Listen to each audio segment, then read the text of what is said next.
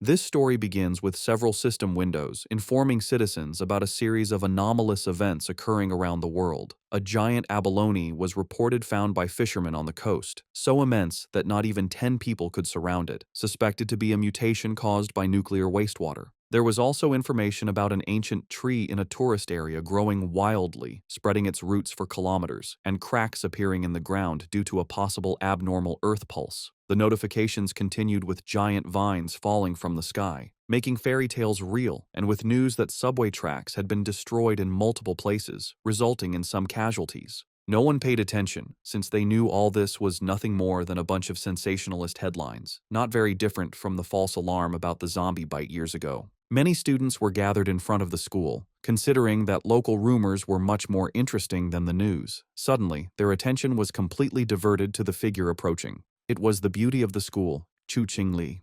Immediately, the crowd wondered if she was finally about to break up with her boyfriend. According to them, the relationship was nothing more than an act of charity on her part. Chu Qingli had already been accepted into Qingcheng University, while her boyfriend hadn't even managed to get into a decent university. Because of this, their futures were on completely different levels. Chu Qingli approached Fang Yi and called his attention. Fang Yi turned around somewhat curious. With a cold expression, she explained that she had thought it over and their relationship wasn't realistic. School-time love always reached a point where one wakes up and realizes they are not meant for each other. A life together, according to her, required not only courage but also compatibility. For all this reason, it was best to end things. She thought with disdain that no matter what he tried to win her back, it would be impossible. Fang Yi remained silent, and noticing this, people thought his lack of reaction was because he was so shocked that he had collapsed or lost his mind. After all, she was the beauty of the school. They expected him to be on his knees, begging for another chance. However, upon observing him, they simply concluded that he was no match for a rich and beautiful girl, a toad who coveted a swan. With a calm gaze, Fang Yi agreed to break up with her, leaving Chu Qingli and the others in shock. Seeing that she had nothing more to say, our boy turned his back on her and decided to leave. She panicked and called out to him. With a piercing gaze, Fang Yi turned around and asked what she wanted. While her eyes were shining with rage, she made it clear that she didn't care what he was thinking or what tricks he would use. She wasn't going back with him, and she wanted this to be completely clear. Fang Yi began to stare at her and asked her not to flatter herself, calling her the school beauty. Upon hearing this, her eyes widened in surprise, making her blush. The others were in shock at Fang Yi's attitude. Fang Yi was aware that Chu Qingli and the others had no idea what was about to happen. He knew that society's current rules, like money and education, would soon turn to ashes. They were unaware that he had returned from a future disaster, a man reborn in this timeline. Because of this, the Chu Qingli before him was, to him, simply a distant stranger from another life. Fang Yi left the school. He had more important matters to attend to. For him, school beauties and reputation were irrelevant, since everything was about to be completely reconfigured. The real crisis was one looming over all humanity on Blue Star. It all began the night before, when Fang Yi woke up and some strange cracks showed him the future, and then the system informed him that an aura recovery had been detected. Its full activation would take place in 364 days, 11 hours, and 59 minutes, and once this happened, the world would undergo an unprecedented transformation. Fang Yi was somewhat confused. Several figures appeared in front of him, and the system revealed that society's rules would be rewritten. The era of cultivators was about to arrive, and power would become the new standard. Our boy felt somewhat curious, extended his hand and asked who it was. Then a strange light began to appear in front of him. A system window appeared, explaining that it came from the confines of the universe and used top-tier algorithms integrated with cosmic secrets. Its function was to automatically generate cultivation techniques based on spiritual materials touched by the host, showing that current techniques were zero. Fang Yi began to extend his hand, and his eyes widened in surprise as his hand passed through the system window. Then, a powerful monster emerged and began to roar. Fang Yi was paralyzed and his eyes filled with fear. Inside the monster's mouth was a corpse, and the system revealed that this was his end as an ordinary person, as well as the fate of billions on Blue Star. Fang Yi swallowed saliva and could not help but feel afraid. He put his hand over his chest, and his eyes filled with worry. Fang Yi began to ponder and remembered his past life. He had been just an average person, swept along by the tide of events, struggling only to survive with the hope of overcoming the disaster. However, he witnessed the fall of his nation and the suffering of the people, and in the end, he could not escape from the mutated beasts. He remembered dying in despair, full of rage, and with a deep desire for revenge. His eyes began to shine with determination, as he thought that perhaps this was why he had been chosen by the system and brought back 1 year before the recovery of Aura. He began to extend his hand, knowing that at this moment, most people had no idea about the change that was coming. Fang Yi touched the fragments of the system and decided that he would use each anomaly caused by the aura to his advantage. The system began to initialize a new evaluation. The eyes of our boy began to shine as the system informed him that it had been successfully linked. A new path had been unlocked, and now everything in existence could be used as material. His mission was to collect powerful techniques and abilities to become a strong cultivator and save the world. In the city, people were informed that humanity now faced an unprecedented crisis. Answers could not be found in the past. The only option was to adapt with their own strength. Everyone was surprised, except Fang Yi. When he turned on his phone, he saw several notifications. He understood that the government neither confirmed nor denied the strange phenomena, limiting itself to telling people to prepare. This, he knew, was Jia Nation's subtle way of issuing a warning, since reports once considered mythical nonsense would never have gone viral in this way. His eyes filled with sadness as he began to remember the past. He knew that this indirect and silent approach by Jia Nation helped citizens remain calm and trust their country. It was a hard and slow method, but much more effective than the chaos and gunfire of neighboring nations. Then he remembered that the system had told him that he could use anything, which meant that he should go wherever anomalies occurred.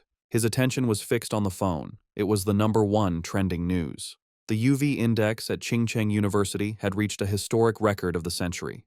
Because of this, a heat warning had been issued, urging new students to take safety precautions and use sunscreen. The students were somewhat confused, as they thought that even the best universities now resorted to sensationalist advertising. They considered this false, definitely a paid topic to be trending, since heat of that magnitude could kill people. Fang Yi looked up at the sky and saw that it was full of clouds, then activated the UV meter and saw that it was at 0. He was somewhat confused, as he didn't understand how the weather could be so different, since Qingcheng University was only 15 minutes away by car. Images of a blazing sun above the university were published, and students were informed that new student registration would continue, but they should avoid the north gate due to the high UV index, as all other entrances remained open. Feng Yi couldn't help but smile. He knew that when anomalies occurred for the first time, most people only thought it was a publicity stunt, and only he knew the truth. His eyes began to shine with joy, as his first opportunity had arrived. Fang Yi changed clothes and went to Qingcheng University. Everyone was carrying umbrellas. It was so hot that the leaves of the trees had fallen. Our boy went to the north gate of Qingcheng University, the least crowded of all. He knew that something was definitely wrong in this place. Shiny ashes began to descend from the sky. While students were fleeing to avoid being scorched to death, Fang Yi's attention was fixed on it. He sat down and decided to touch it. Once his finger made contact, an intense glow began to emerge from it, and the system reported that it had detected an intense fluctuation in the Yang attribute, unlocking the data template of it. The energy began to enter Fang Yi's body, causing him terrible pain. An intense glow began to emerge from our boy's body. People covered their eyes to avoid going blind. They didn't know what was happening and thought they were hallucinating. The energy started burning Fang Yi's clothes, making him clench his teeth tightly. He put his hands on top of his head and started going crazy, not knowing if the system had finished compiling. He felt like he was about to die. The compilation was completed, and Fang Yi acquired a Yang attribute technique, the Golden Sun breathing technique. Later, it's the day for new students to register at Qingcheng University. Our main character's ex-girlfriend arrives at the registration area. A guy offers to carry her suitcase for her. Soon, more guys come over to try and get her attention, but she turns them all down, telling them she doesn't need their help. She looks over at a couple nearby with a sneer, but then a bright golden light flashes, surprising her and the other students. A voice on the loudspeaker tells everyone to stay away from the north gate. The girl looks serious and decides to go see what is happening. At the north gate, a huge burst of golden energy lights up the area. A dark figure appears from the smoke, giving off a powerful feeling. He takes a deep breath, and his eyes glow with a strong golden light. A screen pops up, telling him that he has created a new technique and earned 50 points. The guy looks at the screen and wonders what the points are for. He decides it's not important right now, but will probably be useful later. Time passes, and it is now night, with a strange-looking moon in the sky.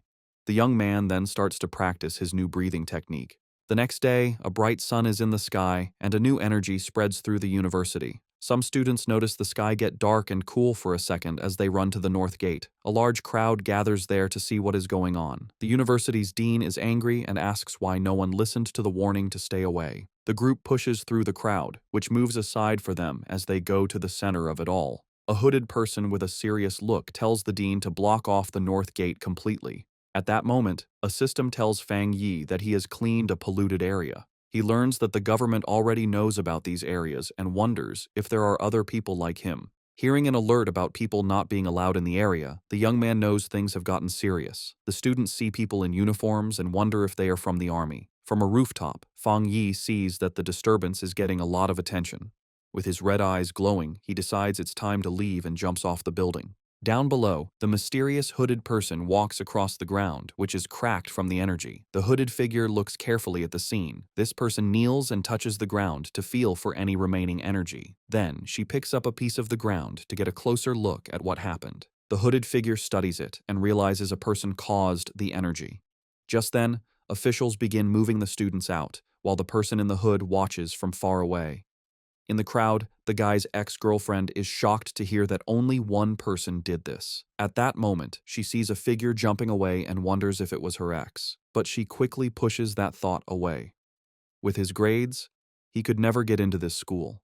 Far away at Fang Yi's house, the sun goes down and night falls. Lying on his bed, the young man complains that his body is still hot, even after a cold shower. Because of the heat, he's afraid he won't get any sleep. He also worries that because of what happened today, someone might have noticed him. He then picks up his phone and sees a popular news story about a cultivation association. The young man remembers that everyone used to think it was just a joke on the internet. Just then, he remembers the hooded people at the university and thinks they must be from the association. Curious, he opens the news story to read the whole article. It explains the different cultivation levels, from ghost acts to total transcendence. In the comments, people think it's a joke, but he wonders if the announcement is real. Fang Yi thinks about how he never knew any of this in his past life as a normal person. Sitting on his bed, he thinks about the cultivation association and decides to try his technique again. He closes his eyes and focuses to start his training. In that moment, he begins to sweat as a strong, golden energy flows around him. He starts to float in his room, surrounded by a bright golden glow. A light shines on him. The first step is to strengthen his body to hold the power of heaven and earth. He successfully controls the energy and shapes it into a divine axe. His eyes glow brightly, and he smiles, feeling full of power. The system tells him he has reached the Dushui level and gives him 50 more points. The guy remembers the points and reads the screen, which says a new path is now open.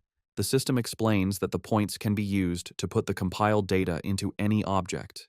He thinks about the idea of putting power into an object and looks at his mug on the table. He holds his hand out toward the mug with a golden glow of power. The system asks if he wants to use 1 point to put the yang attribute on the mug. He realizes this is like enchanting an item to give it a special power. The young man thinks that if he did this to a weapon, it would become his own special item for fighting. He decides that having a powered-up weapon will be very important for what is to come. The guy then finds a small sword on his shelf and decides to try the power on it. He thinks that if the test works, he will buy a real weapon to be ready for the monsters. Suddenly, a strange noise from outside the building gets his attention in the middle of the night. Outside, a dark creature with huge claws is watching Fang Yi's apartment. With glowing red eyes, the strange creature shows its sharp teeth in the darkness. It looks like a giant demonic rabbit and gets ready to attack the building. But inside the apartment, the guy has no idea that danger is coming. Lying in bed, the guy feels uncomfortable from his new cultivation technique. With his red eyes, he wonders where the sound, which was like a rat, came from. He thinks the sound is not from inside or from the pipes, and it might be a neighbor's pet. Walking through the living room, he thinks that with his better hearing, it is normal to hear the neighbors. Then the guy focuses his hearing to listen more carefully to the strange sound, but he soon realizes something is wrong and becomes alert. Fang Yi goes to the door and comes face to face with the scary creature right there in the dark hallway. In the hallway, the strange creature with red eyes appears and glares at him, ready to attack. He is startled and recognizes the mutated beast. A memory from his past life scares him. At the same time, a drone flies over the city at night, showing that others know about the danger. On top of a building, a girl complains that they still have not caught the rabbit that ate a rare fruit. With a lollipop in her mouth, the young woman seems very calm and confident about the mission. She then orders her team to keep sending her updates about the target she is hunting. After that, the mysterious girl jumps from the top of the building to begin the chase. Falling very fast, she moves with ease between the huge city buildings. Suddenly, the young woman feels the mutated beast's power and realizes she is getting closer to it. With her eyes glowing, she finally finds the creature and gets ready for a fight. The mysterious hunter lands hard on a rooftop, moving with amazing skill. Running down the side of a building, she gets the order to chase the target no matter what. With a perfect landing, the young woman continues her chase without stopping. Jumping from building to building, she warns that the creature ate a special fruit and might evolve. Just then, a man working late sees something fast go by his window and is very confused. He wonders if he is seeing things, but his boss yells at him for just standing around. Meanwhile, the hunter stands like a shadow in front of the moon on the 65th floor. Back in the apartment, Fang Yi faces the strange creature, which screams at him. With his golden eyes, he knows his body has changed, and now he can fight it fairly. The creature then attacks with its claws, but the young man dodges with amazing speed. Fang Yi thinks that his body has really changed, and now he can see the attacks in slow motion. With sun energy in his hand, he wonders why a mutated beast is here so soon. He then remembers things from his past life and faces the monster. The guy knows the creature has not fully evolved yet, and the night makes it stronger and angrier. So he rushes forward to attack, because he has to stop it, or everyone in the building will die. Fang Yi manages to grab the creature with his hand full of energy. With surprising strength, the guy bites the strange creature without any fear. He holds the monster tightly, and his golden eyes shine with a cold, focused look. Then the young man spins the creature in the air and realizes its tail is its weak spot. Taking his chance, he grabs the beast's tail with all his strength. Fang Yi throws the monster against the window, and it shatters from the force. With his fist glowing gold, he gets ready to land a powerful punch. The guy shoots a beam of energy that hits the creature right in the air. The monster is then completely covered by the bright golden beam of light, but the strange creature grabs the golden energy with its claws and tries to take its power. Fang Yi then realizes the monster is trying to steal his yang power, and he fights back. He thinks the power of the sun is too strong and that the rabbit is just destroying itself. Soon after, a golden explosion covers the monster, which can't handle that much energy. In the building next door, a couple wakes up from the noise, and the man wonders if it was thunder. He then goes to the window to check, but sees nothing strange outside. Our hero lands on the floor, surrounded by what is left of his golden energy. The young man thinks that the creature was like a starving ghost trying to eat his power.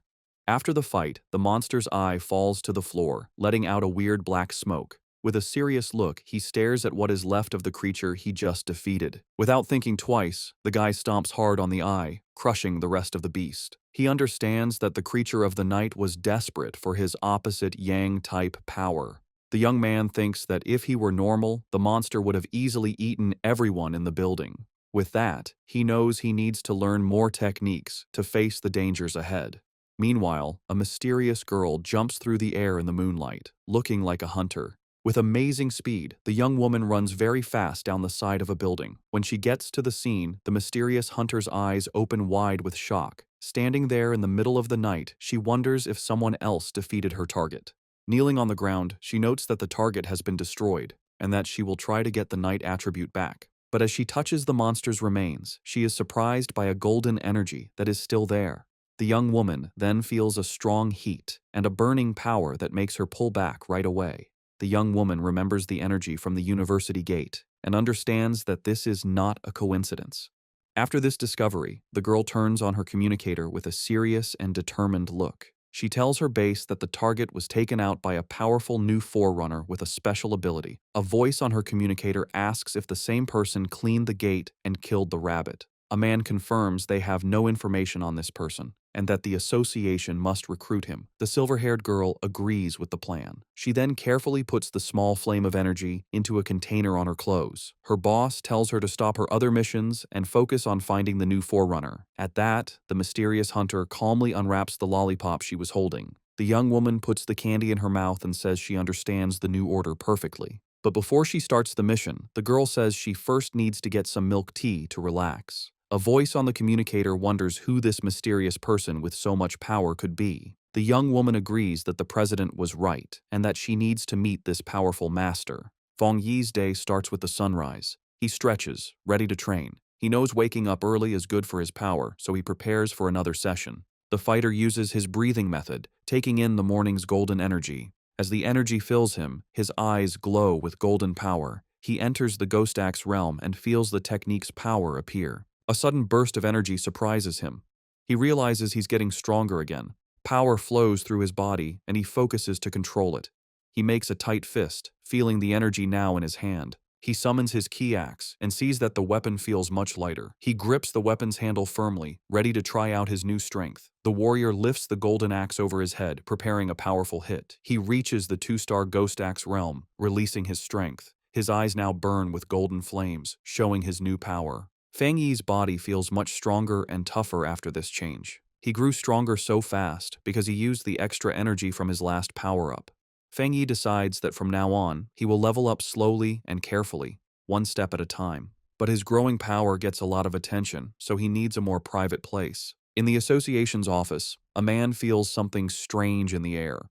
He sees the change in the sun's energy and wonders if it's the new guy again. Feng Yi finds a quiet spot by a river to continue his plans. A system screen appears, and he confirms he will add a special quality to his weapon. He remembers trying this with another item, but it couldn't handle the power. This time, the new blade works with his energy, making a strong connection. A system message confirms the item encoding worked. Excited by his new weapon, he gets ready to test its amazing power right away. The test result shocks him with the incredible power the sword let out. A huge golden beam of light shoots from the blade into the sky. The warrior lands with his sword in flames, feeling the power flow through him. He almost starts a fire with that swing and sees how dangerous his strength is.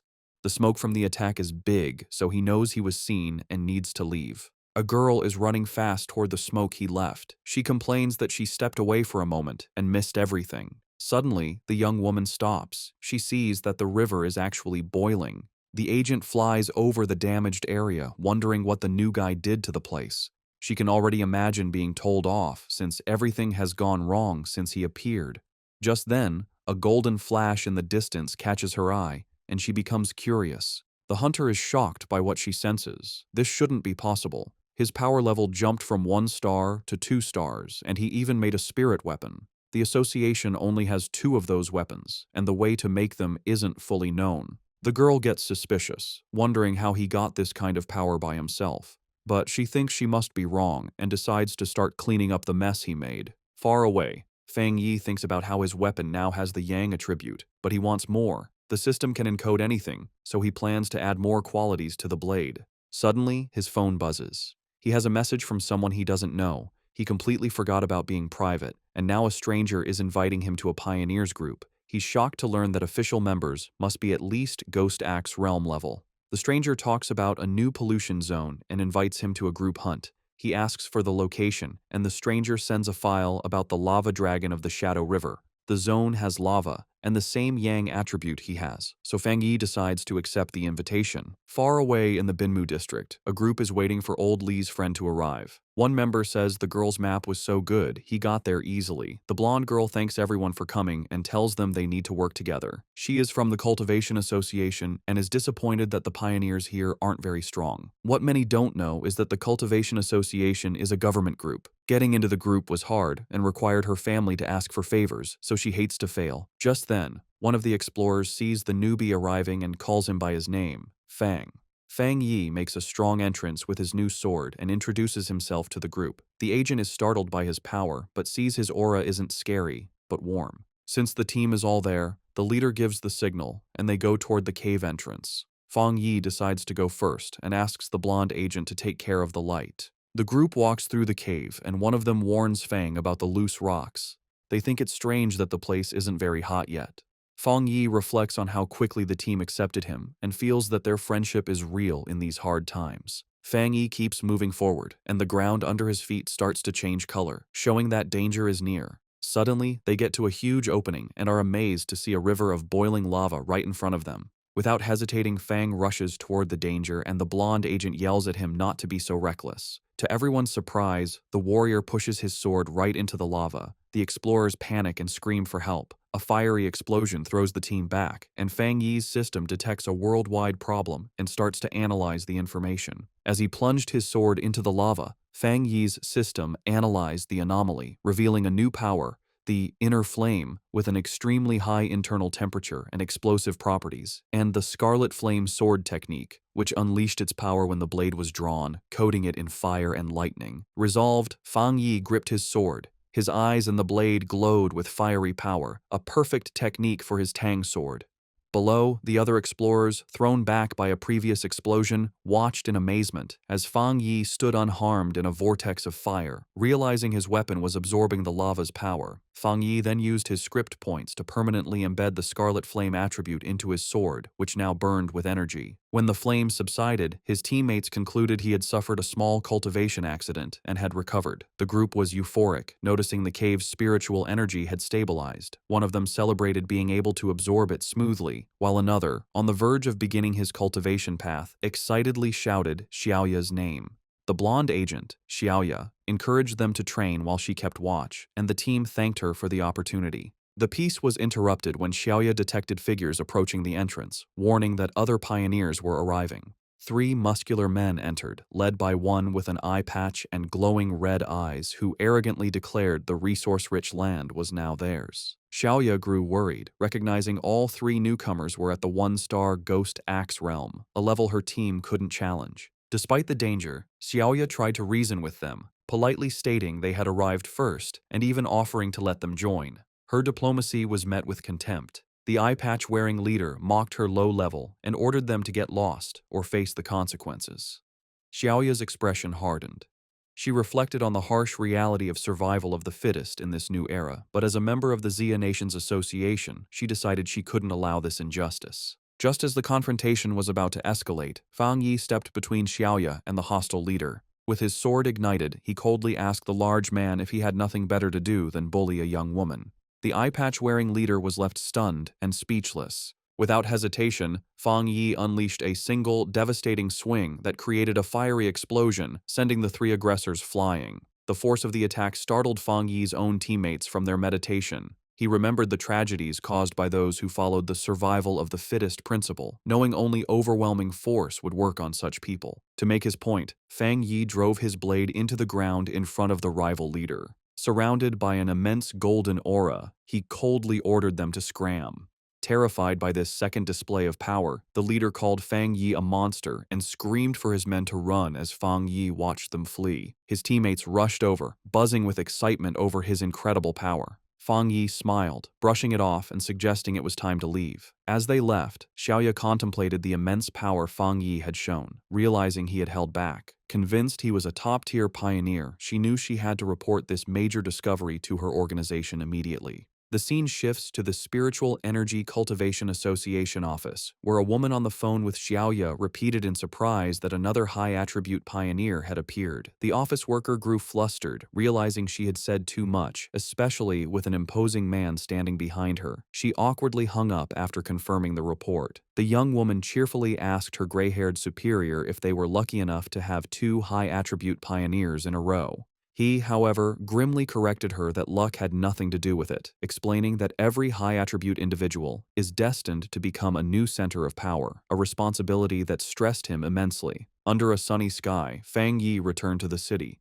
He tried to disguise himself as a cosplayer, but his powerful presence and authentic sword only drew more attention. His walk was interrupted when he saw on his phone that news of the cave incident had already gone viral. He chided himself for his carelessness, knowing the eruption of his internal flame was too noticeable. Dismissing the idea that his teammates would betray him, he focused on a more urgent matter. The massive yang energy he had absorbed was pushing him toward a new breakthrough. He needed to find a secluded place immediately and headed for the back mountain. 5 minutes later, on that same mountain, a silver-haired young woman named Su Qingying, a garden restoration expert, felt a sudden, powerful presence. She saw an intense burst of light, like a miniature sun, and recognized the signs of a cultivator breaking through to the 3-star Ghost Axe realm. The scale of the energy astounded her. She'd never imagined a breakthrough of that realm could be so monstrous. Driven by a sense of duty and a flash of recognition, she raced toward the disturbance, vowing to catch the mysterious individual this time. High on the mountain, Fang Yi was focused on his breakthrough. He pulled in huge amounts of golden energy, which spun around him before forming a bright, sun-like ball above his head. As he meditated in the air, the power behind him formed a complex, star-shaped divine shape. Golden energy sparked across his skin, and his eyes glowed with great power as he tried to control the wild energy. Finally, the power came together, taking the shape of a giant divine axe made of pure golden and light blue energy, crackling with power. Meanwhile, Su Jingying arrived and stopped suddenly when she saw the amazing sight. She watched in total disbelief, seeing that the mysterious person was about to swing the divine axe he had just created. His level of control was incredible. She wondered how anyone could command so much spiritual energy with such perfect skill and steadiness, asking herself if this man had secretly been training for centuries. The sight brought back a painful memory. Su Qingying remembered her own attempt to break through to the Ghost Axe 2-star level. The pressure from her own divine axe had been too much for her, pushing back and making her cough up blood. It left her stuck in bed for a full week. She was naturally strong, but she had still failed badly. She couldn't understand how this monster could handle a breakthrough that was so much more powerful than hers. As she ran closer, she was even more amazed. The huge amount of spiritual energy, the perfect control in every move of the axe, and the way every bit of power seemed to have been purified thousands of times. It was all beyond anything she had ever seen. She decided that this person wasn't just an amazing monster. He was like a god who had come down from the sky. She also noticed his calm and steady way of doing things. Most pioneers, when they felt a breakthrough was about to happen, would rush to get it done. This person, however, moved with a deep sense of experience and a strong mind, like a master from old times. Her thoughts were stopped when the giant, fiery divine axe began to move. She watched the awesome sight as it swung with a purpose, heading east. At the peak of his power, Fang Yi's eyes burned with pure golden light as cracks of raw energy spread across his face. He floated inside a blinding storm of golden power, successfully controlling the huge amount of energy he had gathered to evolve. A system window then appeared, officially confirming he had succeeded. He had reached the Ghost Axe realm, 2-star. The new divine axe slammed down into the earth, releasing all of its power in one huge shockwave that tore across the mountain. Su Qingying was caught in the powerful blast and had to hold herself steady against the wave of golden energy. The leftover force cut a huge path through the forest before fading away, but when she looked up, the mysterious man had completely disappeared. Breathing hard from the effort and her frustration, Su Qingying couldn't believe she had missed him again, especially since she had arrived in only 30 seconds. A worrying thought came to her. He must have known that she was tracking him. She worried that if he stayed this hard to find, her mission to recruit him would be impossible. Just as she was about to give up, she paused. A sudden idea hit her. She looked away from the path of destruction and toward a giant old tree that was now glowing with a soft, leftover golden light.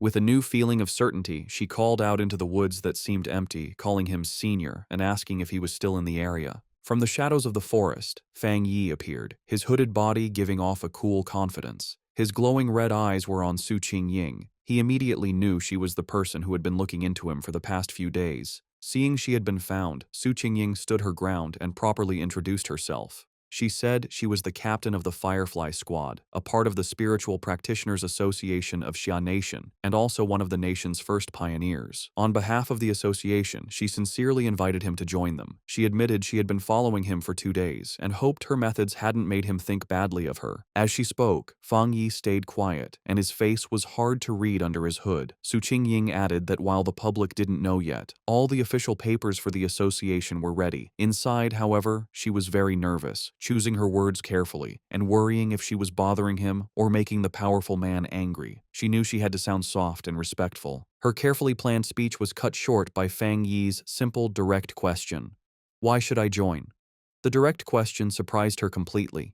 She stuttered for a moment, panicking over what to say.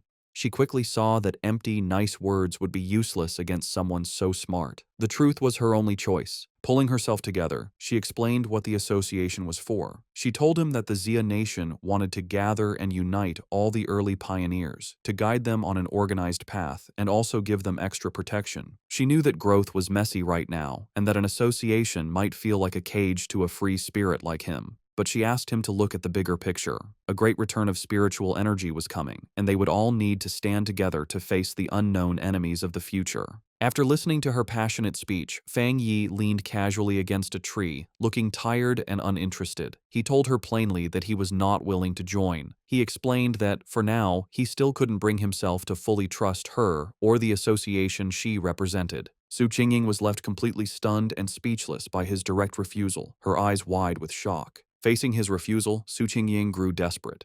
She quickly pulled out her identification card from her jacket. Holding it up for him to see, she quickly introduced herself again as Su Qingying and mentioned she used to be a well-known athlete before the spiritual energy returned. She begged him to believe her, hoping her public identity would give him a reason to trust her. Fang Yi paused and thought about her words. He touched his chin thoughtfully, saying that he now vaguely remembered her. His mind remembered a framed picture of her celebrating a victory as the runner-up in the Xia Nation's long-distance championship. He realized her natural athletic skill was what made her such a fast and good pioneer. However, his face then became hard. A dark memory from his previous life came to mind, showing a vision of a ruined city. He knew that in his original timeline, the Xia Nation's work, including the association, had failed in the end, leading to the end of humanity. Now that he had returned with his system, he knew he had to be part of the solution, but joining the association at this point was not the right move. Putting on a more thoughtful look, he looked back at a hopeful Su Qingying and confirmed that he did remember her. He told her he would think about her offer, and before she could answer, he jumped into the air and sped away from the spot. Just as quickly, he reappeared right behind a startled Su Qingying. He gave her a firm condition. She must keep his location a secret from everyone for now. In his mind, he studied her respectful behavior and guessed that the association was careful about upsetting powerful pioneers who weren't with them. He saw this as a weakness he could use. Su Qingying suggested a deal. She explained that the association had detected the energy from his breakthrough and that she had to file a report. She suggested sending a report that was a mix of truth and lies to protect his identity while keeping her bosses happy. After a moment of thought, Fang Yi agreed to her plan. Su Qingying tried to call out to Fang Yi as he agreed to her plan, but in the blink of an eye, he was gone. She ran down the mountain slope after him, but it was no use. Tired and annoyed, she walked alone on a forest path, muttering in frustration about how many times she had failed to catch him and how he was now trying to avoid her. She sighed, complaining about the tiring work of erasing the powerful energy signs he left behind after every incident. Her thoughts were cut short by a voice in her earpiece, telling her to stop worrying about the hard-to-find pioneer and remember the mission she was on. The voice seriously told her that the strange creatures had appeared again. Su Qingying froze, her eyes wide with shock as she asked if they were really back. A scary memory flooded her mind, showing her surrounded by a crowd of terrifying wolf-like creatures with bloody mouths and glowing red eyes. She thought to herself that she would never forget those strange, bloody beasts. The story explained what they were. Cold, evil, and bloodthirsty monsters born from the pollution zones made by the spiritual energy's return. They got power from these zones, turning into monsters that ate humans. Some could even hide as natural disasters, killing anyone as they split up lands and made new pollution zones. If they weren't stopped, their very destructive nature would let them keep eating the human world until nothing was left. A heavy storm suddenly hit the city. The night sky wasn't lit by streetlights, but by constant, violent flashes of lightning. Rain poured down, and red alerts lit up people's phones, warning of the severe thunderstorm and telling everyone to stay inside. Another alert announced that the Yuhuang Mountain area was closed because of flooding risks. From their windows, people commented they hadn't seen a storm this bad in years, with some joking that a powerful being might be facing a lightning trial nearby. Hidden in a rainy alley, Fang Yi watched the storm grimly, his red eye glowing. He could feel the huge amount of lightning energy in the air, recognizing its wild power. He knew this was no ordinary storm but another anomaly, with its power focused on a single point. His eyes scanned past the city buildings and locked onto a distant mountain peak that was being hit by lightning again and again. He had found the center of the storm. Without hesitating, Fang Yi raced into the downpour, leaping across rooftops as he sped toward the mountain. When Fang Yi reached the base of Yuhuang Mountain, his system immediately confirmed a pollution zone was detected. He looked up at the peak, but instead of its usual beauty, he saw a grim scene with skeletal remains scattered among twisted trees. Another system notice added to the danger, stating the pollution level was unknown. Still, Fang Yi moved forward without hesitating, walking into the dark, stormy woods with a determined look. As he got closer to the center of the storm, he saw a massive bolt of blue lightning strike the mountain's summit, lighting up the whole area. He had found his target. Inside the Spiritual Practitioners Association's command center, officials held a tense meeting. A large screen showed a vortex of blue energy over a mountain peak. An official reported that the danger on Mount Yuhuang was rising quickly, so they had to close it off and call it a new contamination zone. The grim-faced association leader said the situation was so critical, he had to pull Su Qingying from another important mission. He asked her to report on what was happening. Su Qingying told the officials that it was currently impossible to climb the mountain, as the unstable thunder energy was about to explode.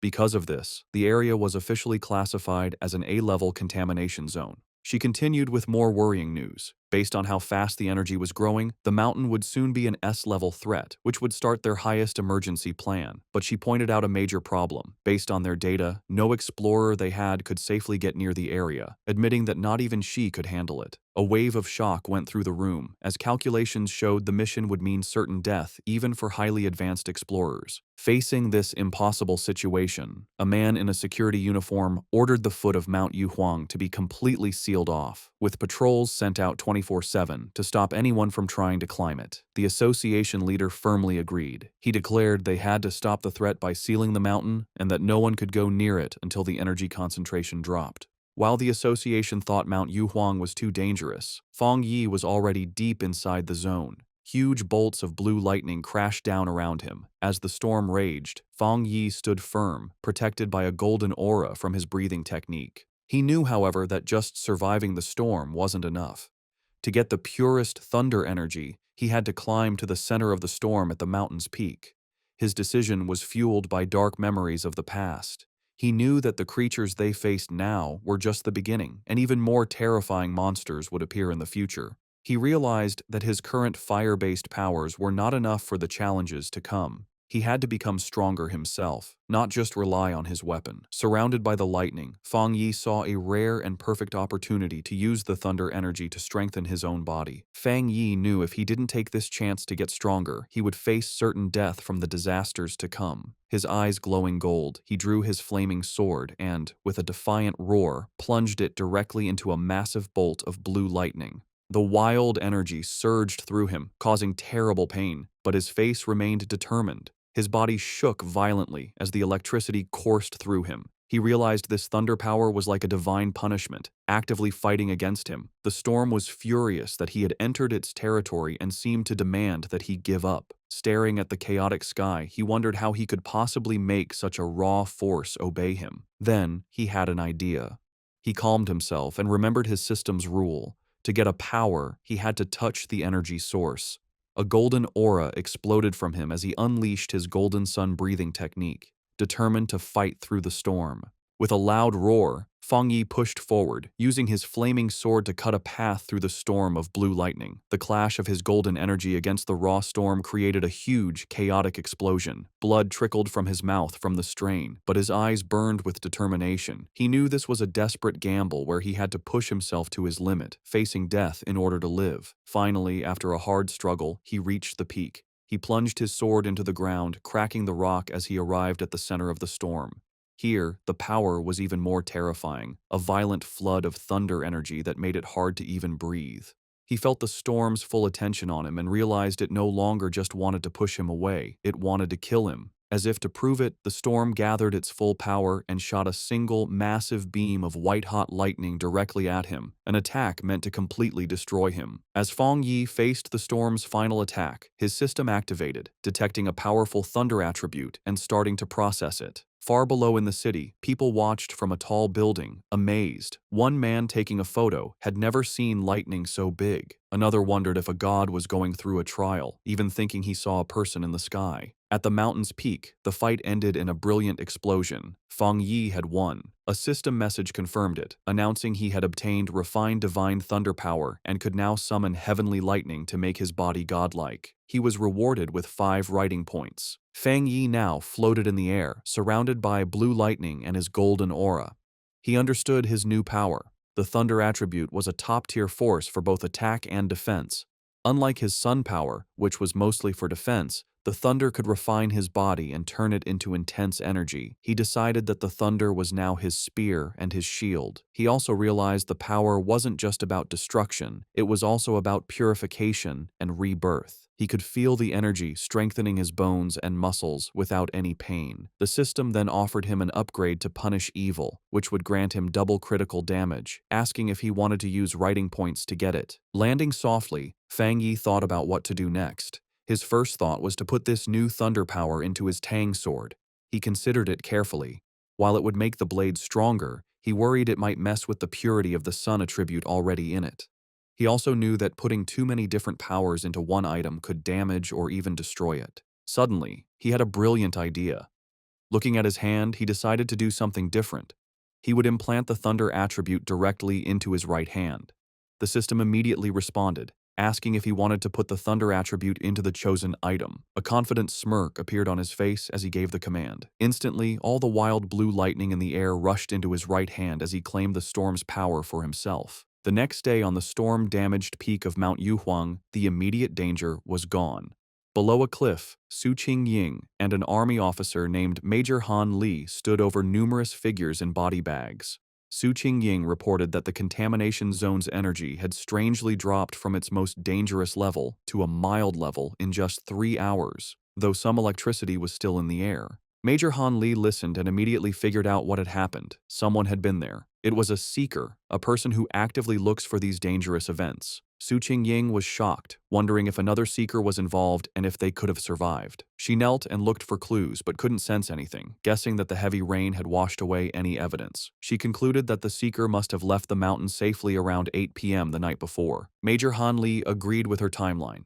The strange event began around 6 p.m., and the army sealed the mountain at 7 p.m., so the seeker must have climbed the mountain before it was closed. He noted that their instruments predicted the danger would reach grade S, but after 8 p.m., the energy suddenly dropped. Standing where the lightning had been strongest, the major added his own theory. He believed the seeker not only survived the lightning, but probably had a thunder-related power, turning the disaster into a great opportunity. He concluded this person was the direct cause of the sudden change. The major then shared his biggest worry. People like this were the most dangerous because they didn't know whose side they were on. Su Qingying agreed, adding that if such a powerful person was a threat, the disaster they could cause would be huge. They had to be found quickly. Miles away, sitting on his couch and unaware of the military operation now focused on him, Feng Yi let out a sudden, loud sneeze. Back on the mountain, Major Han Li made his decision. He gave a firm order to his troops. Find this person immediately, at any cost. As his command was given, he assigned the mysterious target his temporary codename, the Tyrant.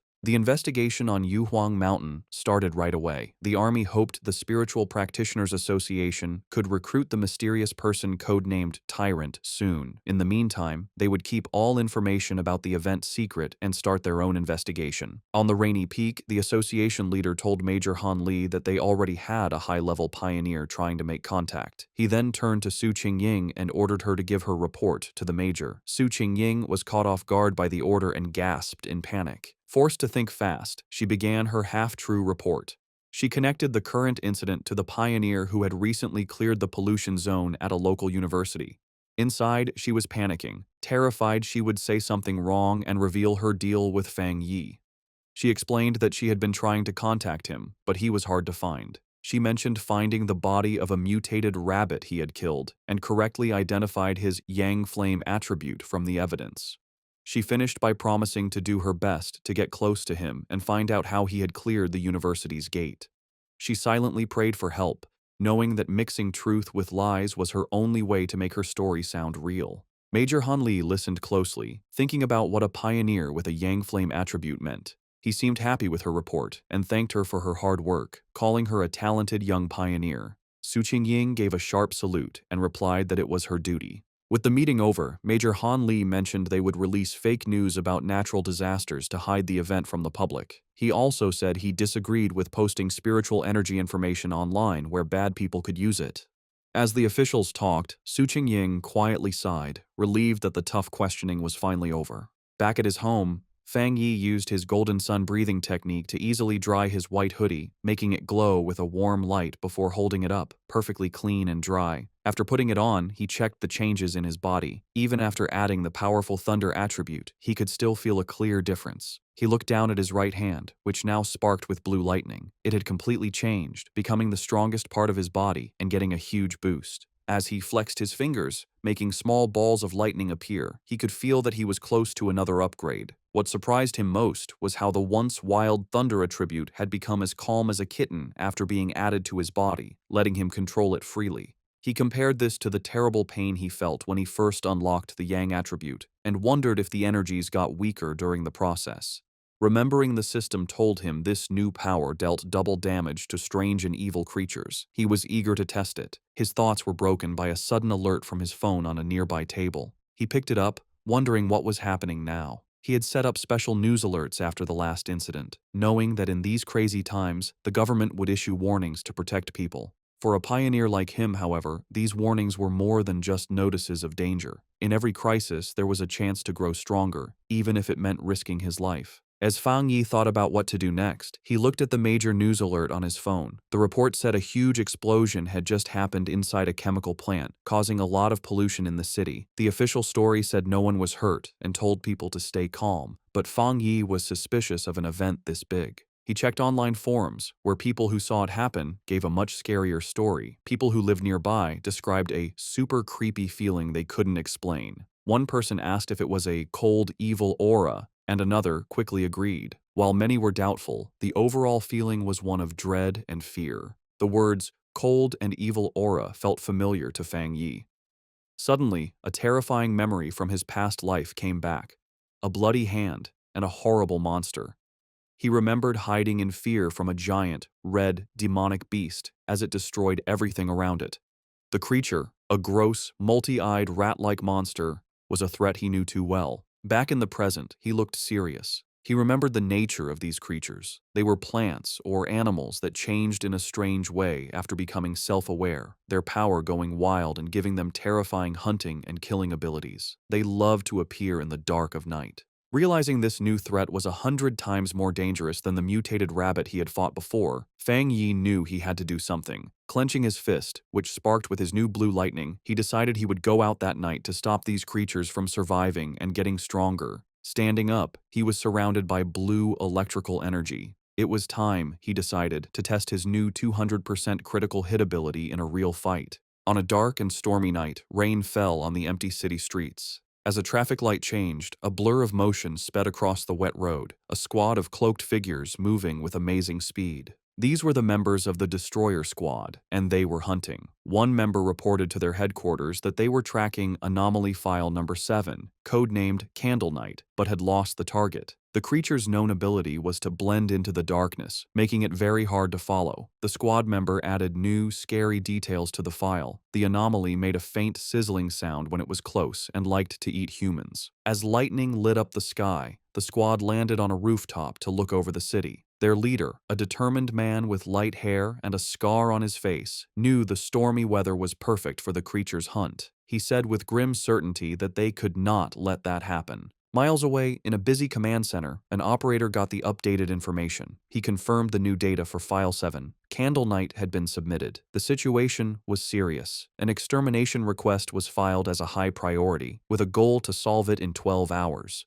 The order came back from headquarters. The Destroyer Squad was to keep chasing the target, but their own safety was most important. The team immediately started the chase again, leaping from building to building through the rainy city. The squad leader paused, looking at a glowing holographic map of the city full of red markers showing active anomalies. He knew that a 12-hour response time wasn't fast, but it was the best headquarters could do.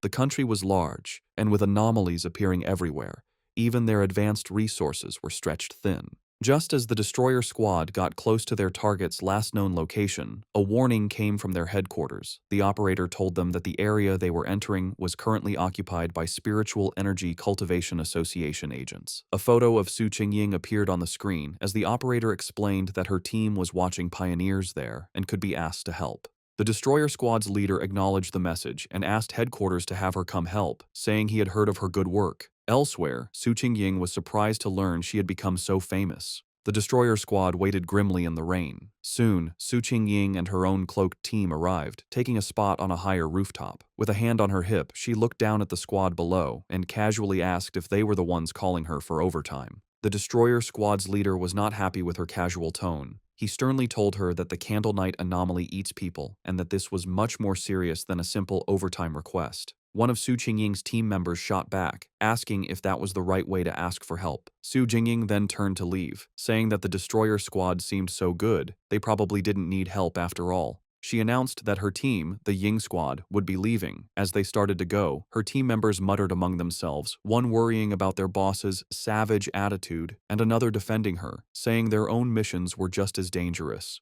The leader of the destroyer squad immediately panicked and called for her to wait. He apologized for his harsh tone and begged for her help. He explained just how dangerous Candle Night was, and that without her famous tracking skills, they would be at a great disadvantage. He stressed that if his team failed, the people of the city would be the ones to suffer, as the monster would kill them all. After agreeing to work together, the two teams stood on a rainy rooftop, ready to hunt. Su Qingying concentrated, and a glowing blue ball of energy appeared in her hand. She announced she had found the creature. The orb's energy expanded, showing the monster's location. Hidden in the dark, wet ruins of a chemical plant, the monstrous, multi-eyed rat-like creature called Candle Night was eating something. Its file noted that it liked darkness, dampness, and eating people. With the target found, Su Qingying gave the command for the joint operation to start. The creature's senses were sharp, and it instantly looked up, aware of their presence. It jumped away, just as an attack hit the ground where it had been. A member of the destroyer squad said the target had spotted them and ordered the team to form up. The squad members moved with incredible speed, their cloaks blurring as they chased it. They surrounded the creature from all sides, and with their prey trapped, they shouted together, ready to attack. One of the destroyer squad members lunged forward, shouting the order to attack. He hit the creature hard, sending it crashing into a pile of rubble. But instead of being weaker, the monster's body began to change, its back erupting with red sores and black spikes. With a furious shriek, the enraged Candle Knight fought back, creating a vortex of dark energy. Su Qingying desperately shouted for the teams to watch out for the sound wave and dodge. Her warning was a moment too late. A powerful sonic blast erupted from the creature, sending the squad members flying back.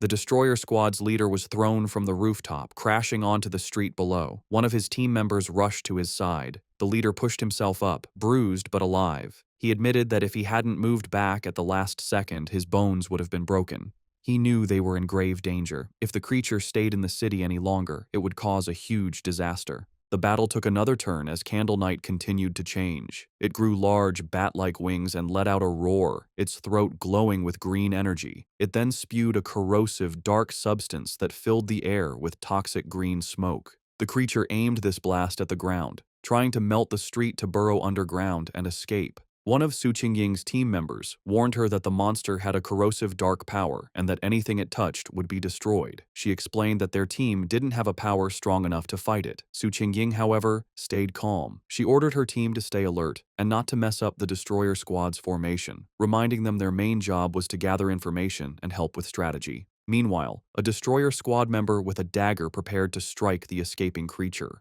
Suddenly, a pair of menacing red eyes glowed from the darkness. The winged Candle Knight lunged forward, narrowly dodging an attack from a leaping squad member. Enraged, the destroyer squad leader yelled at his team not to let the monster escape. The winged creature flew through the city streets, chased by the cloaked members of the Ying squad. From a high rooftop, Su Qingying and two of her team members watched. Suddenly, she sensed a sharp increase in spiritual energy from the creature's direction. Realizing something important was about to happen, she ordered her team to stay outside while she followed it in by herself. The chase led them to a large, dark, abandoned factory. Inside, Su Qingying said she would scan the area's spiritual energy. The destroyer squad's leader noticed the advanced watch on her wrist. She confirmed it was a new device from the association, explaining that the watch showed the energy level a squad could safely handle was 50. Candle Knight's reading had been just 48. Suddenly, the device on her wrist began to flash wildly, the reading shooting past 80. Su Qingying shouted that the energy levels were going crazy. At that moment, a massive, shadowy form with glowing green eyes appeared in the rafters above. They had been led into a trap.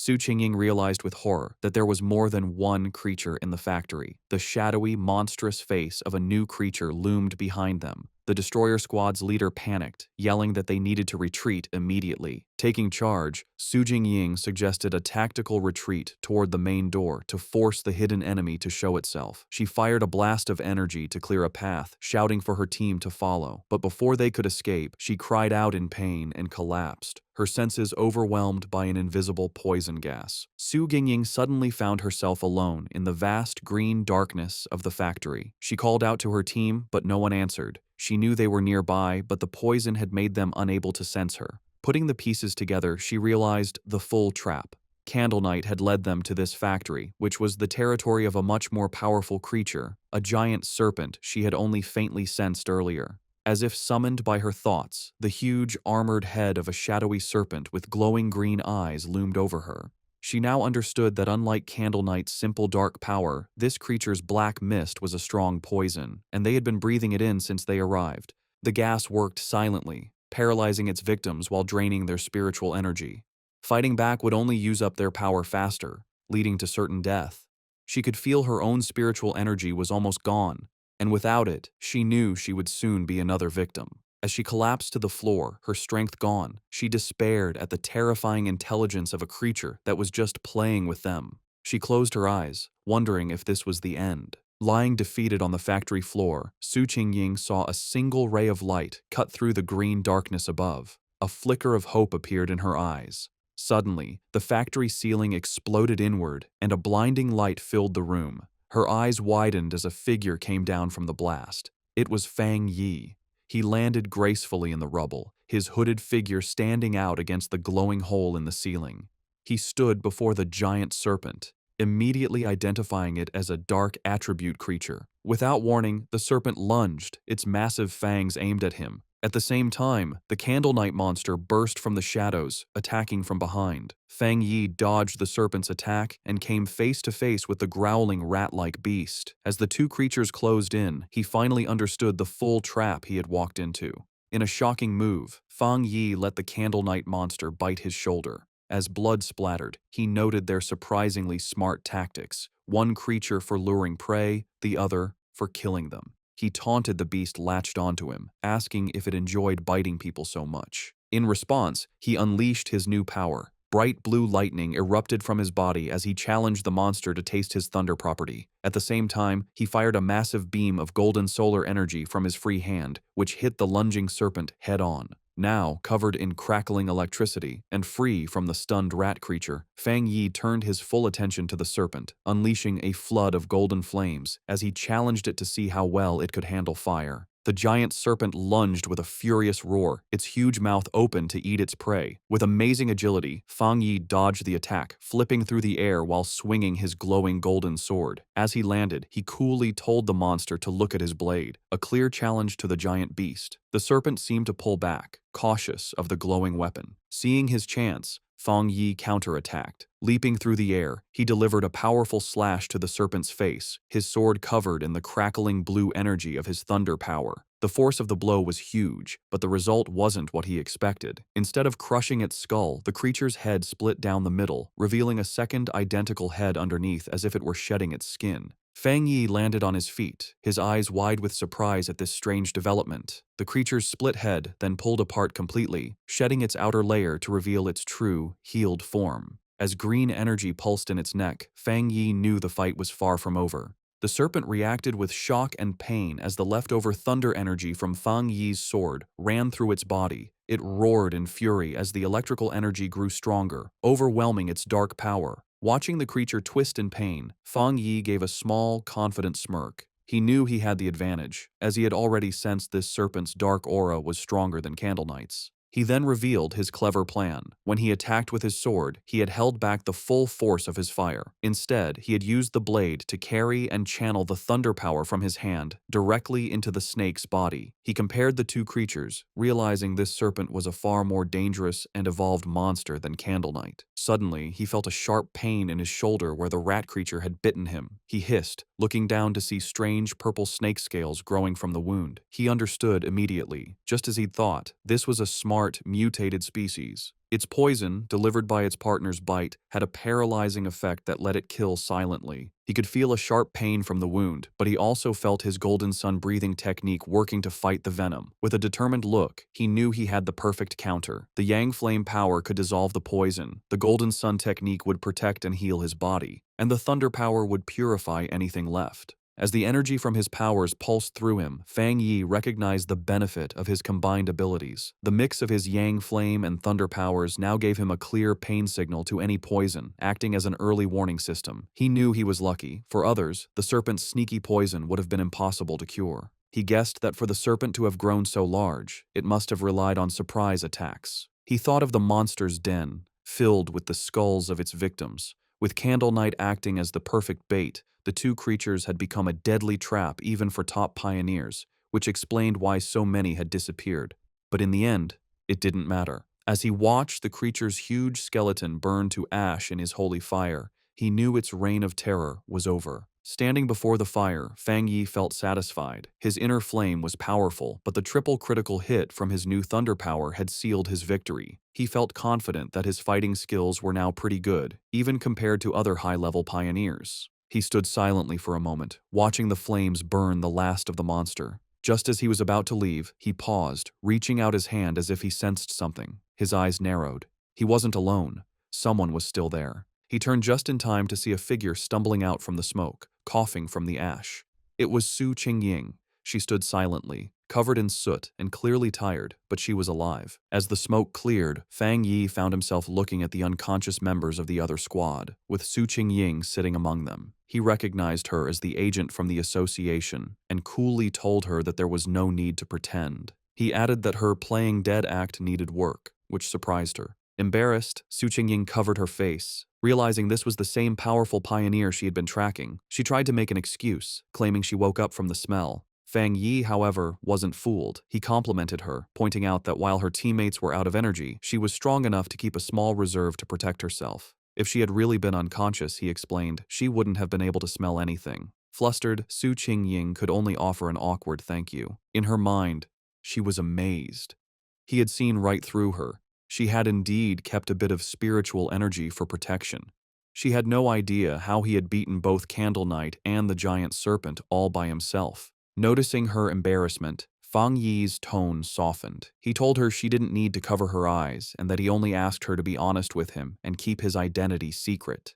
Seeing she and her team were safe, he said it was getting late and he would be leaving. Su Qingying tried to call out to him, but it was too late. Saying that explaining things would spoil the surprise, he jumped effortlessly through the hole he had made in the factory ceiling and disappeared into the night. As he traveled across the rooftops, Fang Yi thought about the battle. He was glad Su Qingying hadn't tried to absorb the dark power from the monsters, remembering its disgusting coldness. He wondered why he couldn't absorb it himself. He guessed maybe the dark energy was already gone, or his body had instinctively rejected it. He decided to think about it later, at home. Left alone in the huge, abandoned factory, Su Qingying looked up at the moonlit hole in the ceiling where Fang Yi had disappeared. She sighed, disappointed that she hadn't gotten a good look at his face, and realizing he still didn't trust her, or the association. Her quiet moment was short. Acting like a squad leader again, she walked over to the unconscious captain of the destroyer squad and gave him a few slaps, telling him to wake up. The man groaned and slowly opened his eyes, bruised and confused. His first thought was panic, and he shot up, shouting that they had been ambushed. Su Qingying just watched him with a calm look. The leader and his squad members then saw why she was so calm: the massive, smoking skeleton of the giant serpent. They stared in total disbelief, confused by the scene. The leader demanded to know what happened and where the powerful Yang energy came from. Su Qingying calmly explained that a powerful pioneer had rescued them. She continued her carefully planned report, explaining that the pioneer was likely the person from her original mission, a very high-level individual with a Yang attribute. She let her voice trail off, suggesting his appearance was a lucky coincidence. The other squad members were in complete awe, with one saying it was unbelievable that one person could defeat both monsters.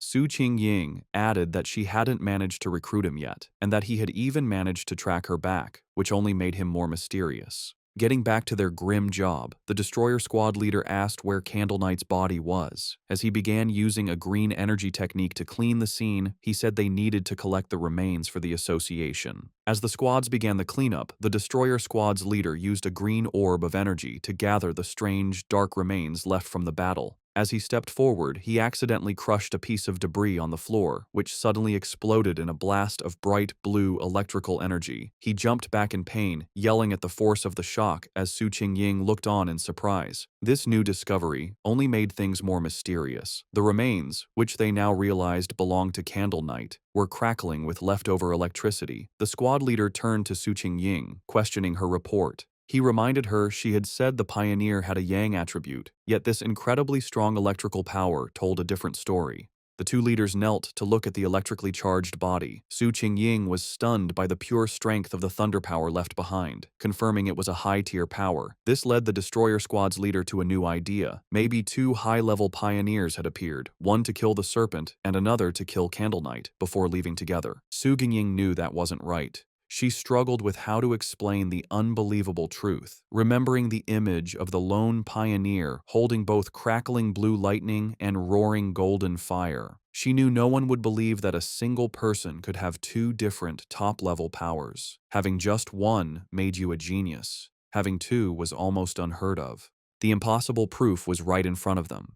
The burning skeleton of the giant serpent was the work of a Yang Flame Walker, while the electrified body of Candle Knight was the clear mark of a Thunder Tyrant. The combined squads could only look on in complete disbelief, wondering what kind of monster this mysterious pioneer really was. As reinforcements from the association arrived, Su Qingying was glad she had left team members outside. If she had been inside too long without checking in, they would have reported her missing. She grimly realized the rescue team now at the scene had originally been sent to collect their bodies. Her two subordinates, who were knocked out by the serpent's poison, finally woke up. They scrambled to her side, crying with relief that their captain was still alive. With the threat gone, the association's team began their work. Their job had changed from a rescue to a forensic investigation. Using advanced scanning tech, they carefully analyzed the leftover spiritual energy and the battle signs, trying to piece together what happened for their report back to headquarters. Soon, one of the specialists approached Su Qingying and the destroyer squad's leader with his findings. He reported that after comparing all the data, from fighting habits to the way both monsters were killed, there was a 99% probability that one person was responsible for killing both of them. The two squad leaders stared at each other, their faces showing both shock and serious concern. The other squad members murmured to each other in disbelief. They were processing the fact that they had been saved by a pioneer with two different high-tier powers, something they never thought was possible. They knew either monster could have easily killed them all, yet this powerhouse had finished them both off, seeming to use single strikes. The power difference between them and this mysterious person was just ridiculous. Understanding the huge importance of this discovery, Su Qingying contacted her superior. She reported that the information on her target had been significantly updated. Looking up at the hole in the ceiling, she confirmed that the mysterious pioneer from the university and the powerful individual codenamed Tyrant were, in fact, the same person. Back in his office, the association superior listened calmly to her report. After thinking about the information, he gave a new command, telling Xiao Su to pause her mission for now. He explained that the pioneer had saved her team, killed the monsters, and secured the area. These were not the actions of an enemy. He added that he and Old Han, Major Han Li, didn't agree on the matter, and for her own safety and to avoid leaving a bad impression on their powerful potential ally, she was to stop all contact with the tyrant for the time being. While on the phone with her boss, Su Qingying, though she had agreed to pause her mission, couldn't help but add one more piece of information. She told him she had one more theory, based on what happened when she had tracked Tyrant to the back mountain where he was advancing his power. Her boss, interested, asked her to explain. She explained that during that encounter, she had sensed an incredibly strong aura where he was active. At the time, she suspected he might have a spiritual weapon but thought it was unlikely. However, now that it was confirmed he had two high-tier powers, the possibility seemed much more real. The association superior was surprised by this new information, questioning if the pioneer really had a spiritual weapon. He quickly became skeptical, leaning back and saying it was highly unlikely. He argued that no matter how talented, a solo pioneer couldn't possibly have such a rare item without outside help. Furthermore, he added, the team had found no traces of a third spiritual energy, which would usually come from a separately made spiritual weapon. Su Jingying quickly corrected him, clarifying an important detail. The spiritual weapon aura she had sensed during her first encounter with him was clearly a yang attribute. This new information completely changed things. The superior's eyes widened as he understood what this meant. If the weapon's attribute came directly from the user's own yang energy, it meant he wasn't just using a weapon, he was creating it. This led to an amazing conclusion. If he could create his own spiritual weapons, then he had to be a spirit creation realm cultivator. Such a being could theoretically do this alone, but that level of power was almost mythical. Su Qingying was floored by this idea, knowing that cultivators at that level were extremely rare, with barely more than 2 in the entire world. The superior then thought of an even more terrifying possibility. If this person did have a third, separate attribute, it would shift the balance of power and shake the entire pioneer community. He explained that according to all known research, different attributes clash inside the human body, making it nearly impossible for them to exist together. So far, no pioneer had ever been confirmed to have 3 different spiritual attributes. Therefore, if the pioneer truly had a spiritual weapon, the fact that they didn't detect a third energy signature from it might actually be a good thing. As the call ended, the superior was left with a single worrying thought. He could only hope that such a powerful pioneer would never become an enemy of humanity. Back at his apartment, Fang Yi stood thoughtfully under a hot shower, washing away the dirt and tiredness from his recent battle. As he dried off, he thought about the current state of the world. He knew there was less than a year until the official spiritual energy revival, but dangerous monsters and strange events were already happening more and more often. He used his yang attribute to easily dry his clothes, his hand glowing with golden energy as he thought about how many pioneers, like himself, had already started cultivating on their own. He thought back to the aggressive men he had met at the lava river, realizing that once the connection between the body and the spiritual world was opened, people naturally became more sensitive to the world's changes. He recognized that even without the country's official approval, many self-trained pioneers had already reached the 1-star Ghost Axe realm. The fact that the government, through agents like Su Qingying, was now reaching out to wild pioneers like him showed that both sides were in a relatively peaceful phase of mutual exploration. Standing in his room, thinking about Major Han Li and Su Qingying, he concluded that for now, the monsters were still under control, and there was no serious conflict yet among the different pioneer groups.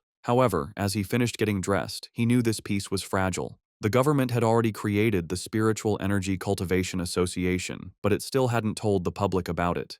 He understood their strategy perfectly. While people were talking more about local problems and strange events, the government was walking a fine line, trying to both protect humanity and give subtle early warnings without causing mass panic. Despite his recent victories, Fang Yi's analysis of the world situation was still grim. He knew the problem was the government's lack of confidence to officially start a full-scale cultivation era. With such a huge population, he understood that once the full truth was revealed, society would likely collapse into chaos and death. In the current state, even official pioneers couldn't stop the inevitable chaos, and the mix of internal problems and external threats from monsters would only make things worse. He admitted that the government's gentle, careful approach wasn't wrong, knowing that human fear and panic could be more destructive than any monster. However, what truly worried him was how fast the monsters were developing, which was far exceeding his expectations. He reviewed the information on the creatures he had just fought. They were a typical product of dark attribute contamination, specifically the shadow attribute, a sub-branch of dark energy that his system identified as a natural enemy to pioneers, and currently something he couldn't absorb. He realized these monsters were far smarter than typical beasts, working together to trap and kill pioneers, whom they saw as a good food source. He knew, however, that these creatures were still much weaker than the true dark-type monsters he remembered from his previous life.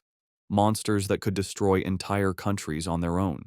Still, the close call was a serious reminder of the growing danger. He was certain that if he hadn't been there, Su Qingying and her entire squad would have been wiped out. A bit of hope sparked inside him as he thought about the system's wording.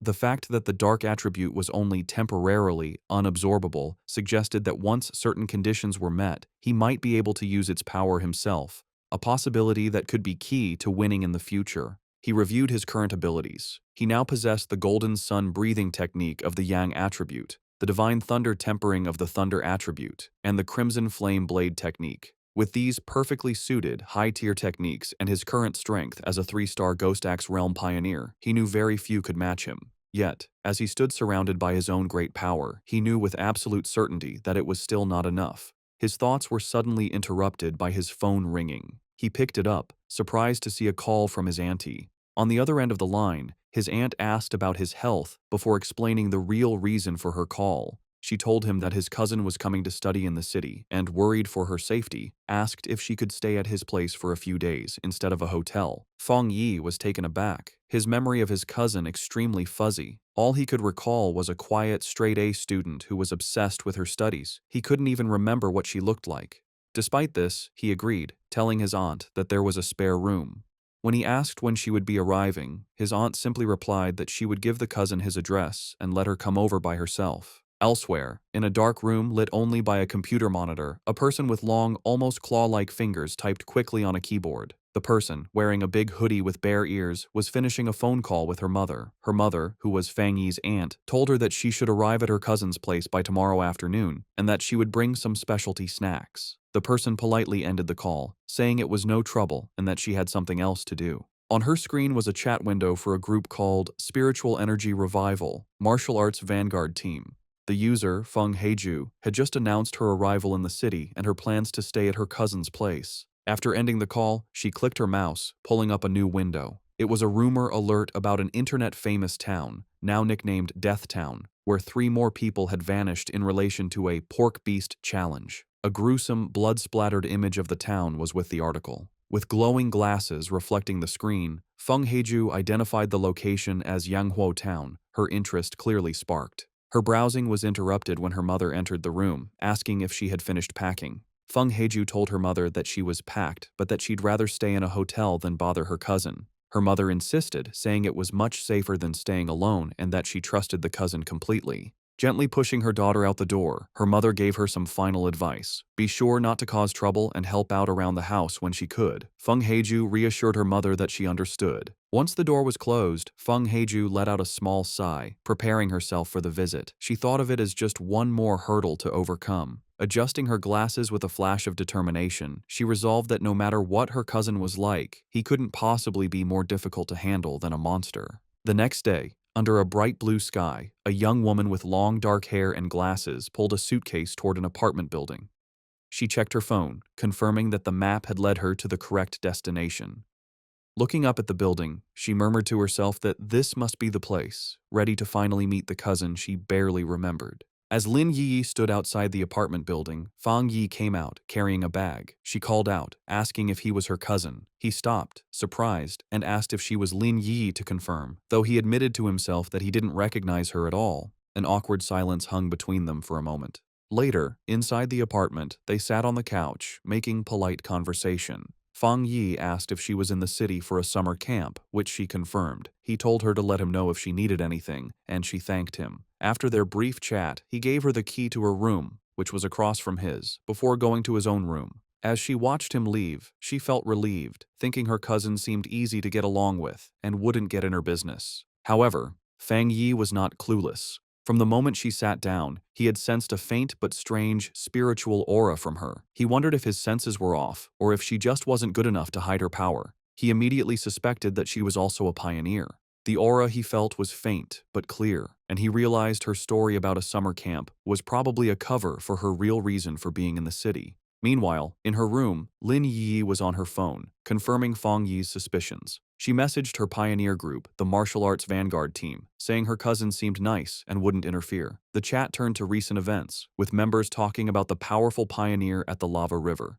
Lin Yi warned her team to be careful, as many powerful people were still hiding. After agreeing to wait for her signal, she logged off. She decided it was best not to do any cultivation for now, worried her cousin might discover her secret. 3 days passed. Fang Yi soon found that living with his cousin was making his cultivation difficult. His meditations could be interrupted at any time, like when she came out of the bathroom wrapped only in a towel. He also worried that the bright golden aura from his breathing technique was too obvious and would be impossible to hide. But the hardest part was her overwhelming kindness. One evening, she proudly gave him a delicious-looking dinner she had made. He tried to insist on doing the dishes, but she refused, saying it was the least she could do. He found her perfect politeness and extreme cleanliness almost strange. Despite the trouble, Fang Yi decided to go along with it. He thought that by letting her be overly helpful, he might get her to let her guard down. He knew this was the only way he could find out what she was really up to. Their quiet dinner was interrupted when her phone on the table began to vibrate. Both cousins glanced at the message, their expressions surprised for a moment. Fang Yi used the chance to excuse himself, saying he would go back to his room while she chatted. His cousin could only quietly reply as he left. Left alone, she stared thoughtfully after him for a moment before turning to her phone. Sitting on her bed, she took the call, her expression turning serious. She repeated the information she was getting, confirming that the great change of heaven and earth would happen again the next day at 3 in the afternoon, and she promised she would be there. Fang Yi easily overheard his cousin's phone conversation. She agreed to meet at the entrance of Yanghuo Town. He recognized the name as an internet-famous town in the suburbs, about an hour's drive away. With his suspicions confirmed, he watched her through the wall, his own spiritual energy flaring. He was now certain his cousin was also a pioneer. He was confident, however, that with her current strength, she wouldn't be able to sense him spying. He was impressed by her power. She was still just a middle school student, but she had already reached the 2-star Ghost Axe realm and was close to another breakthrough. He wondered if her high natural talent was the reason for her somewhat strange personality. He now understood her real purpose in the city. The summer camp was just an excuse. She had learned about the coming great change of heaven and earth, and had come to be at the center of it. He knew that every one of these great changes was a chance to get a new technique to increase his own strength. He wondered what kind of power would appear this time. In the end, it didn't matter. With a determined look, he decided that whatever power appeared, he would take it for himself. In her room, his cousin suddenly paused, feeling a strange sensation. She looked around, wondering if it was just her imagination or if someone had been watching her. Seeing nothing but the moonlit mountains outside, she dismissed the feeling and continued her preparations. The next day, the town of Yanghuo was buzzing with activity, with its mountains in the background. At the town's entrance, Lin Yiyi met a friend from her pioneer group. The friend playfully teased Yiyi about her cousin, asking if he was handsome. Yiyi replied that he was a good person, but just an ordinary-looking guy. Her friend sighed in disappointment. Just then, another woman from their group arrived, a redhead in a purple dress. She reminded the first friend that Yiyi herself had always said she was just an ordinary person. With the rest of their team there, the redhead announced it was time to get to business. One of the male members asked if a certain she was not coming. The redhead confirmed it would just be the 6 of them, adding that the missing member was always mysterious. Unknown to them, Fang Yi was watching from a nearby cafe balcony, his sword beside him. He noted that his cousin's little squad seemed to be pretty low-key. From where he was, he could sense their strength. The weakest was at the 2-star Ghost Axe level, and the man who had spoken was even a 3-star. He also overheard them say their team was usually stronger, with one powerful member often absent. As he sat watching, his attention was drawn to the mountains overlooking the town. His eyes narrowed with anticipation, sensing this was where the real event was about to happen. High in the mountains, the great change of heaven and earth finally happened. A giant green vine came down from the clouds, looking like the beanstalk from the fairy tale. This strange event would appear randomly and wasn't destructive, but for pioneers, it was an important key to understanding the changes in their world. Deep in the misty mountains, Lin Yi and her squad finally saw the incredible sight. The red-haired leader looked up in awe, confirming this was what they were looking for. The group stood in disbelief before the massive, pulsing vine. However, the awe quickly turned to fear.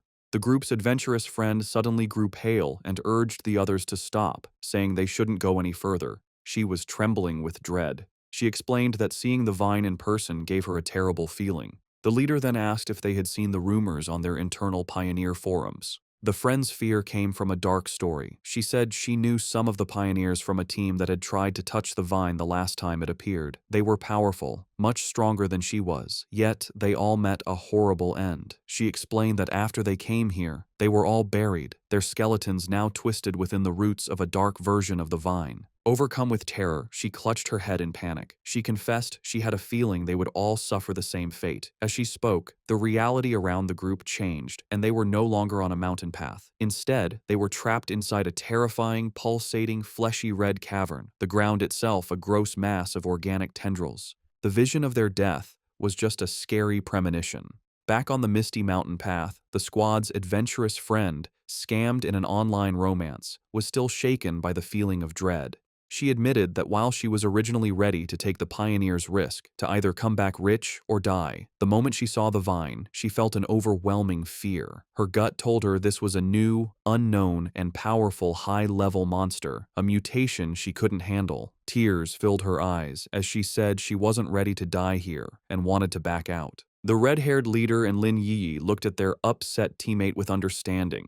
They confirmed they had all felt the same heavy feeling from the vine. Lin Yi explained it further, describing it as a feeling of complete emptiness within the wood-type vine. It was a strange feeling, as if all life had been swallowed by time, leaving only an empty shell. This, she explained, was why they all felt so scared. The group came to a scary conclusion. The vine was trying to eat their life force. Just as the fearful friend was about to panic, Lin Yi grabbed her hand, her face showing fierce determination. She declared that this was the path of the martial pioneer, a path that required them to face such dangers directly. Unseen by the group, Fang Yi watched from a nearby cliff. He, too, could sense the heavy, suffocating death energy coming from the giant vine. He noted that out of all the world monsters he had faced, besides the pure dark attribute, this vine gave him the worst feeling. He had to admit, the small squad had serious guts to even think about cultivating in such a dangerous place. He analyzed the monster more closely. While it was clearly a plant, a symbol of life, it felt completely lifeless. It wasn't really alive, but a dead thing pretending to be living, with no spiritual energy of its own.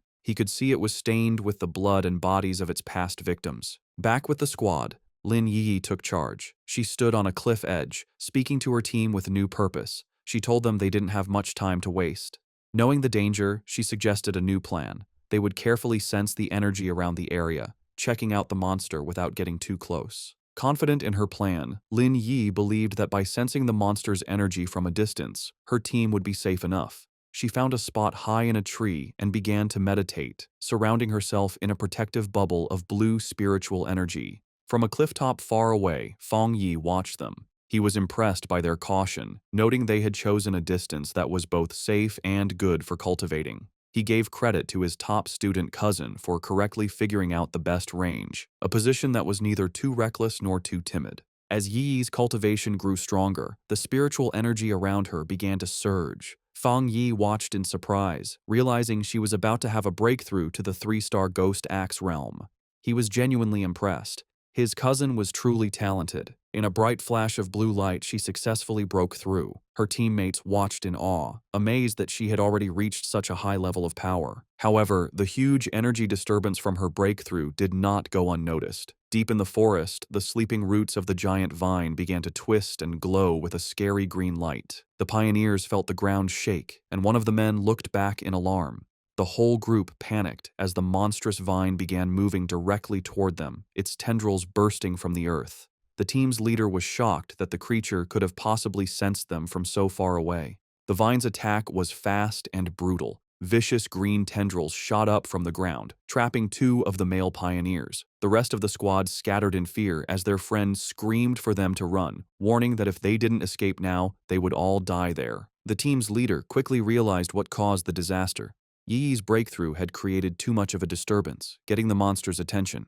As she shouted a warning, dark green tendrils began to wrap around Yi's protective bubble, which was still shielding her while she was weak after her breakthrough. The leader knew they couldn't get caught. Once the vine wrapped around them, its deathly aura would eat them instantly. Under the immense pressure, Yi's energy shield began to crack. Chaos broke out as the red-haired leader tried to pull her panicked friend to safety. The friend screamed that they couldn't leave Yi behind, but the leader replied desperately, asking what she was supposed to do. She furiously asked if she should use her own precious spiritual energy to protect Yi, basically dying so her teammate could level up. As chaos erupted around them, the red-haired leader tried to calm one of her male teammates, who was arguing that they should leave Lin Yi to save themselves. He coldly said that life and death were up to fate, and if they didn't leave right away, they would all die with her. He reminded her that they were all just people who had met by chance, and that she was being too emotional. This cold, practical view, however, only made the leader angrier. She shoved him aside, shouting that she would not leave her teammate, even if it meant going against the rest of them. From his clifftop spot, Fang Yi watched the scene. He knew his cousin, still just a student, was probably unaware of how much danger she was in as she remained weak in her meditative state. The vine's power was overwhelming, and he wasn't sure if even he could save her with his current strength. But he knew he had to act fast, as the tendrils were already starting to crush her protective barrier. He clenched his fist, a golden aura flaring around him. He had made a promise to his aunt to take care of her, and a promise made must be kept. The red-haired leader jumped into action, leaping through the grabbing vines to reach Yi Yi. She landed a powerful kick against one of the tendrils, breaking it with the force of the hit. But her victory didn't last long. Dozens more vines shot out, wrapping around her and trapping her completely. Just as the vines were about to crush her, Yi Yi's protective shield finally broke. But before the monstrous plant could grab its new victims, Fang Yi stepped in. Leaping through the air, he sent out 2 arcs of bright golden energy from his sword. The rest of Yi Yi's squad could only watch in horror, screaming her name as they saw her shield break. A massive, fiery, phoenix-shaped blast of energy shot down from the sky, hitting the mass of vines with explosive force. Fang Yi landed gracefully in the now cleared area, a small pillar of golden flame rising from the ground where he stood, having saved both his cousin and her brave leader just in time. As Fang Yi floated in a bright aura of golden light, just his presence was enough to overwhelm the deathly vine. The surviving members of the pioneer squad watched in stunned silence as the monstrous plant, which had just been moments from killing them all, stopped its attack and began to pull back from the overwhelming yang energy. The tendrils pulled back from the intense light, hissing and dissolving as they retreated. As Fang Yi came down, surrounded in a radiant glow, the pioneers could only cover their eyes from the blinding light, barely able to understand what was happening. The practical male pioneer who had suggested leaving Yi Yi was completely shocked, questioning if this newcomer was another pioneer. The red-haired leader, just as stunned, recognized the power for what it was, the purest form of the yang attribute. She knew that only a high-tier power of this level could possibly push back such a powerful, life-draining monster.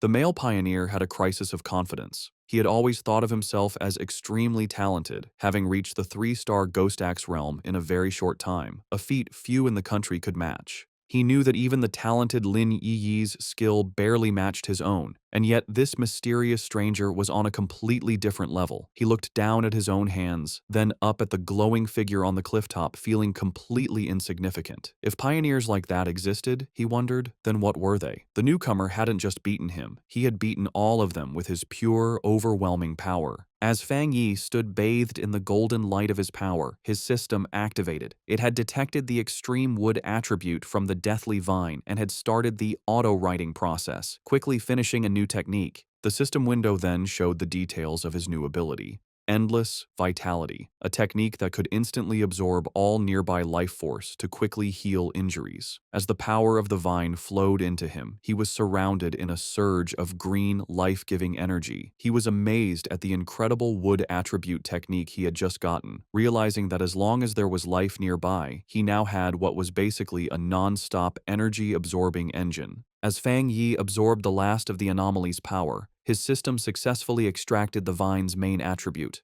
A notification confirmed it. Extracted attribute, Desolation. The system described its scary power, the ability to instantly create a desolate aura that would destroy all surrounding life. Fang Yi stood calmly in the swirling green energy, fully taking in the new power. When he opened his eyes, they glowed with the same vibrant green as the desolate vine. He stood in the now lifeless clearing, a faint green aura around him. He now understood why the vine could only grow in such a dangerous, remote place. If it grew anywhere else, it would drain every bit of life for miles around. He thought about the ruthless nature of the desolation attribute, a powerful force that forcibly stole the life force of others. His thoughts were interrupted by a grateful voice. The red-haired leader of the pioneer group approached, her clothes torn and her body bruised, but she was alive. She thanked him greatly, saying that without him, they would all be dead. She then asked how they could possibly repay him for saving their lives. Fang Yi simply waved her off, coolly telling her there was no need and that they would meet again someday. He then turned and walked away. In his mind, however, he didn't feel like a hero. He knew that he had only found this opportunity because of their information. In his mind, he was the one who had benefited from the situation. As for the conflict he had seen among the pioneers, he wasn't concerned. With a final leap, he launched himself into the air, leaving the stunned squad behind. He knew that people's true characters are easily shown in a crisis, and a disorganized team like theirs would not be safe in the dangerous new era. Left in the empty clearing, the adventurous girl and the shaggy-haired man watched him go. The girl, still in shock, wondered aloud what they should do now. The man, however, answered her with a bitter, blaming tone, asking if she now regretted her earlier hesitation to save their teammates. With the immediate threat gone, and Lin Yi now at the third tier, the red-haired leader knew their best option was to stick together. Sometime later, Yi's eyes opened, glowing a brilliant blue as she came out of her meditation. Her teammates rushed to her side, relieved she was finally awake. The male pioneer who had suggested leaving her now said that their fate depended on their leader's wisdom,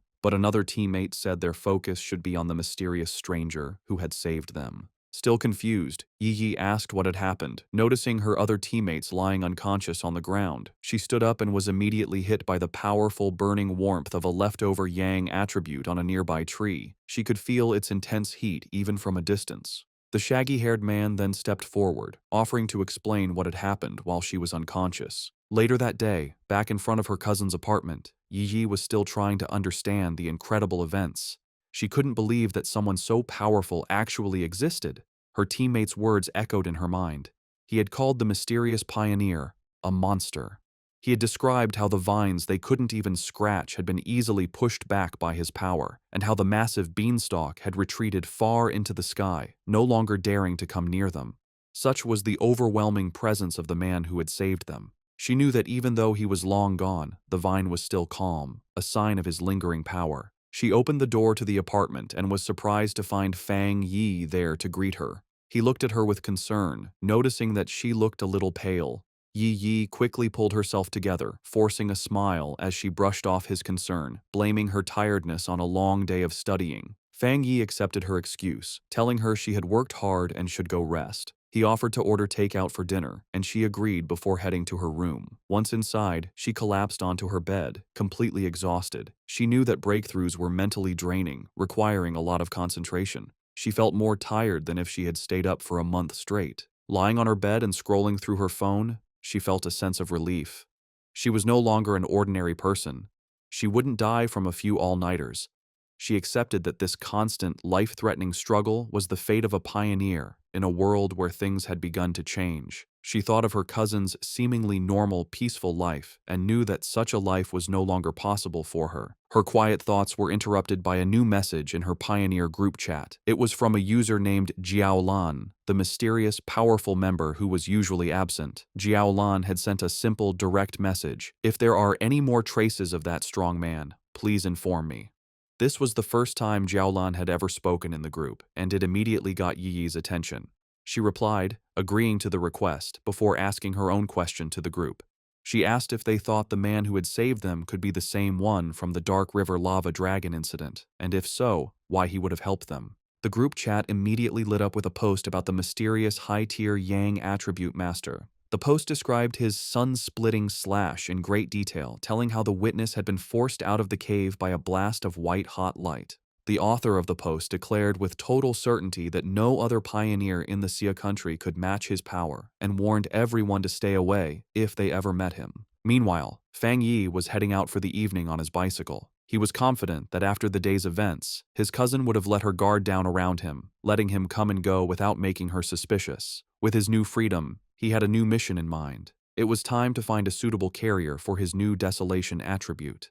He knew that this power was most compatible with plants, and he pedaled off into the night to begin his search. As he rode through the night, Fang Yi thought about the best way to use his newly acquired desolation attribute. He knew that despite its power, it was still a bad attribute at its core, based on destruction and decay. He worried that putting it on his own body could lead to bad reactions. Furthermore, he was concerned that its evil nature might conflict with the good, purifying power of his thunder attribute. He decided that the best solution would be to find a carrier for the attribute, something like the strange vine itself. He guessed that the original vine monster had been born when a regular plant sensed the return of rich spiritual energy and chose to evolve, creating the desolation attribute as a way to gather more power. With this in mind, a plan began to form in his mind. With a confident smirk, he knew exactly where he needed to go. He followed a moonlit road, guided by a sign pointing toward the forest park. He arrived at the large urban park and left his bike, going into the woods. Under the bright full moon, he walked through a field of vibrant, glowing flowers. He knew he needed to find the perfect lucky one, a plant that could create the greatest connection with his own spiritual energy and show a sense of closeness to him. Closing his eyes, he focused, reaching out with his own spiritual energy. A vibrant green aura flowed from him, spreading throughout the forest and covering the plants. He could feel a response from the plants, a wave of their own spiritual energy rising up to meet his. He noted that while their response was a lot, it still wasn't strong enough for what he needed. As Fang Yi continued to send out his spiritual energy, he realized he needed a much stronger response from the plants around him. Suddenly, he stopped, his attention drawn to a specific spot in the forest. There, in the tall grass, a single white flower with a glowing center gently swayed, as if calling to him. He wondered if this was the one he had been searching for. He approached it carefully and reached out his finger. As his fingertip touched it, the flower's petals closed around it, and he could feel it absorbing the spiritual energy he was giving off. The flower then bloomed again, seemingly happy, as if it had just had a good meal. Fang Yi knelt beside the flower, a small smile on his face. He noted its strong spirituality. Though it was just a plant, it had reacted to his touch like a greedy puppy, eagerly eating his spiritual energy and then rubbing against his fingers for more. He knew he had found his carrier. Out of the entire forest, this small flower had the strongest reaction to his aura, making it the perfect container for the desolation attribute. He told the flower that it was the chosen one and asked if it was ready. Without waiting for an answer, he unleashed a vortex of green spiritual energy, focusing it entirely on the small white flower. A system window appeared, asking for confirmation. Do you want to forcibly implant the desolation attribute into this plant? With his eyes glowing a vibrant green, he gave his consent. A brilliant light erupted from his hand as the flower began to transform, its petals opening into a much larger, more complex, and powerful form. The implantation process was finished in a bright flash of green light.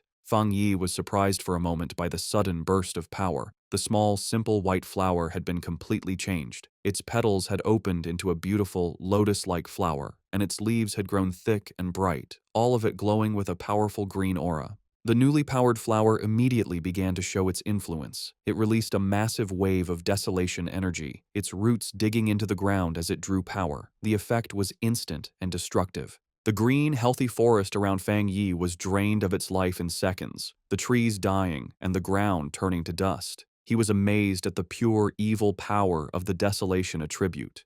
In just a few moments, the energy had eaten the entire section of the forest and was still spreading quickly. As the flower's light began to fade and its form shrank to a smaller size, Fang Yi knew he had to leave.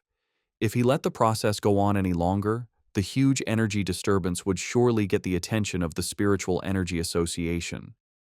He reached down and plucked the glowing flower from the ground, roots and all. He knew this park was a risky place for such an experiment. Being so close to the city center, it was certainly watched by the association, who were worried about how the spiritual energy revival could turn even normal plants into dangerous threats. He had noticed the increased number of security cameras and the lack of any other people in the park when he arrived. As he walked away, holding his new prize, he noticed something incredible. The flower was still absorbing energy from the air, surviving and even doing well without its roots connected to the earth. He looked at it more closely, a smile of wonder on his face. He found it magical that its spirituality hadn't weakened at all since being pulled up, especially since it had been just an ordinary wildflower moments before he chose it. This led him to a deep conclusion. By giving the desolation attribute to the plant, he had unlocked its evolutionary potential, setting it on a path to becoming something far greater than it was ever meant to be. Just as Fang Yi was about to leave the park, a loud alarm blared through the forest, its red light flashing. A loud robotic voice gave a serious warning. Abnormal value exceeded. Fang Yi immediately realized that even though he tried to be quick, he had still set off the park's monitoring system. With no time to waste, he grabbed his newly acquired desolation flower and quickly left. Miles away, in a high-tech control room labeled Spiritual Energy Revival Plant Research Department, the same alarms blared. Technicians scrambled, shouting that the anomaly value was going crazy and demanding to know what was happening. An order was quickly given. All staff were to put on their protective bracelets, enter the park, and immediately block off the area, stopping anyone from entering or leaving. A team in full protective gear entered the now lifeless section of the forest. One member checked the reading on his wrist device, which showed a dangerously high value of 30. He noted that this was terrifyingly high. For comparison, the incident at Qingcheng University had only ranged between 8 and 10, and even the powerful Dark River lava dragon had peaked at 25. Another team member added that the park's original spiritual energy level had never even gone above 10. As one of the researchers took a soil sample, another reported his strange findings. The air humidity, surface temperature, and sunlight were all completely normal. Yet, all the plants in the area looked as if they had been drained of their life in a matter of seconds. The team leader decided they needed to get closer to the center to figure out what kind of spiritual attribute could have caused such an event. However, as one of the members stepped forward, another researcher with glasses, who seemed to be a senior member, shouted at him to stop and not get any closer. He warned them with serious authority not to touch anything, identifying the leftover energy as the desolation attribute. He then asked if any of them knew about the vine that had recently come down from the sky. The younger researchers were stunned into silence. One of them finally found his voice, realizing with growing horror that the senior researcher was talking about the infamous, devil-like vine that had already been classified as an A-level mutation. The senior researcher confirmed their fears. Standing before a ghostly image of the vine with the souls of its victims trapped at its base, he explained the source of its terrifying power. The reason it was so deadly, the reason it had killed so many pioneers, was its natural desolation attribute. A powerful parasitic ability that drained the life force from all surrounding creatures, making everything it touched its own. The young researcher, who had been about to step into the dead area, clutched his chest, sweating and gasping in terror. He thanked his superior, realizing that he had just been saved from certain death. The senior researcher explained that the area around any plant that had awakened the desolation attribute was a dead zone, where anyone who entered would have their life force eaten. He remembered seeing data on another such plant in the Xia country, a rotting ancient tree in a forbidden zone in Wan City that instantly destroyed any life that came near it. He looked around at the lifeless clearing with serious concern, noting that the mutation of plants in this new era could not be ignored. From what they knew, the desolation attribute was the strongest a plant could awaken, and now, in addition to the ancient tree and the celestial vine, a third had been born. His lecture was interrupted by a hand clapping him on the shoulder. The research team turned in surprise to see the stern face of Major Han Li, who had arrived with his own group of soldiers. The major had already been told about the situation. He ordered all the researchers on site to change into the advanced protective suits his men had brought, and to follow him into the contaminated area. With Major Han Li leading the way, the newly equipped team, now joined by Su Qingying, stepped firmly into the dead zone. As they moved forward with their scanners, they made a series of confusing discoveries. They couldn't find a source for the desolation energy, and the aura itself was quickly fading, the level having dropped to 25 in the few minutes since they arrived. This went against what they knew about the celestial vine, which was supposed to be able to move.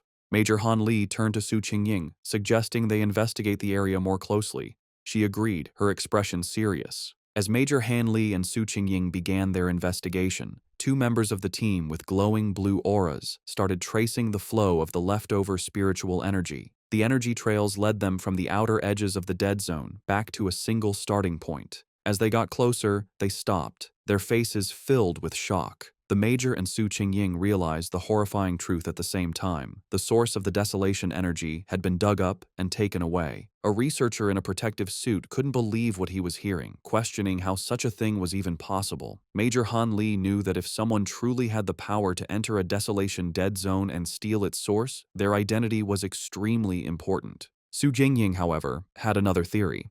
She showed a glowing data pad to the Major, explaining that after running a big data analysis, they had found a person whose movements matched both this incident and another recent mutation. The file on the screen showed a picture of Fang Yi, his name clearly visible. Just then, Major Li told Su Qingying that he would send her all of Fang Yi's information, confirming that he was highly likely the same pioneer she had been in contact with. With that, he tipped his hat, saying the rest was up to her association to handle. Left alone in the desolate woods, Su Qingying held the datapad, her expression one of grim understanding. 2 hours later, back in his apartment, Fang Yi carefully placed his new desolation flower into a small pot. He smiled, thinking that this was his first time raising a flower. He affectionately named it the obedient little white flower, and told it that since it now had the desolation attribute, it would cultivate on its own and become a powerful helper for him. He knew its special, life-draining powers would be a great help in battle, and its simple appearance would be the perfect camouflage, easily hidden from his cousin. As he gently touched a petal, he thought that in the dangerous new world, raw power was only part of the equation. The real key to victory was having more secret weapons. Fang Yi's quiet evening was interrupted by his phone buzzing on the table. He picked it up, surprised to see the caller ID, Old Wang. He immediately recognized the name as his childhood friend, Wang Liang, whom he hadn't seen in the 3 years since he'd left to join the army. A brief flashback showed the two as close friends in their school days, a bond that was broken when Wang Liang suddenly announced his decision to enlist. Fang Yi answered the call. On the other end, Wang Liang's cheerful voice greeted him, asking if he was back in town and inviting him out for a drink at their old spot. Fang Yi was taken aback by how sudden it all was. Wang Liang just laughed, adding that he had a big secret to tell him and that he shouldn't be shocked when he heard it. However, the seemingly friendly reunion was a carefully planned setup. After hanging up the phone, it was revealed that Wang Liang was not alone. He was in a dimly lit room, reporting to a tough and heavily scarred woman with long red hair and a high-ranking military uniform. Su Jingying was also at the table. Wang Liang confirmed to the officer that he had done as instructed. He then made a special request, asking that if Fang Yi was not the person they were looking for, they would guarantee his safety. The red-haired officer tapped her finger impatiently on the table. She coldly dismissed his concern, ordering him to simply do his mission and not do anything unnecessary. With a chilling lack of feeling, she added that if Fang Yi turned out to be the wrong person, Wang Liang should just consider it a punishment for his friend. At a quiet bar, Fang Yi and Wang Liang toasted with their beer glasses. They sat and drank, catching up after being apart for 3 years. Fang Yi noticed his old friend seemed much more mature and guessed that his time in the army must have been hard. Wang Liang talked about his experiences in the military before asking Fang Yi how he had been. Fang Yi gave a simple reply, saying he was doing well and had gone to college. As he drank his beer, he thought back to his past life. In that chaotic time, he never had the chance to see Wang Liang again. He remembered that his friend, as a soldier, had probably died in some forgotten battle. He wondered if this time, in this new life, he could change his old friend's fate. Wang Liang then changed the subject, his tone becoming more serious. He asked Fang Yi if he had seen anything strange lately, like zombies or monsters from movies. Fang Yi was immediately on guard. He knew it wasn't surprising for someone in the army to know about the spiritual energy revival, but the direct question felt like a test to see what he knew. Playing dumb, Fang Yi asked what he was trying to say. Wang Liang sighed and explained that he wasn't trying to comfort him, but to warn him. He told Fang Yi that in the near future, everything they valued, education, wealth, status, would become worthless. The entire world order was about to change. Fang Yi listened closely, his face showing no emotion as he stared at his empty glass. He knew that ordinary soldiers were sworn to secrecy and couldn't leak any details about the spiritual energy revival. This confirmed his suspicion. The military had identified him as a target, and Wang Liang, his childhood friend, had been sent to test him. Wang Liang, seeing his friend's silence, tried to reassure him. He told him not to worry, that as long as he didn't reveal anything, he would be fine. But Fang Yi understood the situation. Despite his pretended ignorance, his friend was still trying to help him. Even at the risk of breaking military rules, Wang Liang was kindly warning him to be careful of the coming changes. Their conversation was suddenly cut short when Wang Liang's phone began to vibrate urgently. He answered the call, and a furious voice on the other end ordered him to return to his team immediately and report to the target location within 10 minutes. Wang Liang snapped to attention, accepting the order as Fang Yi watched in silence. He immediately jumped up, apologizing to Fang Yi and explaining that he had an urgent mission and couldn't see him home. As his friend was about to leave, Fang Yi dropped his act. He asked if the mission was related to the spiritual energy revival and told his friend to take him along. Wang Liang stopped, turning back to look at Fang Yi with a mix of shock and confusion. Fang Yi stood up and grabbed his friend by the collar. He told Wang Liang to take him to see his superiors, letting him know that he was aware of the real reason for their meeting. He reassured his friend, telling him that while he didn't know exactly what his superiors knew, He knew Wang Liang would never hurt him. He explained that he was more interested in what the military was dealing with, knowing it had to be related to the great changes happening in the world. Since the Spiritual Energy Association was already handling the monsters, he was curious what the military's role was, and he wanted to see it for himself. Wang Liang agreed, and the two of them walked toward a massive, heavily guarded military base in a mountain valley, labeled Military Number 19 Spiritual Forbidden Zone. As they got closer, Fang Yi was struck by the incredibly dense spiritual energy in the area. He noted that the concentration level was so high it had likely surpassed a standard pollution zone. As they were met by a squad of soldiers, one of them ordered Wang Liang to return to his team. After a quick check, the soldiers allowed Fang Yi to enter the base, leading him through a brightly lit corridor. Inside the military base, Fang Yi and Wang Liang were led into a massive, cavern-like training ground. There, a large group of soldiers was in a desperate battle, using crackling blue energy to hold back a monstrous, spiky black creature with a single glowing red eye. The beast fought back with fierce power, shooting a devastating beam of red energy that tore through the soldiers' ranks, causing cries of pain and fear. Standing on a raised platform, the tough, red-haired officer watched the scene with a critical eye. Fang Yi, who had been brought before her, immediately recognized the creature's power as a mix of two different attributes. The officer confirmed his thought, saying the monster was a perfect mix of the dark and flame attributes, making it exceptionally fierce and cruel. She added that it had already seriously injured several of her soldiers. A caption identified her as a 3-star Ghost Axe Realm officer named Ji Royan. Spotting Wang Liang, she barked his name, and he immediately stood at attention. She furiously asked why he had brought an unauthorized person into a restricted area, but before he could explain, she cut him off. Her expression softened a little as she told him to forget it, explaining that the situation was urgent and they needed him to join the formation immediately. She then turned her attention to Fang Yi. She saw nothing special about him, noting that his spiritual energy was only slightly active. She briefly wondered if he was the powerful pioneer they were looking for, but dismissed the thought, knowing she had to focus on the battle. She gave him a stern warning. Since he was Wang Liang's friend, she wouldn't say much, but he was in a restricted area, and his life was now his own responsibility. He was also sworn to secrecy about anything he saw. Fang Yi simply replied that he understood. With that done, Ji Royan took command. She picked up a massive energy cannon and shouted the names of two of her soldiers. The two men immediately jumped into action, their bodies covered in blue energy as they fought the monster up close. Ji Royan then aimed her cannon and fired a massive blast of pure energy at the creature. The attack hit the monster head-on, creating a huge explosion, but the creature was far from beaten. It let out an angry roar as its shadowy form began to pulse with a terrifying red light, its fanged mouth growing larger and more threatening. It was clear that the attack had only made it angrier, causing its mutation to get worse. The enraged monster lashed out with its massive claws, and one soldier shouted a warning to his comrade. The other soldier managed to block the attack, but the force of the blow sent him flying backward. Ji Royan immediately took charge, ordering her team not to be careless and to keep their distance.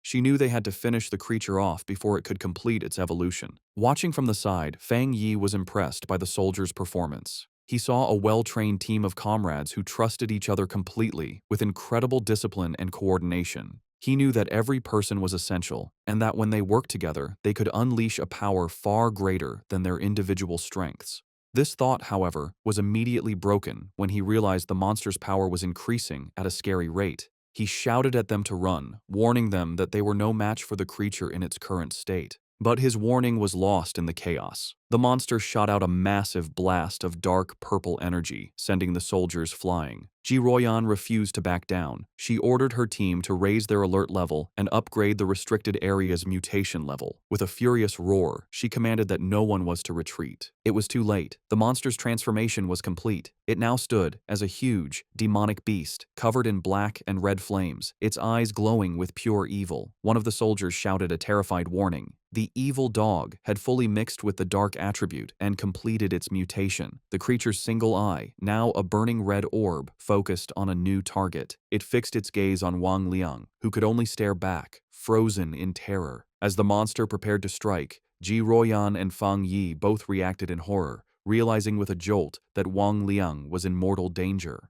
Just as the monster completed its evolution, lunging forward in a blast of power, a soldier was violently thrown backward by a surge of energy. Ji Royan immediately shouted for her team's attention, announcing that the C-level evil dog had fully mutated and was now reclassified as a B-level threat, requiring an immediate change in their battle plan. The soldier who had been thrown to the ground coughed up a spray of blood. Fang Yi rushed to his side, catching him and asking if he was all right. The injured soldier explained that he had been trying to send spiritual energy to the monster's restraining collar, but the creature's evolution had caused the device to violently explode.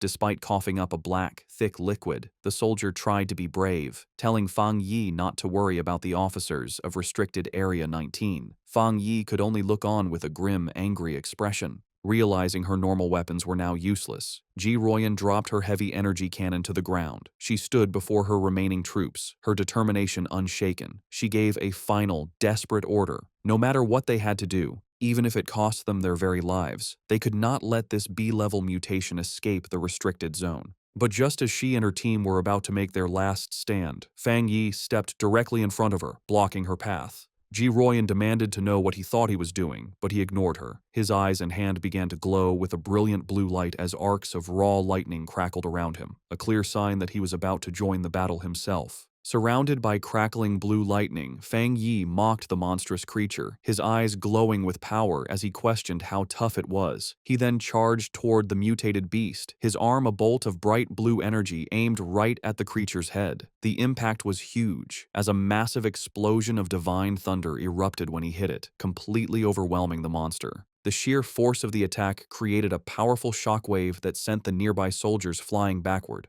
One of the soldiers, stunned, said he couldn't believe it, realizing this was the same B-level monster that even their commander, Ji Royan, couldn't beat alone. Wang Liang, just as shocked, turned to Ji Royan and asked if his friend was really who they thought he was. With a serious look, she confirmed that none of them were wrong. She declared that he was, without a doubt, the pioneer known as the Tyrant. Fang Yi stood calmly before the beast, which was still on fire but clearly hurt by the lightning. Seeing it wasn't completely beaten, he noted that he would have to finish the job. He then told Ji Royan and Wang Liang to stand back for their own safety. Ji Royan watched him, thinking about how her whole squad needed a complex formation just to face a B-level threat, yet he was getting ready to handle it all by himself. She wondered what kind of power he had. She had to admit that his was the most extreme form of the thunder attribute she had ever seen. She knew that even now, he was a top-tier pioneer in the entire country, and she began to wonder about his potential once the spiritual energy revival was fully underway. As Fang Yi raised his hand, gathering even more electrical energy, a shocked look appeared on Ji Royan's face. She looked up to see a massive storm of thunder energy forming in the sky above him, and she couldn't help but wonder just how scary his power would become as he continued to evolve.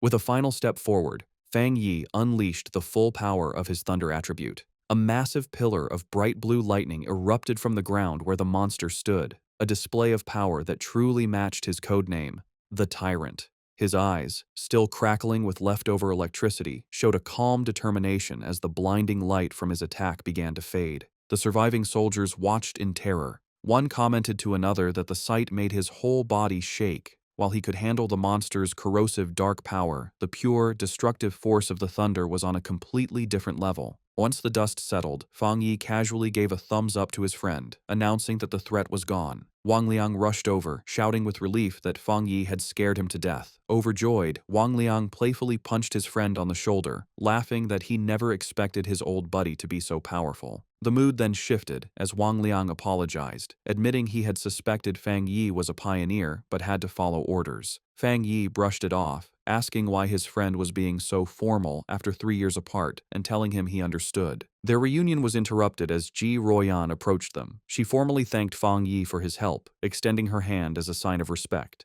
With a slight smile, Fang Yi accepted her thanks. He shook her hand, replying that it was no trouble and that he had mainly acted to save his friend. She then formally introduced herself as Ji Royan, the warden in charge of Forbidden Area 019. She explained that since he had saved the entire base, she needed to file a proper report and asked if he would be willing to leave his contact information. Fang Yi agreed without hesitation, while Wang Liang watched from the side, silently amazed at the strange experience of seeing his tough commanding officer act so respectfully toward his childhood friend. With the formalities done, Ji Ruoyan made a direct and serious offer. She said that Fang Yi's strength was greater than many of the military's own special pioneers and formally invited him to join the army. However, she admitted that an invitation from a single base warden like herself was probably not enough to convince him. Inwardly, she was still trying to grasp the sheer scale of his power. What shocked her most was the realization that he was also a 3-star Ghost Axe realm cultivator, the same as her. Yet, his abilities had reached a level far beyond the known limits of that realm, making him a monster of incredible power. Fang Yi calmly asked Ji Ruoyan if she truly meant that she felt she was not worthy of inviting him. With the weight of her superior's authority on her, she confirmed his words, saying there was nothing to deny. She explained that the order to involve him had come from high command, and she was certain that they would come to invite him personally in the future. Fang Yi let out a small laugh, telling her it wasn't necessary to be so formal.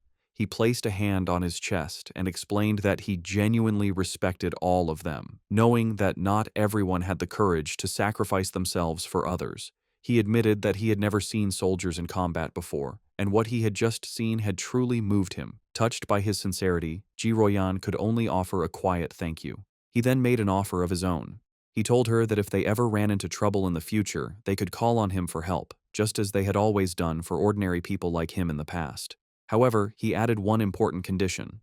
They could not interfere with his personal cultivation or restrict his freedom. His unexpected proposal left Ji Ruoyan momentarily stunned. With their business concluded, Fang Yi announced that it was getting late and he should be leaving. Ji Ruoyan agreed, saying that she and Wang Liang still had to get rid of the mutated creature's body and that she would arrange for someone to take him back. As he stood before the soldiers, Fang Yi finally understood the military's true purpose in this new era. He realized they stationed themselves in these dangerous, spiritually rich zones for two reasons: to use the energy for their own training, and more importantly, to act as a crucial line of defense between the ordinary world and the strange monsters that now threatened it. After he was gone, Ji Ruoyan turned to Wang Liang and said that his friend could no longer be described with a simple word, like impressive. She knew that what they had seen that day was just a small part of his true strength. The fact that a pioneer could reach such a high level of power so quickly showed that he had an amazing level of insight. She concluded that he was a rare mix of luck, courage, and raw ability, all the things needed for greatness. Seeing his commander's deep respect for his friend, Wang Liang eagerly suggested that if she felt she wasn't the right person to recruit him, she should let him, as his childhood friend, take on the job. Ji Ruoyan, however, quickly brought him back to reality with a sharp tap on the head, ordering him to stop talking and help her clean up. He could only agree as he was dragged off to work. Later that night, back at his apartment building, Fang Yi meditated on the roof, surrounded by a brilliant golden aura. He thought about his meeting with the military. He knew that while the trip had revealed his identity, he had only shown them his thunder attribute, keeping his other powers a secret. Based on their respectful attitude, he concluded that this was likely a good thing. He now understood that his rare thunder attribute was a perfect counter to the dark monsters the military was fighting, making him a very valuable asset. He knew they would try to recruit him, not threaten him, which would give him access to the fastest ways to get stronger and the most advanced information. The day's events had also made clear the different roles of the nation's two main pioneer forces. The military, represented by Ji Ruoyan, were the Night Watchers, the hidden protectors of the nation. The Spiritual Energy Cultivation Association, with agents like Su Qingying, was in charge of handling the threats that slipped into the cities, protecting civilian life as much as possible. He understood the government's two-part strategy, using the forbidden zones to contain the biggest dangers while slowly releasing information to the public about the coming changes. This careful approach was buying valuable time, preventing society from collapsing into chaos. As he continued his meditation, a bright orb of golden energy pulsed in his core. He noted that despite absorbing the rich energy of the forbidden zone, he hadn't felt an immediate need to level up. However, the feeling quickly changed. Golden energy surged through him, and cracks of power spread across his face. Having spent even a short time in such a spiritually rich place had filled him to the brim. He recognized the signs immediately. He was on the verge of another breakthrough. Meanwhile, on the streets below, his cousin Lin Yi was walking home with groceries, wondering if he had returned yet. She thought that if he was home, she could have him try her cooking. Her casual thoughts were suddenly shattered when she looked up and saw a massive pillar of golden light erupting into the night sky from the direction of her apartment building. Her eyes widened in shock and alarm. A reflection of a flaming divine axe appeared in her eye as she recognized the powerful energy of a ghost axe realm advancement. But she immediately knew she was wrong. The sheer scale of the power, showing up as a massive, fiery divine axe in the sky, was far too terrifying for an ordinary breakthrough. She could only stare in disbelief, wondering if another powerful pioneer was making their move in the city. On the street below, Lin Yi stared at the sky in complete disbelief. She recognized the immense power of the Ghost Axe realm, but this was something else, a force so powerful it was changing reality itself. As a giant, divine hand made of pure golden energy formed in the clouds above, she realized the terrifying truth. This was the power of the legendary spirit creation realm. The realization that a pioneer of such incredible strength was living right next to her sent a wave of shock and fear through her. The massive energy surge did not go unnoticed. Miles away, in a high-tech command center, red alarms blared as technicians scrambled. An urgent warning flashed across their screens. The anomaly value had reached a catastrophic level of 99, its location pinpointed to the southeast of the city. An official and Su Qingying reacted with alarm. The official demanded to know what was happening, ordering all units to the target area. Su Qingying wondered how such a powerful anomaly could have gone undetected, noting that an energy reading of this size was powerful enough to destroy an entire city. Before a holographic map of the city, military leaders held a tense emergency meeting. They debated the two terrifying possibilities. Either a new, godlike spirit creation pioneer had just appeared, or the city was on the brink of a massive disaster. One grim-faced officer suggested it could very well be both. The situation escalated as the senior official frantically called headquarters, demanding they send all advanced equipment, short of large-scale weapons. His panic was cut short, however, when a subordinate burst into the room, breathlessly announcing that the alert had been cancelled. The anomaly had been identified not as a monster, but as a pioneer undergoing a promotion. Back on the rooftop, the blinding golden light faded as Fang Yi let out a quiet breath of relief. The breakthrough was complete. He casually noted that he had successfully reached the one-star spirit creation realm. Aside from his body feeling lighter and more agile, he didn't feel a significant difference in his raw power. His quiet moment was interrupted when his phone buzzed with a new message. It was from his friend, Wang Liang. The message was a warning. A new anomaly had appeared at Qingcheng University's playground. Internal military sources had confirmed it was a pollution zone, and more worryingly, it was the second time this specific anomaly had occurred. Fang Yi texted back, saying he knew about the previous heat anomaly. Wang Liang confirmed it was the same one, back again, and playfully warned Fang Yi not to tell anyone he was the source of the intel. After Fang Yi jokingly threatened to report him, Wang Liang's tone turned serious. He told Fang Yi that he was genuinely worried for his safety and urged him to be careful. Fang Yi put down his phone, his expression thoughtful. His friend's warning only confirmed his own strategy. This was exactly why he was so cautious in his dealings with both the military and the association. He knew that being too well known could bring unwanted trouble, which was why he had deliberately chosen to keep his powerful Yang Flame attribute and his Crimson Flame Blade technique a secret. They were his hidden aces. He typed a final reply to his friend, reassuring him not to worry. He would be careful, and he still had trump cards left to play. Lin Yi opened the apartment door, announcing that she was back. Seeing Fang Yi on the couch, she asked if he had eaten yet, offering him the bag of takeout she had brought. Distracted by his phone, he simply told her to leave it on the table and that he would get to it later. As she watched him, a worried and slightly frustrated expression crossed her face. In her mind, she thought about her cousin's character. She saw him as a perfectly good person, but with one major flaw, his laziness. He seemed content to just stay at home all day playing on his phone, not even bothering to go to college. She found it ironic that while she and her fellow pioneers were constantly busy, seeking opportunities and hiding their true identities, her cousin lived such a carefree, seemingly aimless life. Exhausted, she went to her room and collapsed onto her bed. She knew that news of the incredible spirit creation pioneer who had just appeared in their district would spread like wildfire. Feeling a sense of duty, she resolved that when the time came, she would protect her seemingly clueless cousin as a way of repaying him. Meanwhile, Fang Yi was not just playing on his phone. He was analyzing the news report from Wang Liang, which showed a massive, raging fire at the university playground. He noted that the first anomaly had been intense heat, and now it was a fire. He wondered if this was another form of the Yang attribute. The video showed the fire had started incredibly fast and was burning with terrifying intensity. Online comments from witnesses expressed shock, with some wondering if special forces were now being called in for simple fires.